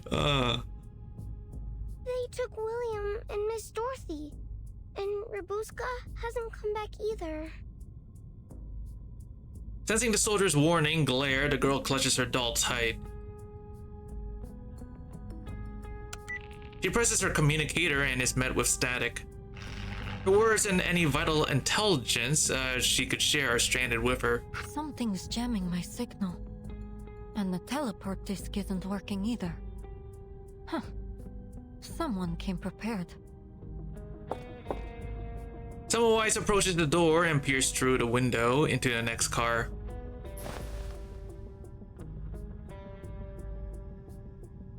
The scene is carnage. The once opulent carriage is a spectacle of disaster, its walls painted with blood. What on earth? A low drawn-out wail comes from the corner. Seems a little early for that soldier to be back. What the? Everything all right? Ah, idiot. Better go check on him. The soldier stiffens, lifts his rifle, and hurries away. He's gone. Conductress, I think it's time you and I had a heart-to-heart. She steps up to the conductress, blunt and direct. This is all wrong. No food, no water, no radio signal. I don't believe they're doing anything to protect the passengers from infection. This isn't a quarantine. This is a cover-up. What are you suggesting?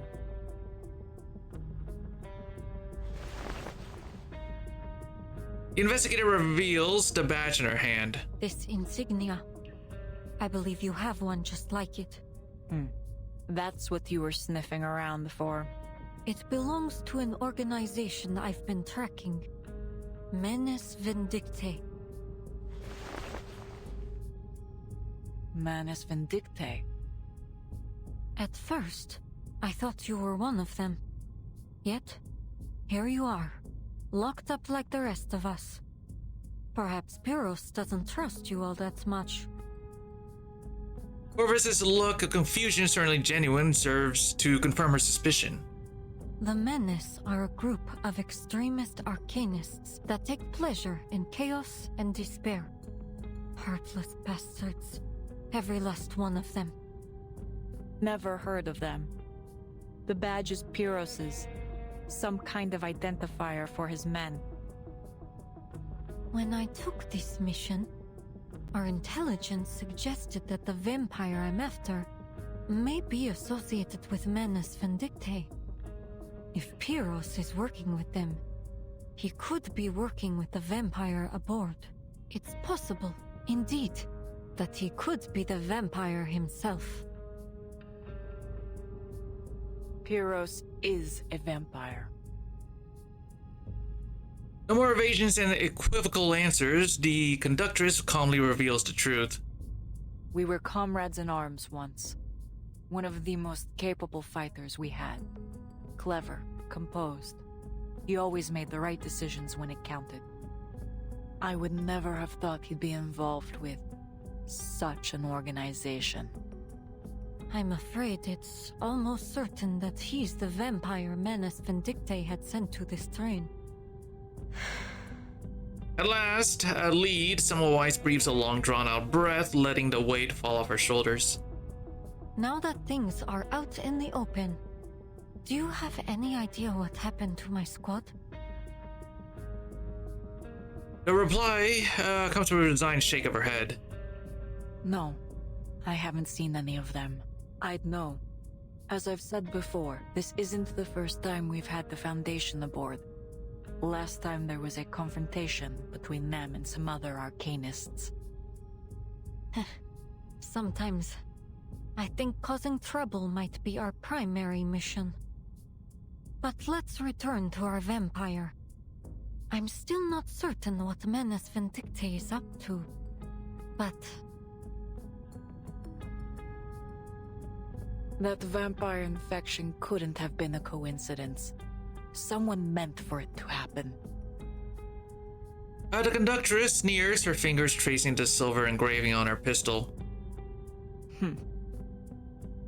I've known Pyros a long time, but lately he's been strange.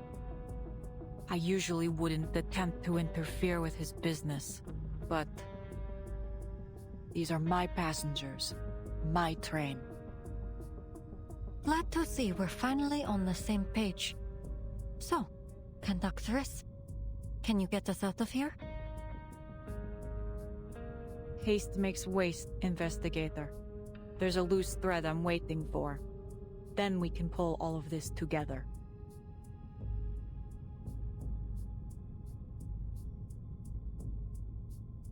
We're long past the point for patience, if you ask me.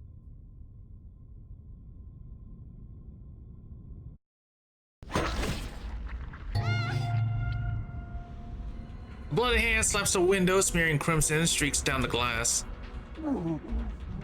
Another infected. What was that about haste makes waste, conductress?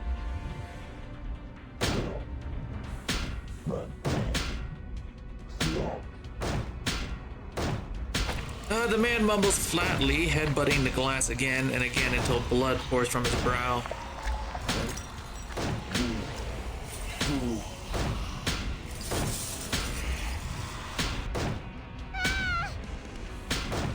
He's breaking in.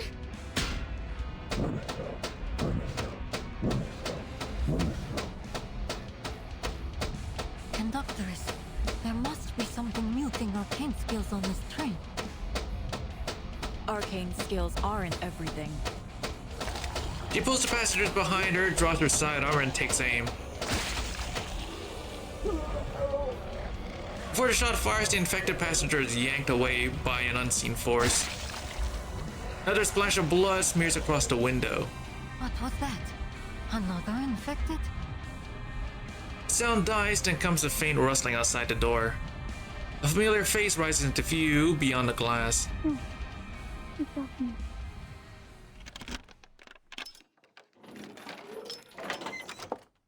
Is she what you were waiting for, conductress? Exactly. Ima, you drew that soldier away, yes? Mm-hmm. I waited for just the right moment. Well done. What's our situation? There are infected everywhere. The cabins, the hallways, all through the train. They seem to be running out from the station warehouse. Stewardess goes pale, recounting everything she saw outside. There's blood everywhere, too. On the walls, on the floor. I tried my best not to look at it.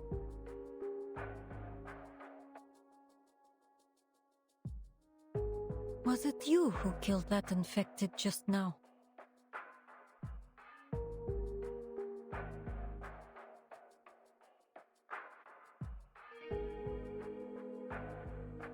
Well... She tugs shyly at her eye patch. I ensure all crew on the Danube Dawn are trained in self-defense. It's hardly surprising. Go ahead, Ima. Oh, yes.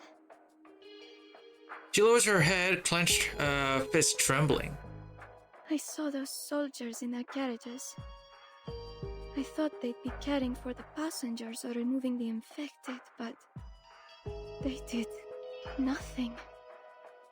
As if it were of no concern to them whatsoever.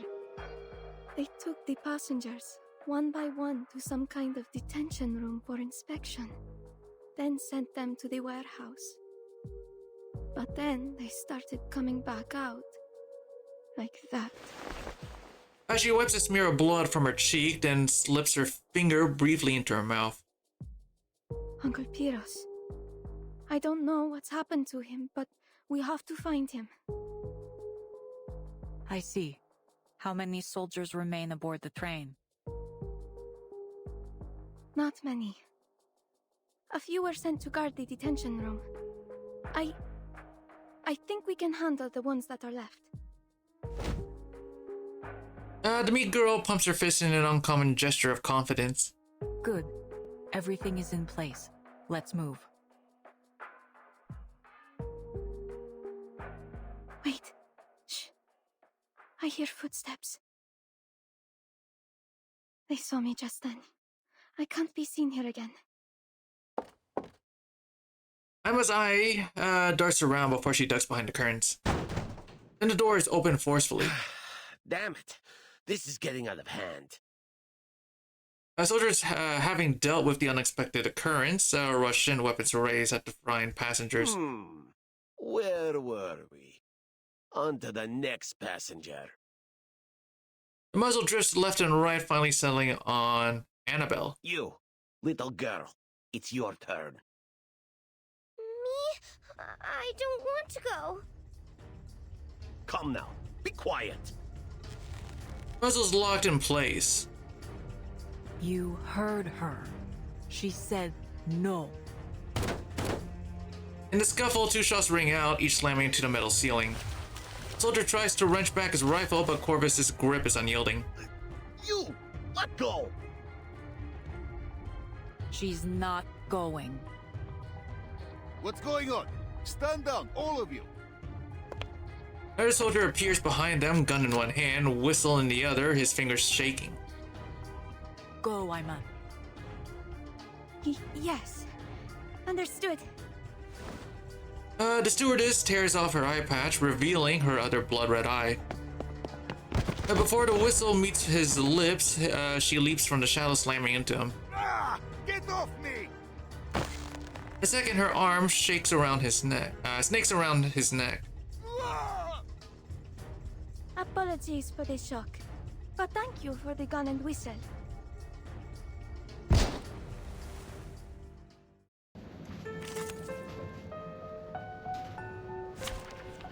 Alright, let's see here. Greetings.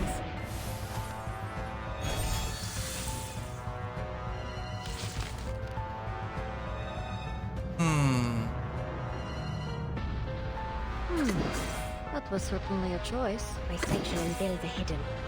Taking a peek inside.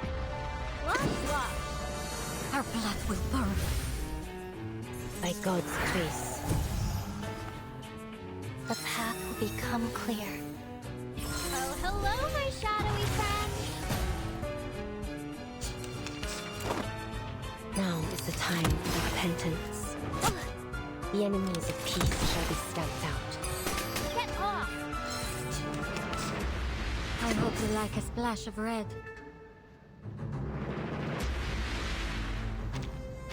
Sensing their thought, taking a peek inside. Target up down.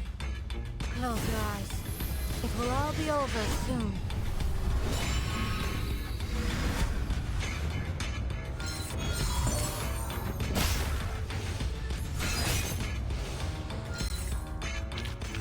Battles have little meaning.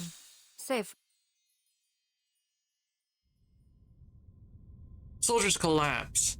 Ima drags him to the corner, exhales, and pulls her eye patch down. No one will take you away, Annabelle. At least for the time being. Why is everyone so quiet? Passengers stare in slack-jawed silence. The girl runs up, tugging excitedly at her skirt. Red eyes? Fangs? Are you a vampire too, stewardess? Oh, well, yes, I am. But don't worry, it won't affect your service in any way whatsoever. But your other eye is all clear and blue, like a lake, not red at all. How did you do that? I'm not a pure-blood vampire. As she shakes her head quietly before looking away, she has no intention of going any deeper into the subject. I have to say, I didn't expect the stories of a vampire train to actually hold any truth. Though I doubt any of the stories had our vampires pouring tea and fluffing pillows. There was never any truth to them. Ima may be a vampire, yes, but she's never done anyone harm. Then, earlier, in the forest. We were across the night in the snow with the two of them pressed close together. The storm was so thick she could barely see, only mist, trees, and a red scarf whipping in the wind. It was bloodthirst, so I gave her mine. It's an arrangement of ours. Corvus adjusts the scarf around the small stewardess's neck. First a secret carriage, now a vampire stewardess. What else might you be hiding up your sleeve? Nothing of your concern. We share a common interest, so let us treat each other as comrades. There may be tricks up my sleeve, but for now, we watch, wait, and then strike. You surprise me more and more, Conductress. Comrades it is. But what's our next move? I wish there were some other way, old friend. She exhales a cold light flashing in her eyes. Aima, how many passengers are left on board? I didn't count precisely. There were already quite a few that were taken to the detention room. Oh, Conductress, are you going to... Corvus pushes through the crowd to a tall cabinet and yanks it open.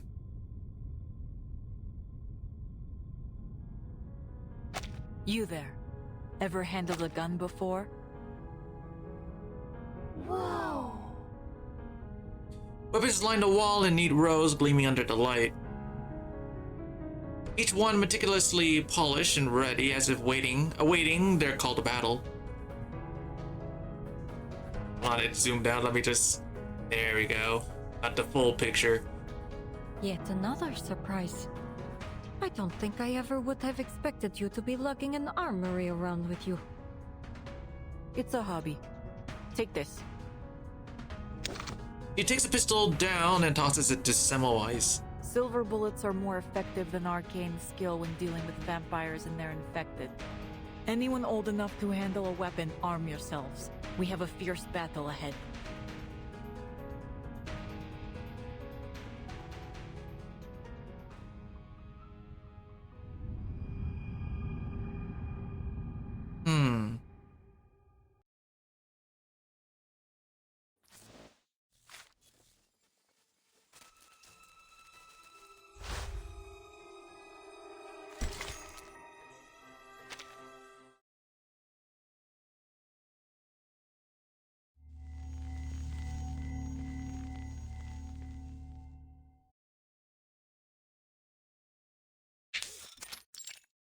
Damaged carriage.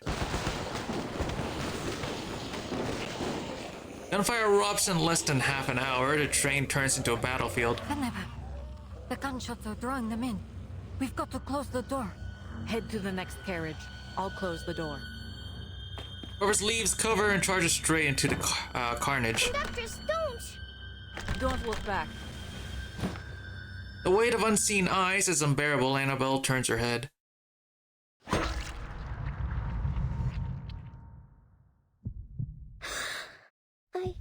I want to go home.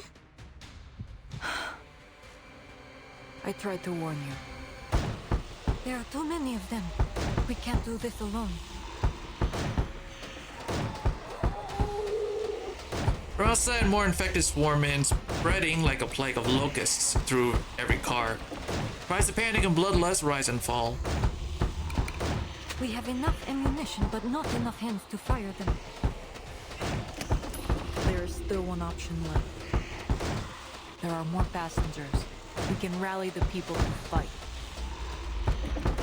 The other carriages are still under guard. I doubt we'll find many willing passengers who are still fit to join us. I know where to go. Theros gave me his word we'd leave them be. And you still think he'll stand by it? It's our best chance. As for whether he has kept his promise... As she steadies her breath, aiming at the door, buckling under the assault. We're about to find out.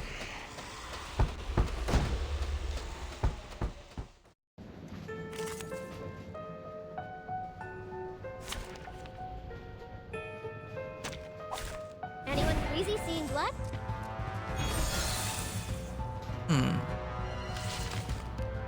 It's the soldiers stationed outside the train.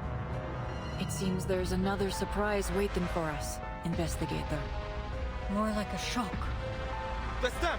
The ones taking out our men! Stop them! That was certainly a choice. Sensing their frustration and build the hidden. Huh. Very well. The path will become clear. I have seen through the heart of you. Come dance with us!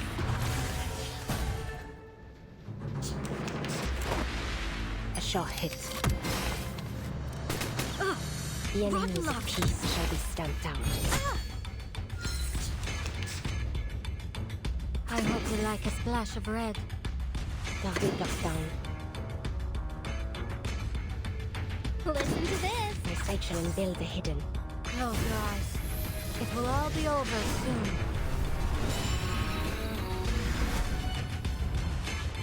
Now is the time of repentance. Let's dance with the shadows! The enemies of peace shall be stamped out. I won't be fooled. A shot hit. It's time to roll an AK. I'm not going all Dark Knights. Repentance. Hey, what do you want from Has me? little meaning, save for the prizes to be won. What do you want? I'm not doing any more pulls, dude. I must save for the collab limited. It must happen.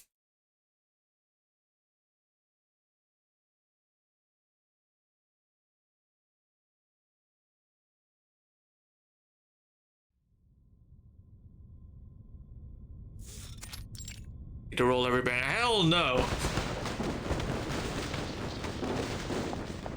Another sound joins in scattered heavy footsteps. 1, 2, 3. No, there are more. Many more. Her voice trembles. They don't sound like soldiers. What do we do, Yakov? Ready your weapons, everyone. Steps draw closer, the lock strains. Passengers grip their makeshift weapons, every eye fixed on the opening door. Hold. Now, attack! Oh yeah, by the way, is the event just a short story one, right? Or a collection story one, right?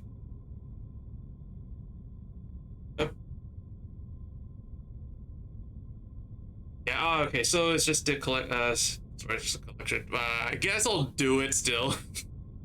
I guess I'll still do it. Mob surges raining down blows without mercy. Stop! Damn it! We're here to help! Dolly, I can't find her. Cries, curses, and wails crash together in a storm. Wait, I heard a little girl. And a woman. The little skirmish finds a belated end. A makeshift militia appears before them, young and old, bedecked in piecemeal gear. Everyone, please lower your weapons. There's really no need to be at each other's throats each time we meet. It's that investigator. She's back. And the conductress. Corvus steps forward, adjusting a tilted hat brim. Excellent. You're already prepared to protect yourselves. I'll make this short. The train is surrounded by vampire infected. We need your help to defeat them and get moving again. Take a weapon if you're able. We'll fight together. The stowaways and the passengers glance at one another. Silence holds for a moment. But why us? Look around you. We're just a bunch of regular folk. Refugees who've probably never even touched a gun. The army's here, isn't it? Shouldn't they clean up this mess? And say we risk our lives to save other people from these infected. What would stop them from reporting us if we try to cross the border after? And then voices rise again, questions sharp and insistent. He's right. I say we unload the carriages with the infected inside, and the rest of us keep going to Budapest. You're quiet, Yakov. What are you thinking?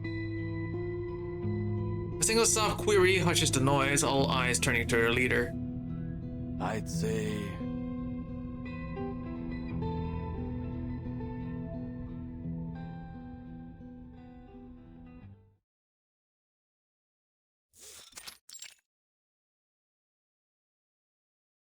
The other isolation car is quieter.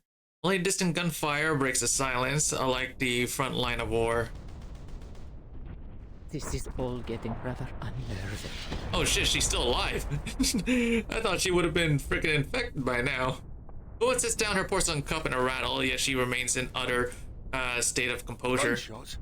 Not another bleeding war. Hell, I knew I should have bought my gun. The gentleman scans around them, his pupils twitching. So, this is it. My career's turning point. Magazine editor turned combat correspondent. The editor finally closes her notebook, moving to the door for a peek. A bloody hand slap against the window. Oh my, what on earth is that? More of those infected. Wasn't aware you could mass produce such a thing. The editor peers out further toward the soldiers' camp. Men rush back and forth, shouting, waving, losing all sense of order. Her eyes drift past them to a gray building. Figures burst out, shrieking, trailing blood across the snow. Some wander into the forest, others charge towards the train. That must be the station warehouse. Is that where these infected are coming from? It's only been 2 hours since the quarantine began. What's gone wrong? The editor frowns, another scream rings sharp in her ear. Oh heavens! I've never seen such a thing in all my life! Huh? The door won't hold for long. Get something to block it. Why are they labeled as stowaways? I think that might be a mistranslation. It should be saying passenger. It should be saying passengers, not stowaways. I think that might be just a mistranslation. Gunfire rattles, dark red bursts bloom across the train windows. Through the smoke, armed figures emerge, faces pale and bloodied. Think I strained my shoulder. I did warn you. Someone your size can't handle a shotgun. Well, you can hardly expect me to take them down one by one with a pistol. If this is some kind of robbery, then I'm afraid you'll be disappointed. A writer always travels light. It isn't. We want your help.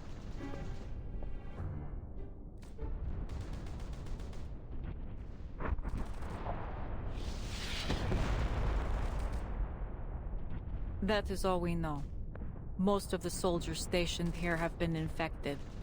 Many passengers have become their captives. It's thanks to their help that we made it this far. As she nods towards the refugees beside her. Just paying a favor. Think nothing of it. She's helped so many people get to Budapest and asked for nothing in return. She'll have her support no matter what. An extra carriage. They look like they just climbed straight out of the trenches or something. Can we just like leave these people? They can fend for themselves. They whisper uneasily to them. These unkempt and unruly strangers with rifles look no less monstrous than the creatures they had vanquished. Well, in any case, we appreciate you rescuing us. Once we arrive, I'll be sure to arrange for gifts to be sent your way. That won't be necessary, ma'am. Just stay close and we'll get out of here together. Pardon my confusion. You mean to say we're to leave this carriage? Yes. We need to see if any of the passengers are still alive. What? You're not seriously asking us to find those soldiers, are you? They haven't gained their strength. Soldiers even. The noise doesn't stop in the chaos. A child squeezes out from the crowd. Miss Conductress, is Robusta there too? I still haven't seen her. Before Corvus can reply, another voice cuts in. Robuska? You mean that fake vampire? She was one of the first ones they took away. Fake vampire? But she has red eyes and pointy teeth. Don't listen to her. Robuska is a real vampire. Are you one of her familiars too? Come on, let's rescue her together. Yes, let's. She protected us. I have to pay her back. We pinky promise. Children, aren't you afraid of those monsters outside? Never. The bold, if childlike, answer surprises everyone. See? Even the kids have got more guts than you. You, it ain't that we're trying to get out of helping, but we ain't got no weapons. What do you expect us to do? Fight them off with knives and forks? No need to worry about that. She shifts aside, opening a path for her ally. I must have for loosening a heavy sack, which pours out rifles and pistols into a motley assortment, like a fisherman displaying his catch. Take any you like. All the guns here are quite easy to handle. I picked them up myself. An FN model 1910, and this is a Mosin Nagant, and a Mountain C96. The gentleman lunges into the pile with boyish glee. This one's excellent, consistent firepower. But this beauty, she's got a smoother pump cycle. Lovely for follow-up shots. Will the fighting ever cease? The old woman sighs and hardens. Her gaze turns ice cold. All right, just pick one for me. Something with some punch.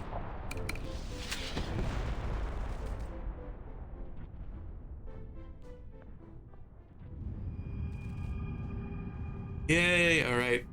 On to the next.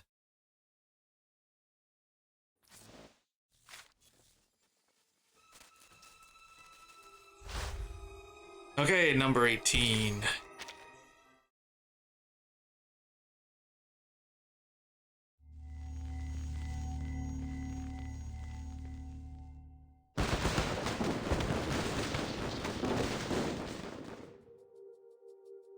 Against the rattle, gunfire outside the warehouse seems unnervingly quiet.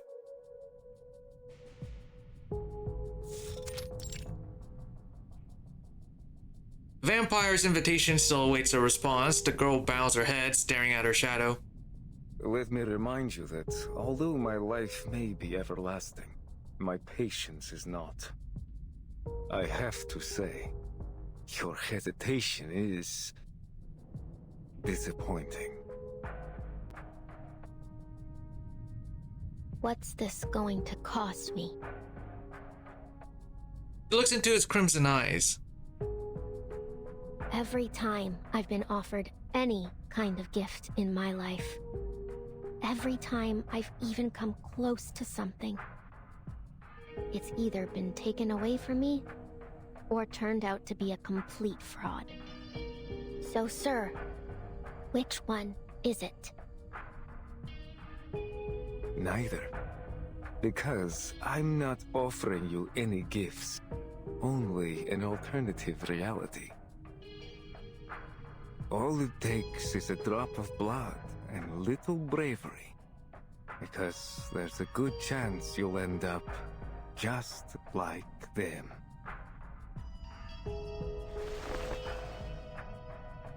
He lifts a limp arm, waving it at her mockingly. A small ask, I'm sure, for someone such as yourself. What's a little risk when your dreams are so very close? This is what you want, isn't it?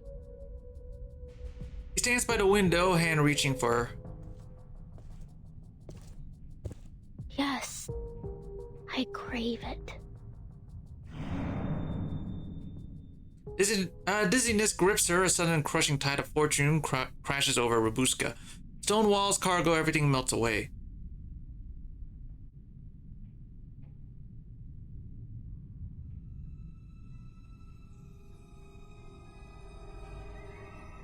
She stands in the middle of the cemetery under a blood moon.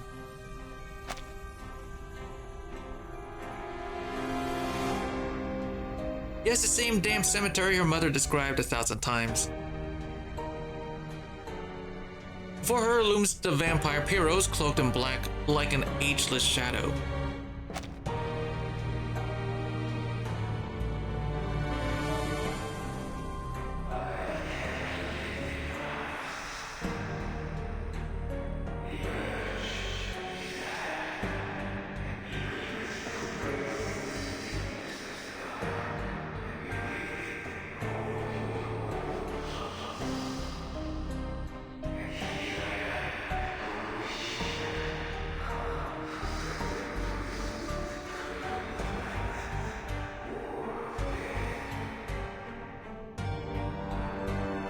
Moonlight spills over his face, his red eyes overflowing blood, corpses and the reek of death reflecting in them. He sees more than that, their dead eyes meet hers in the reflection. Choose, they whisper.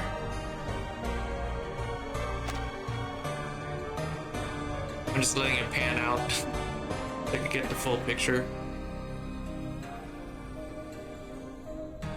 There we go. No, you cannot refuse us, just as you cannot refuse your past. What do you say?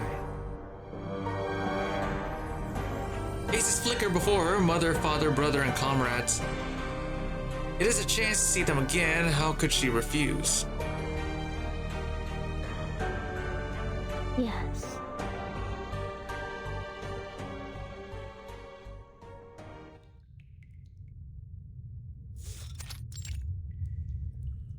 Rosa! She's not here. Our men storm in, but the familiar figure is gone. Blood stains the floor, still warm, trailing like a serpent. There are drag marks. Seems they've transferred some of the captives. Yellow light cuts across the room, shadows twitch in the corners, a familiar voice whimpers faintly. Oh, I just want to go home. It's all right, child. I'm here with you. We'll be fine. William! Miss Dorothy! Annabelle rushes forward, clutching her lost kin. There's... Shadows lunge from the opposite corner. Prepare for battle.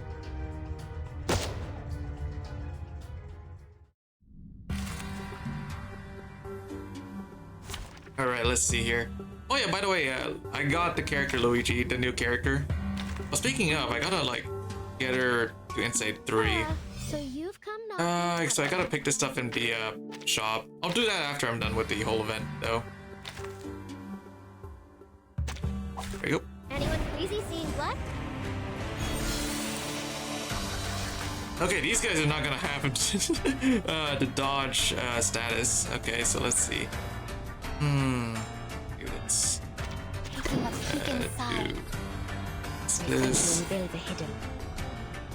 And this. The path will become clear. This is well. Our blood will burn. Let's dance with the shadows. The enemies of peace shall be stamped out. A shot hit. Battles have little meaning. Nice, Save nice. for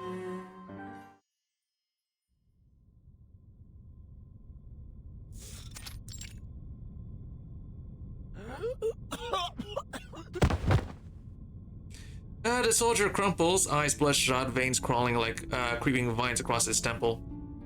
Where's Pyros? Where did he take the girl?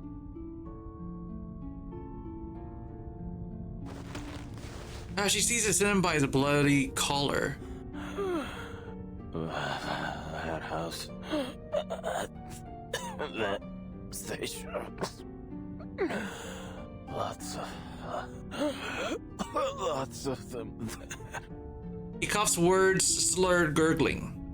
Did he do this to you? Yes. He gasps and smiles strangely. It's too late. What? Speak up.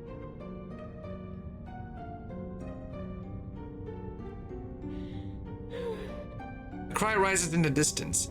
It is long, ecstatic, weary, like a bird to its nest, a ship finding shore. It's Robuska. That sound, is she?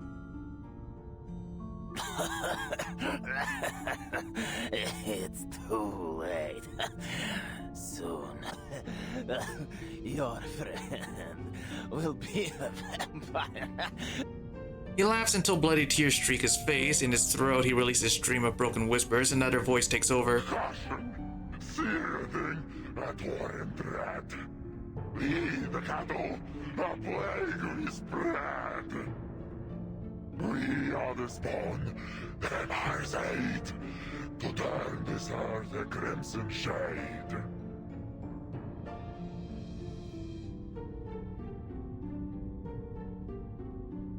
The storm forms Burn him. as it did before. Yes.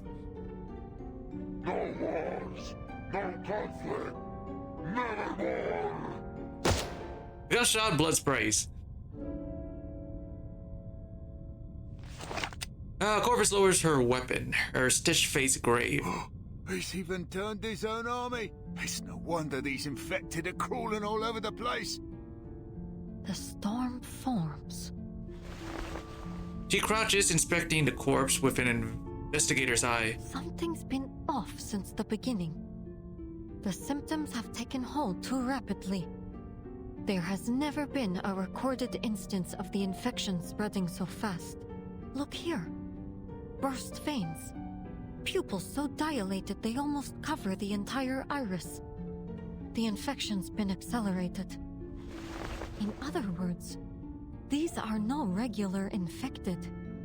They're the failed product of a different kind of transformation.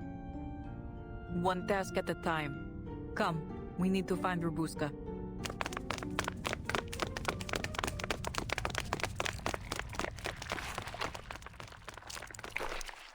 Moments earlier. Well, what do you say?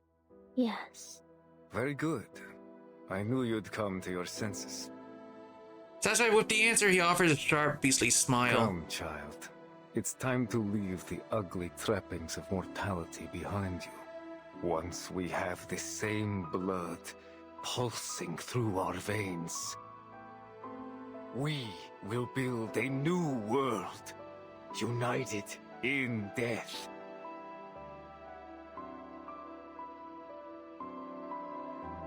This is the bloodline she has longed for. Mama. Tatko. Kolio. An echo of her childhood. I'll protect you. Tugging at the shreds of her surviving faith. Till the end of time. Next second, shadows surge like a black tide. A shadow?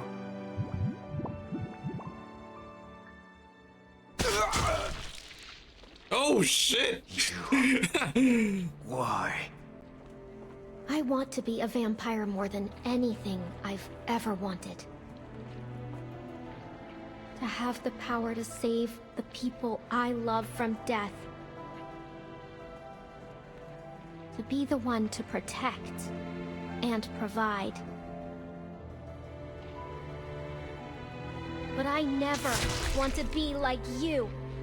I may have red eyes and fangs, but I don't want to lie and manipulate to get what I want.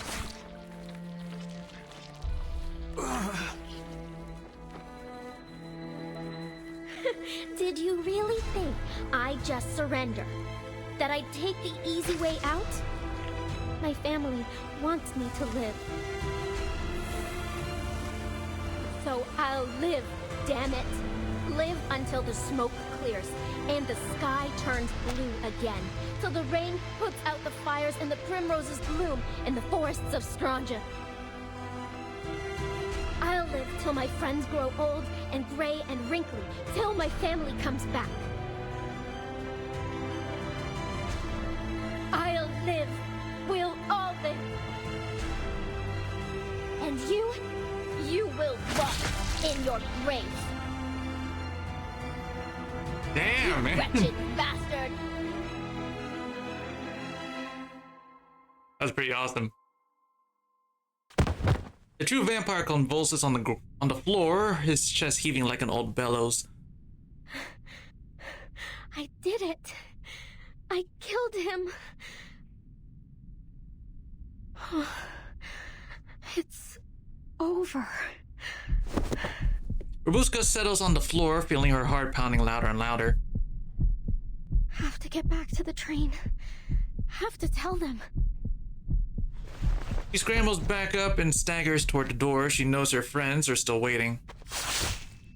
Oh no. Before she can cry out, her body is flung through the air and slams to the ground. Don't tell me you believe those bedtime stories. Apiro stands, his face twisted into a grotesque look of sinister joy. How? You should have... Died? Don't be absurd. Listening to that silly little speech was more painful than any stake to the chest. Let me guess. You brought holy water. And garlic too? He looms over the girl, dismissing her attempt with a wave of his hand. An unseen shadow coils around her throat, tightening, then tightening again. Those legends were merely that. Naught but childish forgeries. Just like you, little vampire. No. Oh, what a waste of time you turned out to be. I truly believed you might share my vision. But alas, you're just as narrow-minded as the rest of them. I suppose it's time you found your place in the dirt. If you're lucky, someone might bring you back someday. Then you can act out your little noble-hearted vampire charade once more. Her vision blurs. At the moon, streaks of blood, the cemetery, everything that once made up her childhood crumbles to ruin. And with it, her dreams of becoming a vampire. Look, her shadow. It's moving. You're a real vampire, right, Rabuska? It's not a lie.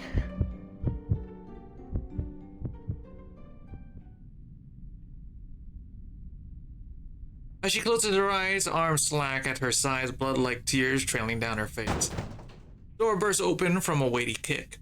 Footsteps ring out, steady, strong, then faster, faster. A hail of bullets tears through the vampire's shoulder. Heroes releases her before melting to shadow. Air floods back into her lungs, a familiar tall figure comes into focus. Robuska. She crouches to reach the girl, glimpses of relief and concern pass over her patchwork face. Finally, we found you.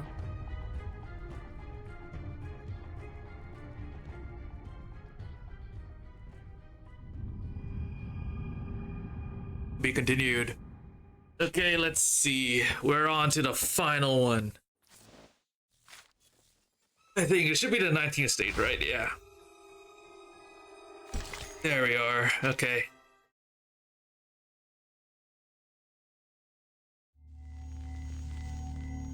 We're 19 here together.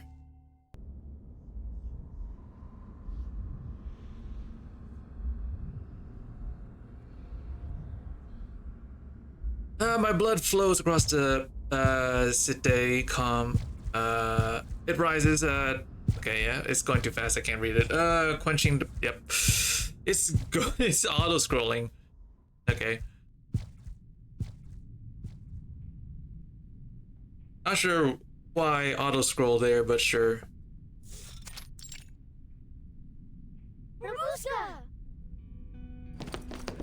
A surge of friendly faces rushes to Rabuska's side, surrounding her. What are you doing here? I thought you'd never want to speak to me again. That's not true. We like you, even if you aren't a real vampire. We saw it all! Whack! We put a big gold stake right through the monster's chest. So you're not a vampire. You're even stronger. The crowd closes in on Rabuska, their warmth flushing her cheeks red. Thank you. Ah, the joy of reunion. How very touching. In fact, why don't we drink to it? From the corner comes a sinister voice, drawing eyes and muzzles in this direction. Those are...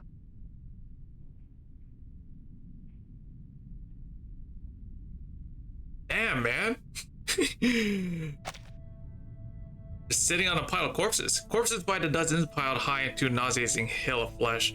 The surface layer rots away, exposing pale gray sinew, entrails dangling in tangles, blood oozing down like a sticky mire.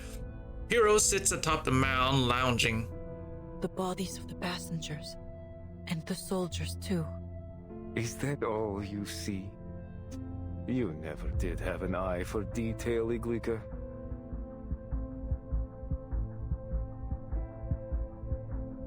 His sharp grin deepens. Look closer. Your Foundation friend might find a little surprise. Oh, her team's there too. The investigator spots familiar checkered uniforms and marks among the heap. Squad 77. All of them. Indeed. I worried they'd prove irksome if not dealt with, so I handled them before they even boarded the train. Our red eyes see past her with casual indifference. Though it seems one managed to slip her way on board. Why, Pyros? I need a reason. If you must ask, Iglika, it's because I've run out of patience. People and their endless games, wars, one after another, and following it, exile and despair. And do you know where it all began? He hoists a limp arm, blood streams down it like a red river. Blood. Too many bloodlines are bound to this land, each serving their own desires. For centuries, they have nipped and snapped at each other, unable to cooperate, unwilling to unite, never satisfied with peace. I tried to break them free from this cycle. Did everything I could, including joining the Liberation Front. You could have told me this. We could have talked about it. Oh, I could have, Iglika. But why use words when it is already clear to see? Don't you hear it? When you close your eyes at night, don't you feel the distant tremors of their cries? After you left the Liberation Front, after all others had forgotten how to even speak of our cause, a voice came to me. A voice from the heavens. She heard my prayers and showed me a new path.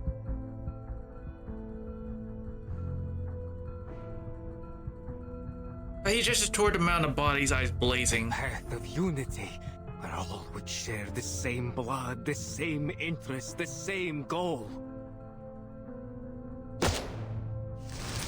At the crack of gunfire, Pyros vanishes, the shot clipping only a few fluttering bats.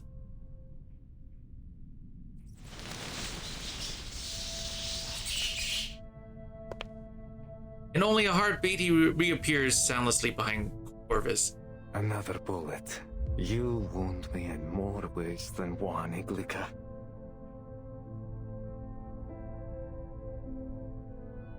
You've lost your way, Pyros. Do you truly think blood is to blame for all of this?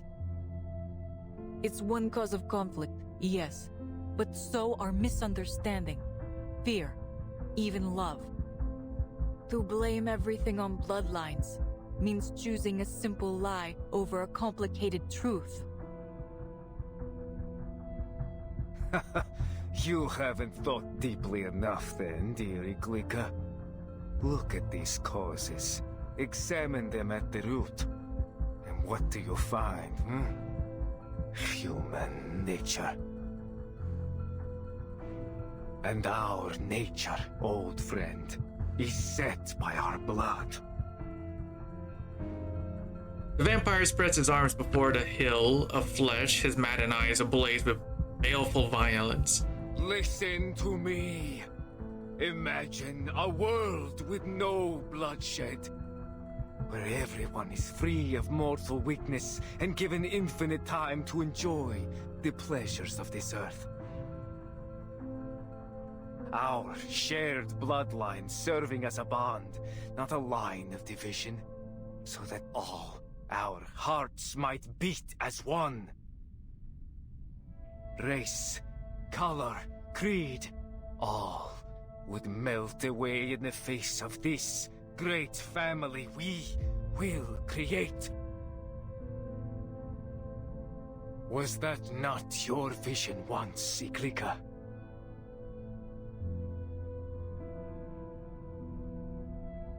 You want the world without bloodshed. Huh. Ironic. Your methods tell a different story. Look around you, Piros. You're starting a war, not ending one. Unity, really? Things didn't go your way, so now you'll drag us all to hell along with you.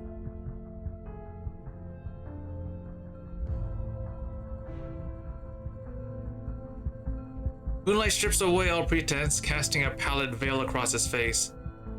You always did know how to use those words like a scalpel. I was a fool to think you'd stand with me again.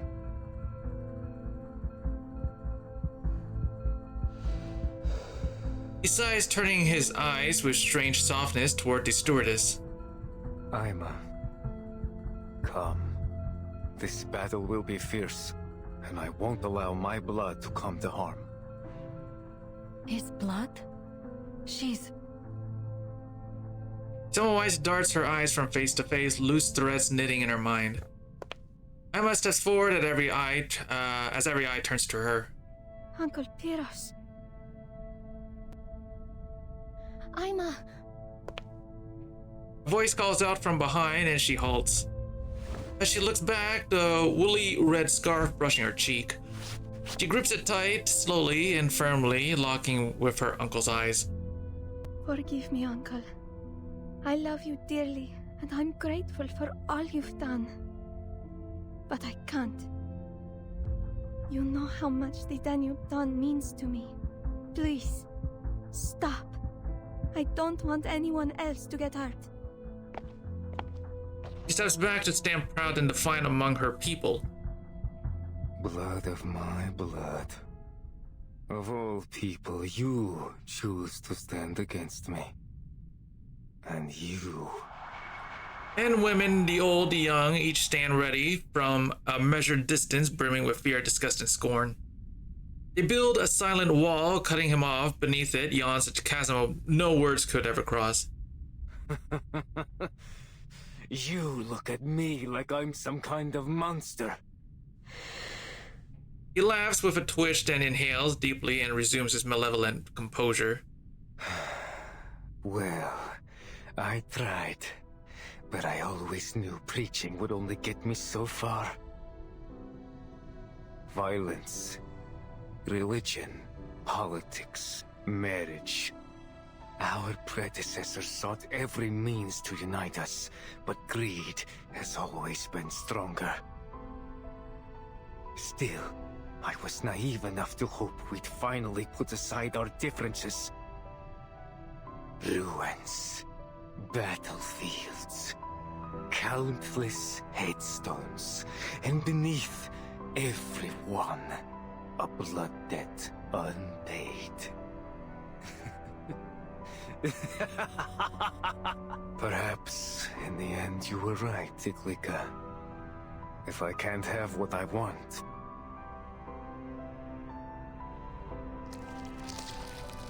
He reaches to pull out the wooden stake lodged in his chest. Fleshy bat wings sprout from his back, spreading wide to block out the hazy moonlight outside the window. Then I will drag every single man, woman, and child to hell. The monster lets out a shrill cry, eyes streaming blood. The sound spreads through the night like a deadly signal, drawing hordes of the infected in from the dark. Disgusting! Seething! Nevermore! The infected are swarming.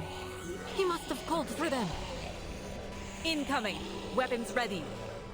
Piros, I will put a bullet through your heart myself.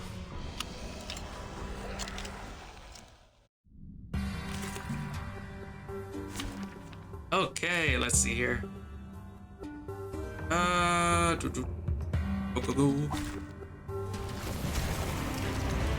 Oh wow. That looks pretty cool. Okay, so let's see here. I know that look. Determined, resolute. Never thought it would be trained on me, along with the barrel of a gun. And you are as reckless as ever, Piros. The most passionate among us, yet the moment things don't go your way, the first to cry betrayal. You're a vampire. You have more time than anyone to achieve your goals. Betrayal, you say? Then tell me, what can I trust after all these failures? Blood, or your dead body? Okay, so first off, do this. That was Do certainly this. a chocolate Our victory comes in a tide of blood. I have seen through the heart of you. Close your eyes. Oh, hello, my shadowy friend. Now is the time for repentance. The enemies of peace shall be stamped out. Take my blood as my gift to you. Be careful. Do not allow him to infect you. I hope you like a splash of resection and build the hidden.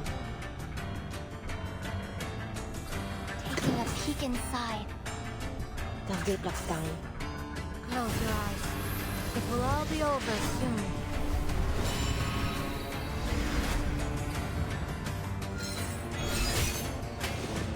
Hear my whispers, feel my pain, and we will pave the path to the future. Let our blood become one. Oh, okay. Though it may come with pain. Now is the time for repentance. And he's still. Yes. No. Tried to look intimidating, but still ended up dying after transforming. That was for Squad 77. A worthy victory. But the fight...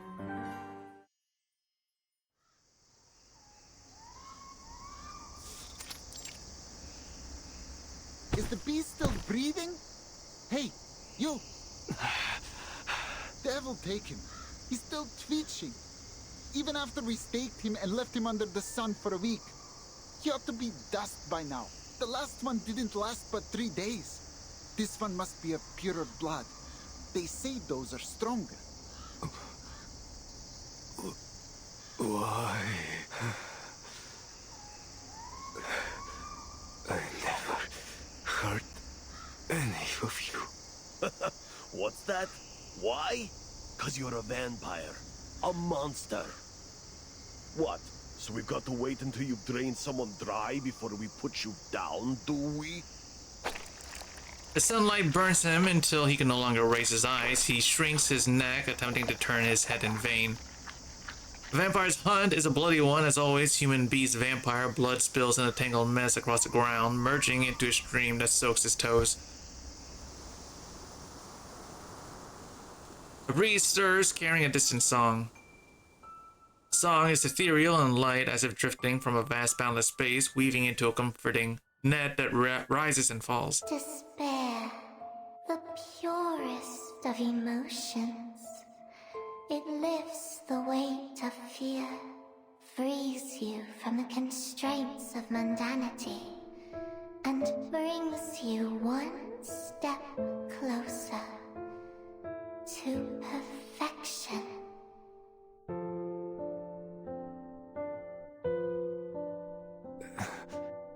Who?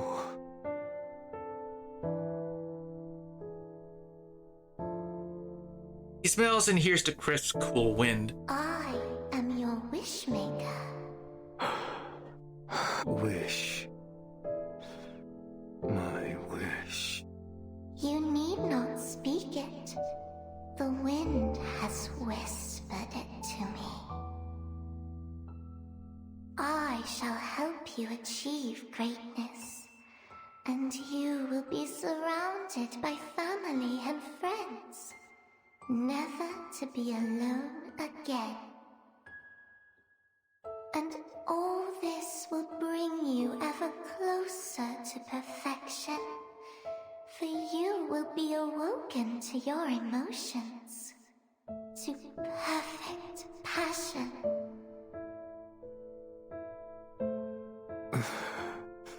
Family. Yes,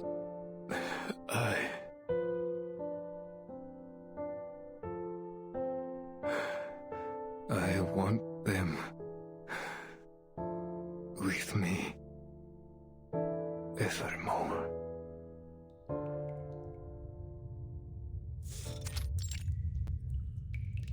Evermore. Monster springs back into human form like a withered cocoon, trembling in the corner, gasping for breath.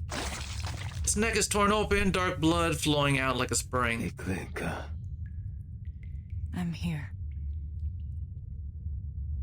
His old comrade stands before him in silence. The space between them is not far, and yet it spans a fathomless deep. Is it over? It is, Pyrrhus.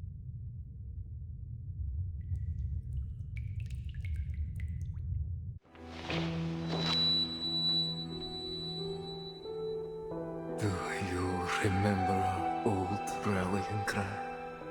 In hope, we stand as one. Yet, here we are. Do you still believe in it? I've never doubted it. I still feel the power of those words. And tonight, I feel its presence stronger than ever. Not on battlefield nor in... It lives inside each of us.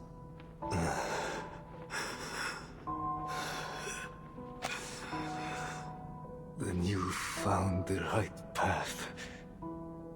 And I've strayed too far. Go on, Eklika.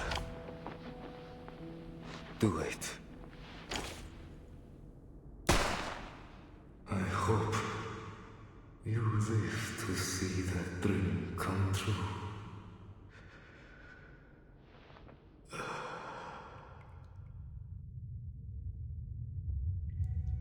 You've had your war, Pyrrhus, but ours goes on. Still, the end will come. In time.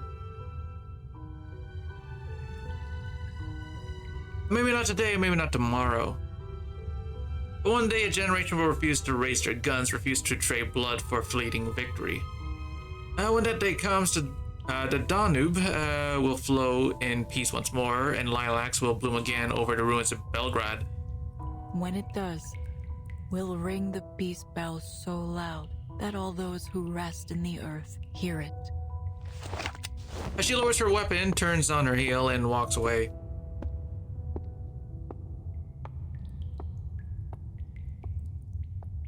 Farewell, Pyros.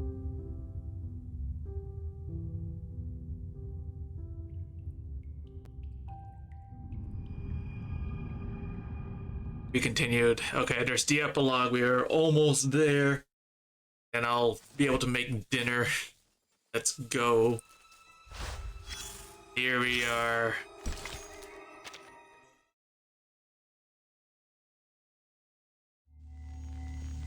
Part 20.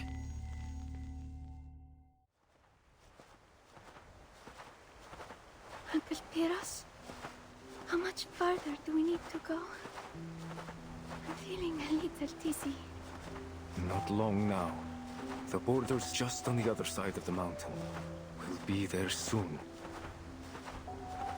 Then, we'll cross the lake to Miss Valentina's castle. And she'll cure you. She'll make things right.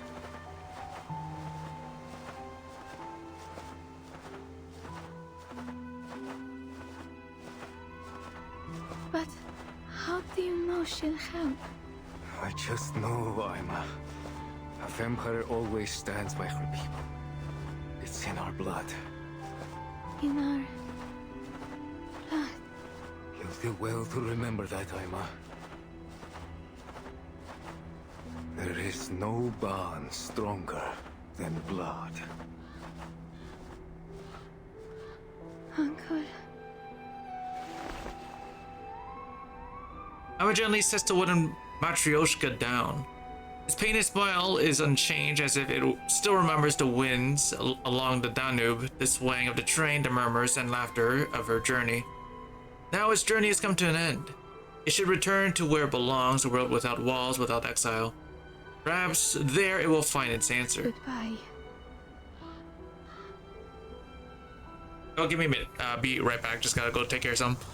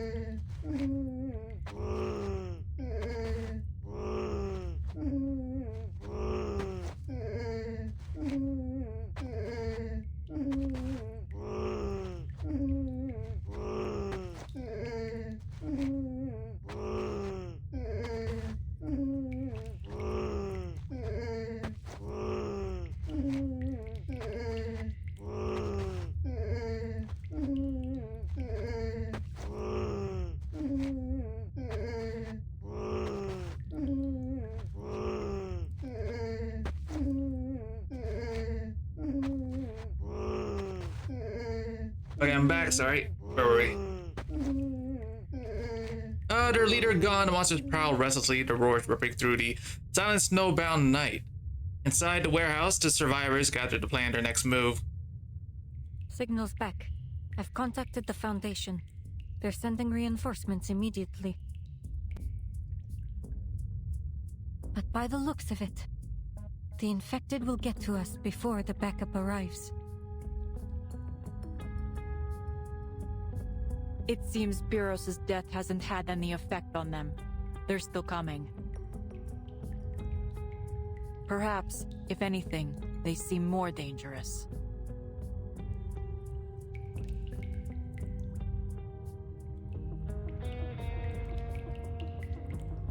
Samwise holds a glance on the shuttering doors of the warehouse, letting out an audible sigh. After this, mark my words. This is the last time I take on a mission with vampires. Watching the situation unfold, Yakov looks down at the weapon in his hands, frowning. We're running out of bullets. What do we do? We have to take them down. All at once. All at once? How? Draw them into a room and leave the rest to those. He points towards a number of heavy craters bearing an ominous marking, flammable. I noticed them when we entered, too. Explosives, I presume. Yes. Biros mentioned having seized them from a militia camp. Sounds like a plan. But how do we draw them close enough? This isn't a plan. This is madness. Do you seriously believe they'll simply saunter into a building as if it were some kind of concert? Concert? That's it! We'll play music! Lucky for us, I always carry my kaval with me.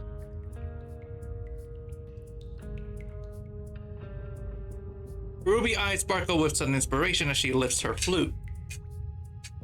In the old stories, when the infected go loopy like this, they're easily attracted to loud noises. And my kaval, well, let's just say, if you've got ears, you'll hear it.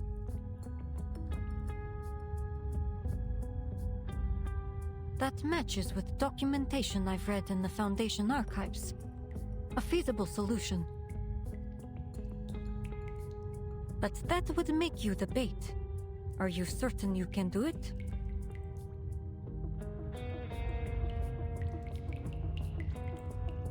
Rabuska grips her flute with determination. Of course.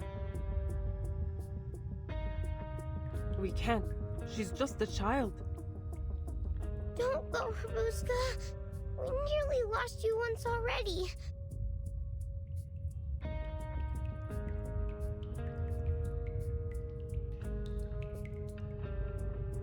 She squeezes her doll. Don't worry. I can handle it. I run fast. Those infected won't get close. Besides,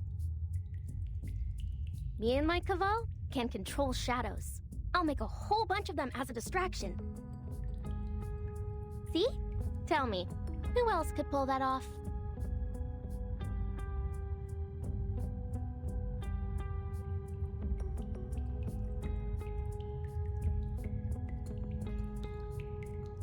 You're not afraid?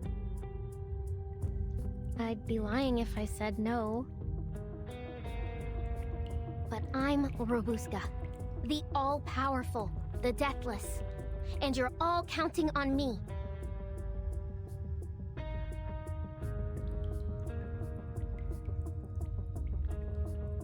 Corvus nods, offering her a knowing smile.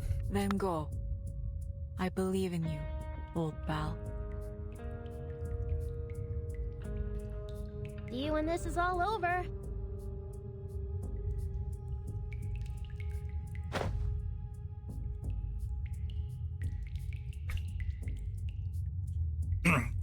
As she straightens her back and salutes clumsily, Corvus pretends not to see, merely turning away and waving to the others. The rest of you, come with me. Time to set the trap. There is no room for failure.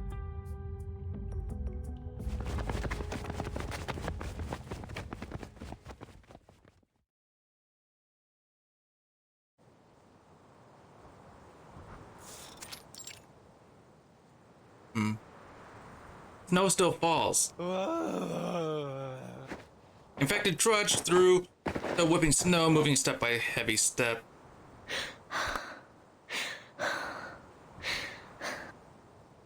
The girl stands alone, her only companion, the wooden flute in her hands. Faces rise from the darkness, pale skin clinging to bone, veins etched across them like dry riverbeds. And in them, she sees another face.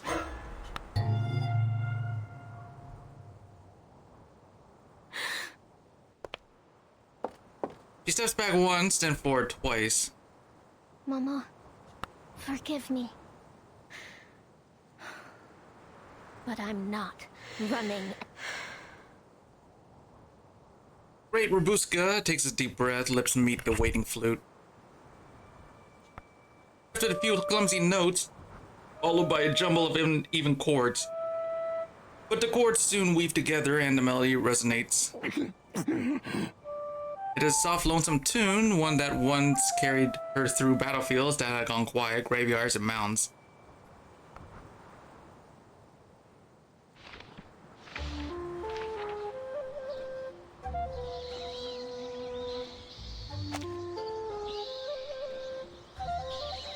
Before you stands the forefather of young Robuska, Dracula the Impaler. And I, her noble grandfather, the glorious first Duke of Arjesh. And I.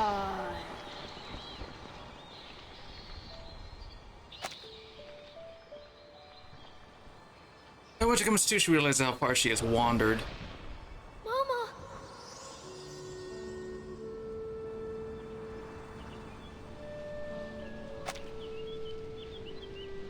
You've come so far, my Buska.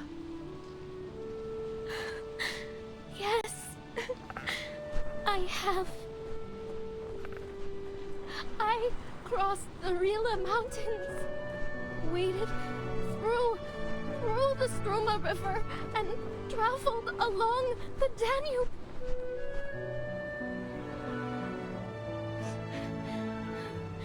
Oh, I even rode a train. You sound happy, my dear girl. Happy?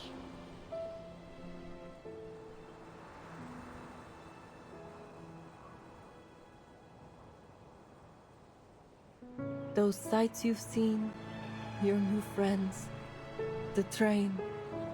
I can feel your joy.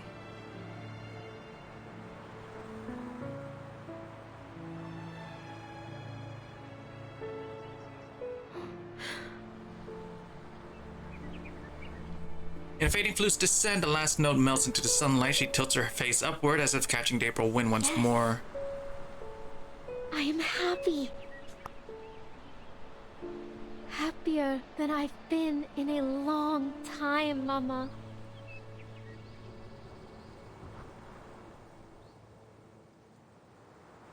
She's done it. The infected are swarming together. Explosives are in place. On my mark.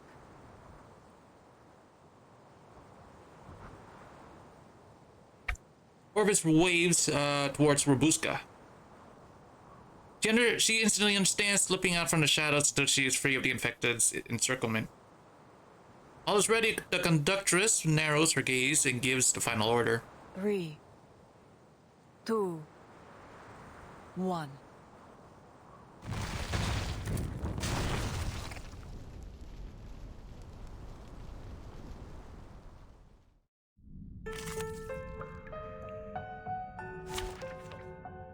Oh, it's still a little bit more. Okay.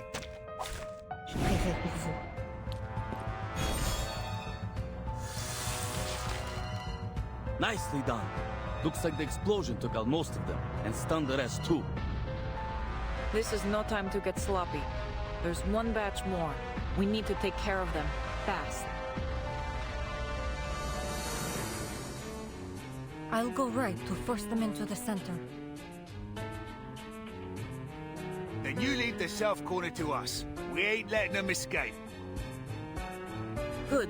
Take up your weapons, soldiers. Prepared. That was certainly a choice.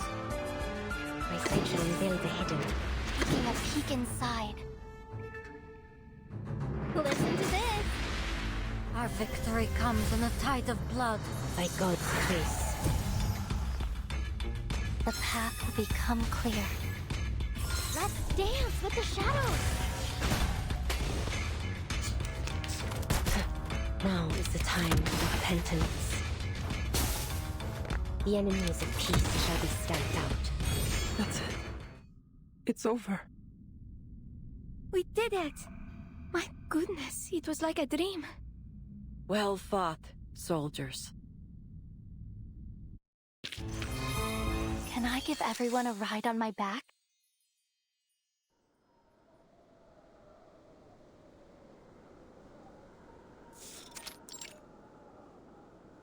Please form a line and await registration. The train will leave at dawn, so please make good use of your time.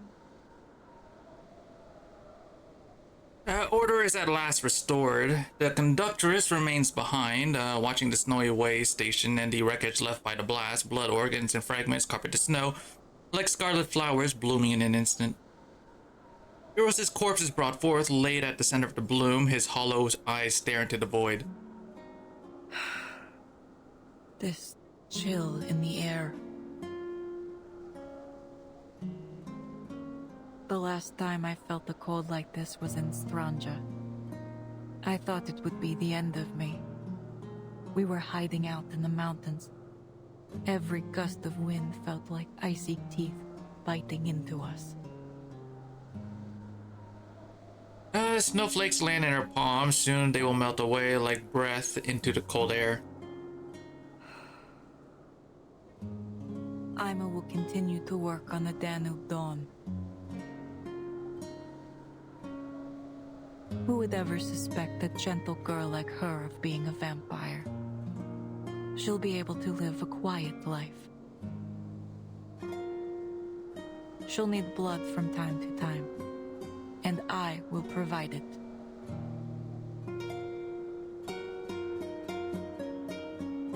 She mutters to herself, then frowns, glancing to the side.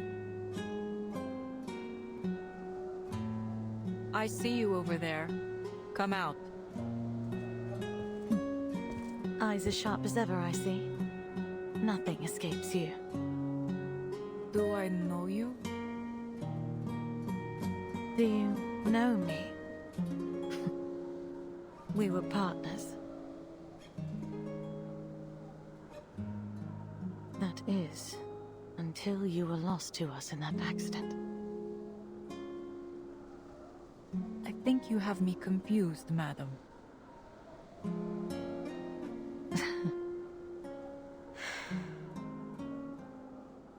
She sighs deeply.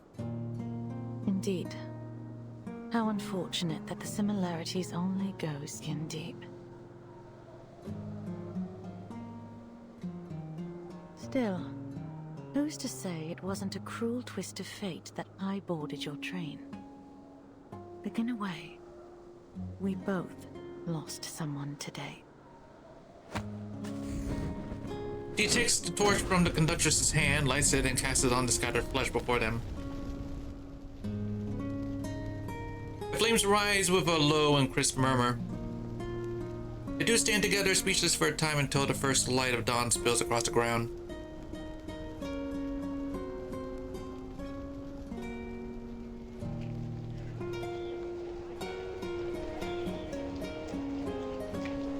Dawn at last. It's been a long night. Time to go.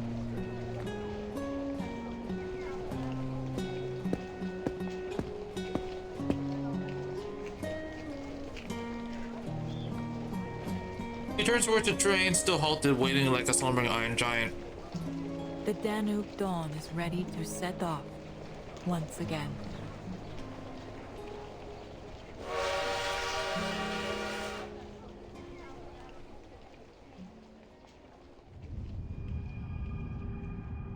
We continue there. Okay, now this is the epilogue, right?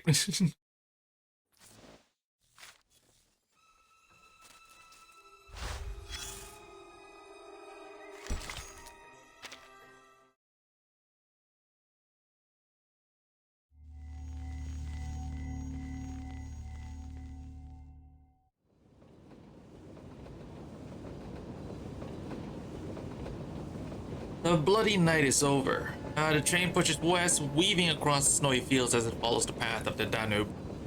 Only when I almost dropped some. Only when they spy the chain bridge shimmering over the river do they realize their ordeal is over. Budapest!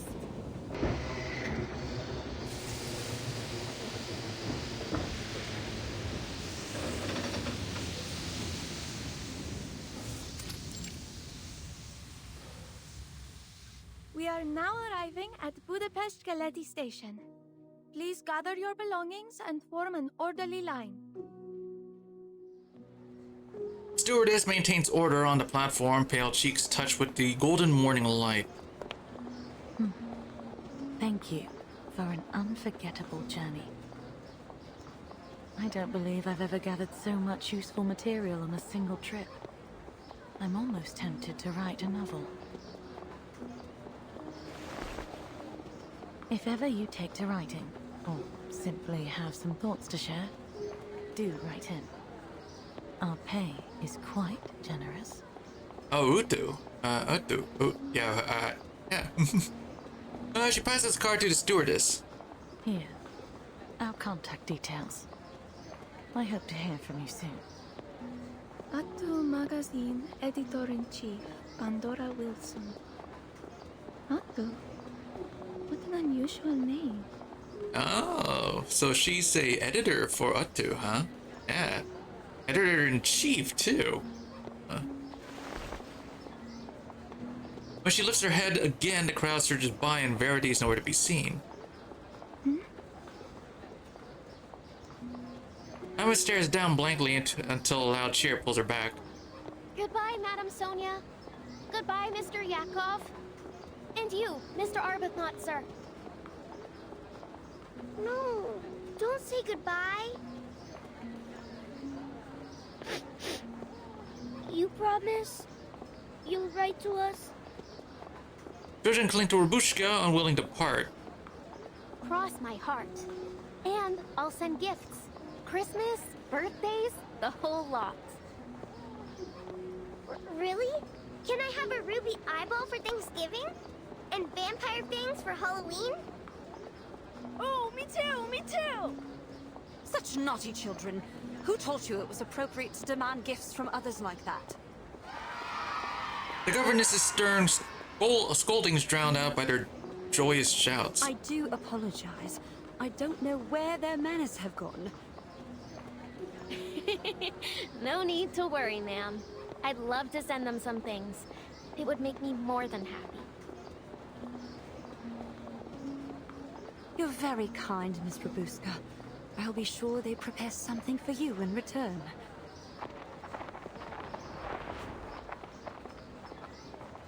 Bidding farewell to the chattering children, Rabushka lets out a long-held breath.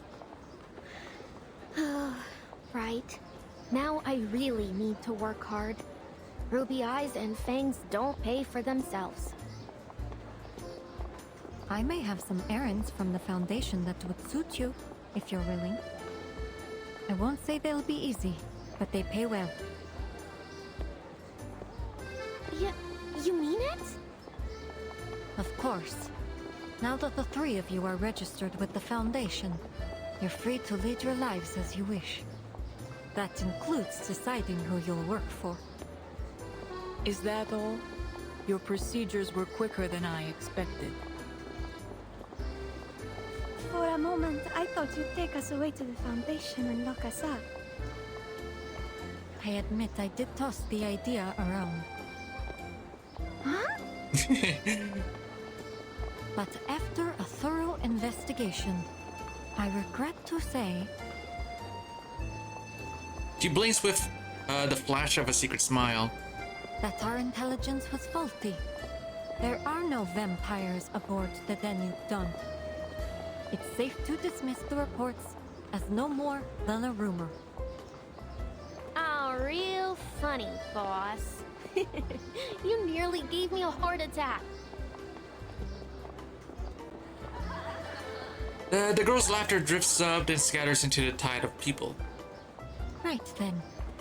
It looks like my mission ends here. Where are you headed next? To the city, Istanbul. Really? Heading back so soon? Corvus pauses, amusement softening her battle-scarred face.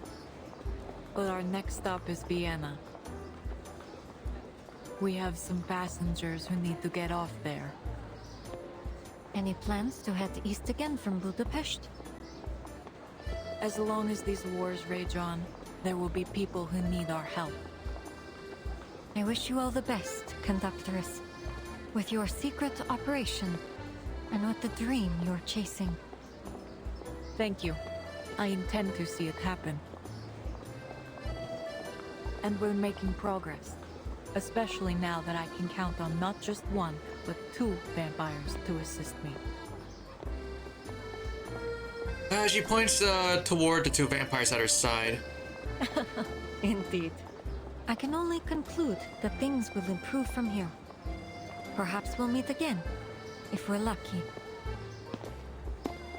She smiles, waves to the crowd, and turns away. Phew. I honestly thought she meant it when she said she'd lock us up.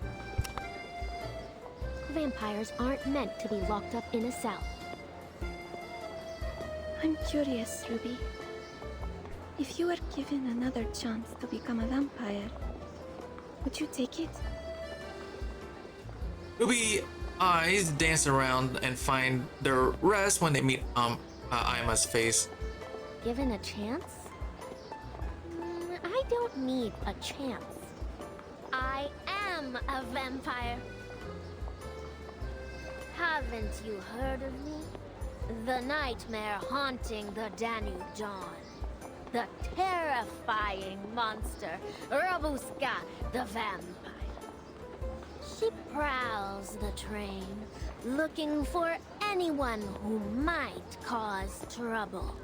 And if they do, she'll see them punished. Investigators, arcanists, the conductress herself. Ha! She can take them all single-handedly. And her shadow friends will gobble up anyone who dares stand in her way. Aha!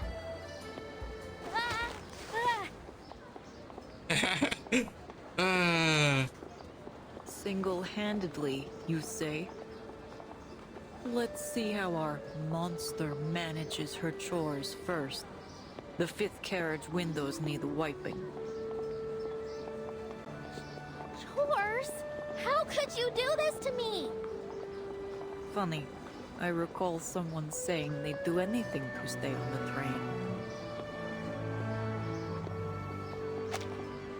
I'm just gonna let it pan out for a minute so I can take a screen. There it is. Okay. There we go. Well, yeah, but we can't have a noble vampire scrubbing windows. We just can't. Green sunlight pierces the morning fog, warming everyone at the station. Oh, actually, hold on.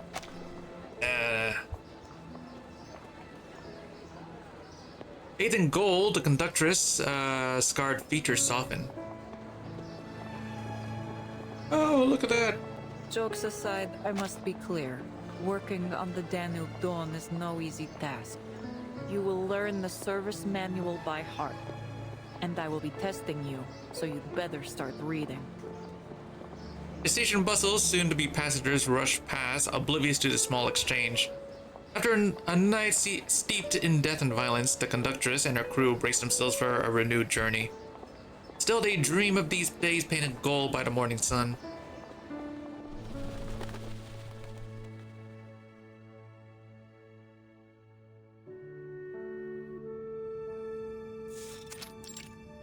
Guest room.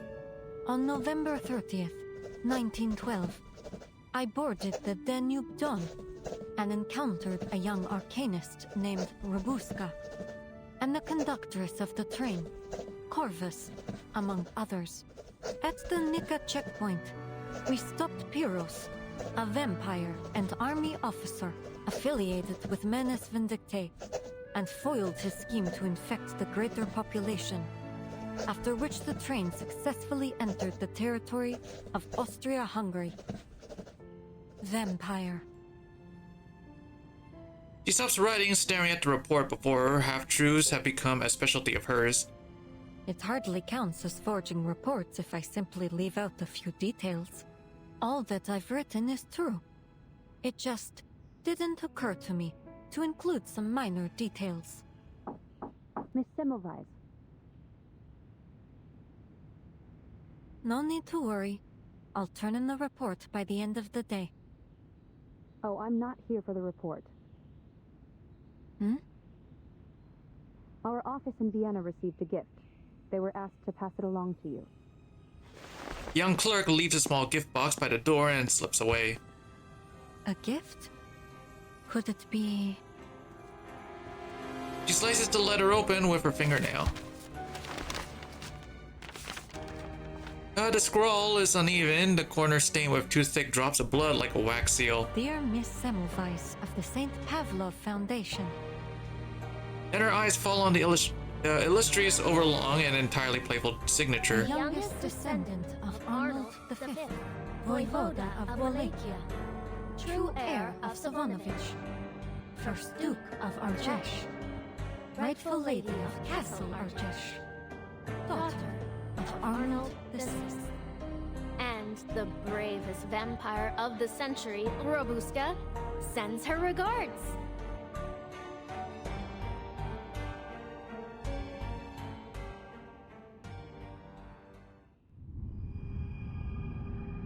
The end.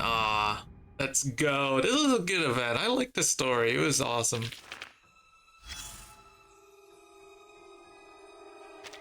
This event was fun. Okay, so let me go. Oh, wait. I like claim all this stuff. Oh, really? That's all, huh? Okay. That is not enough to get all the materials I need. I need to farm. Okay. I'll do them later then. Hold on, wait, actually.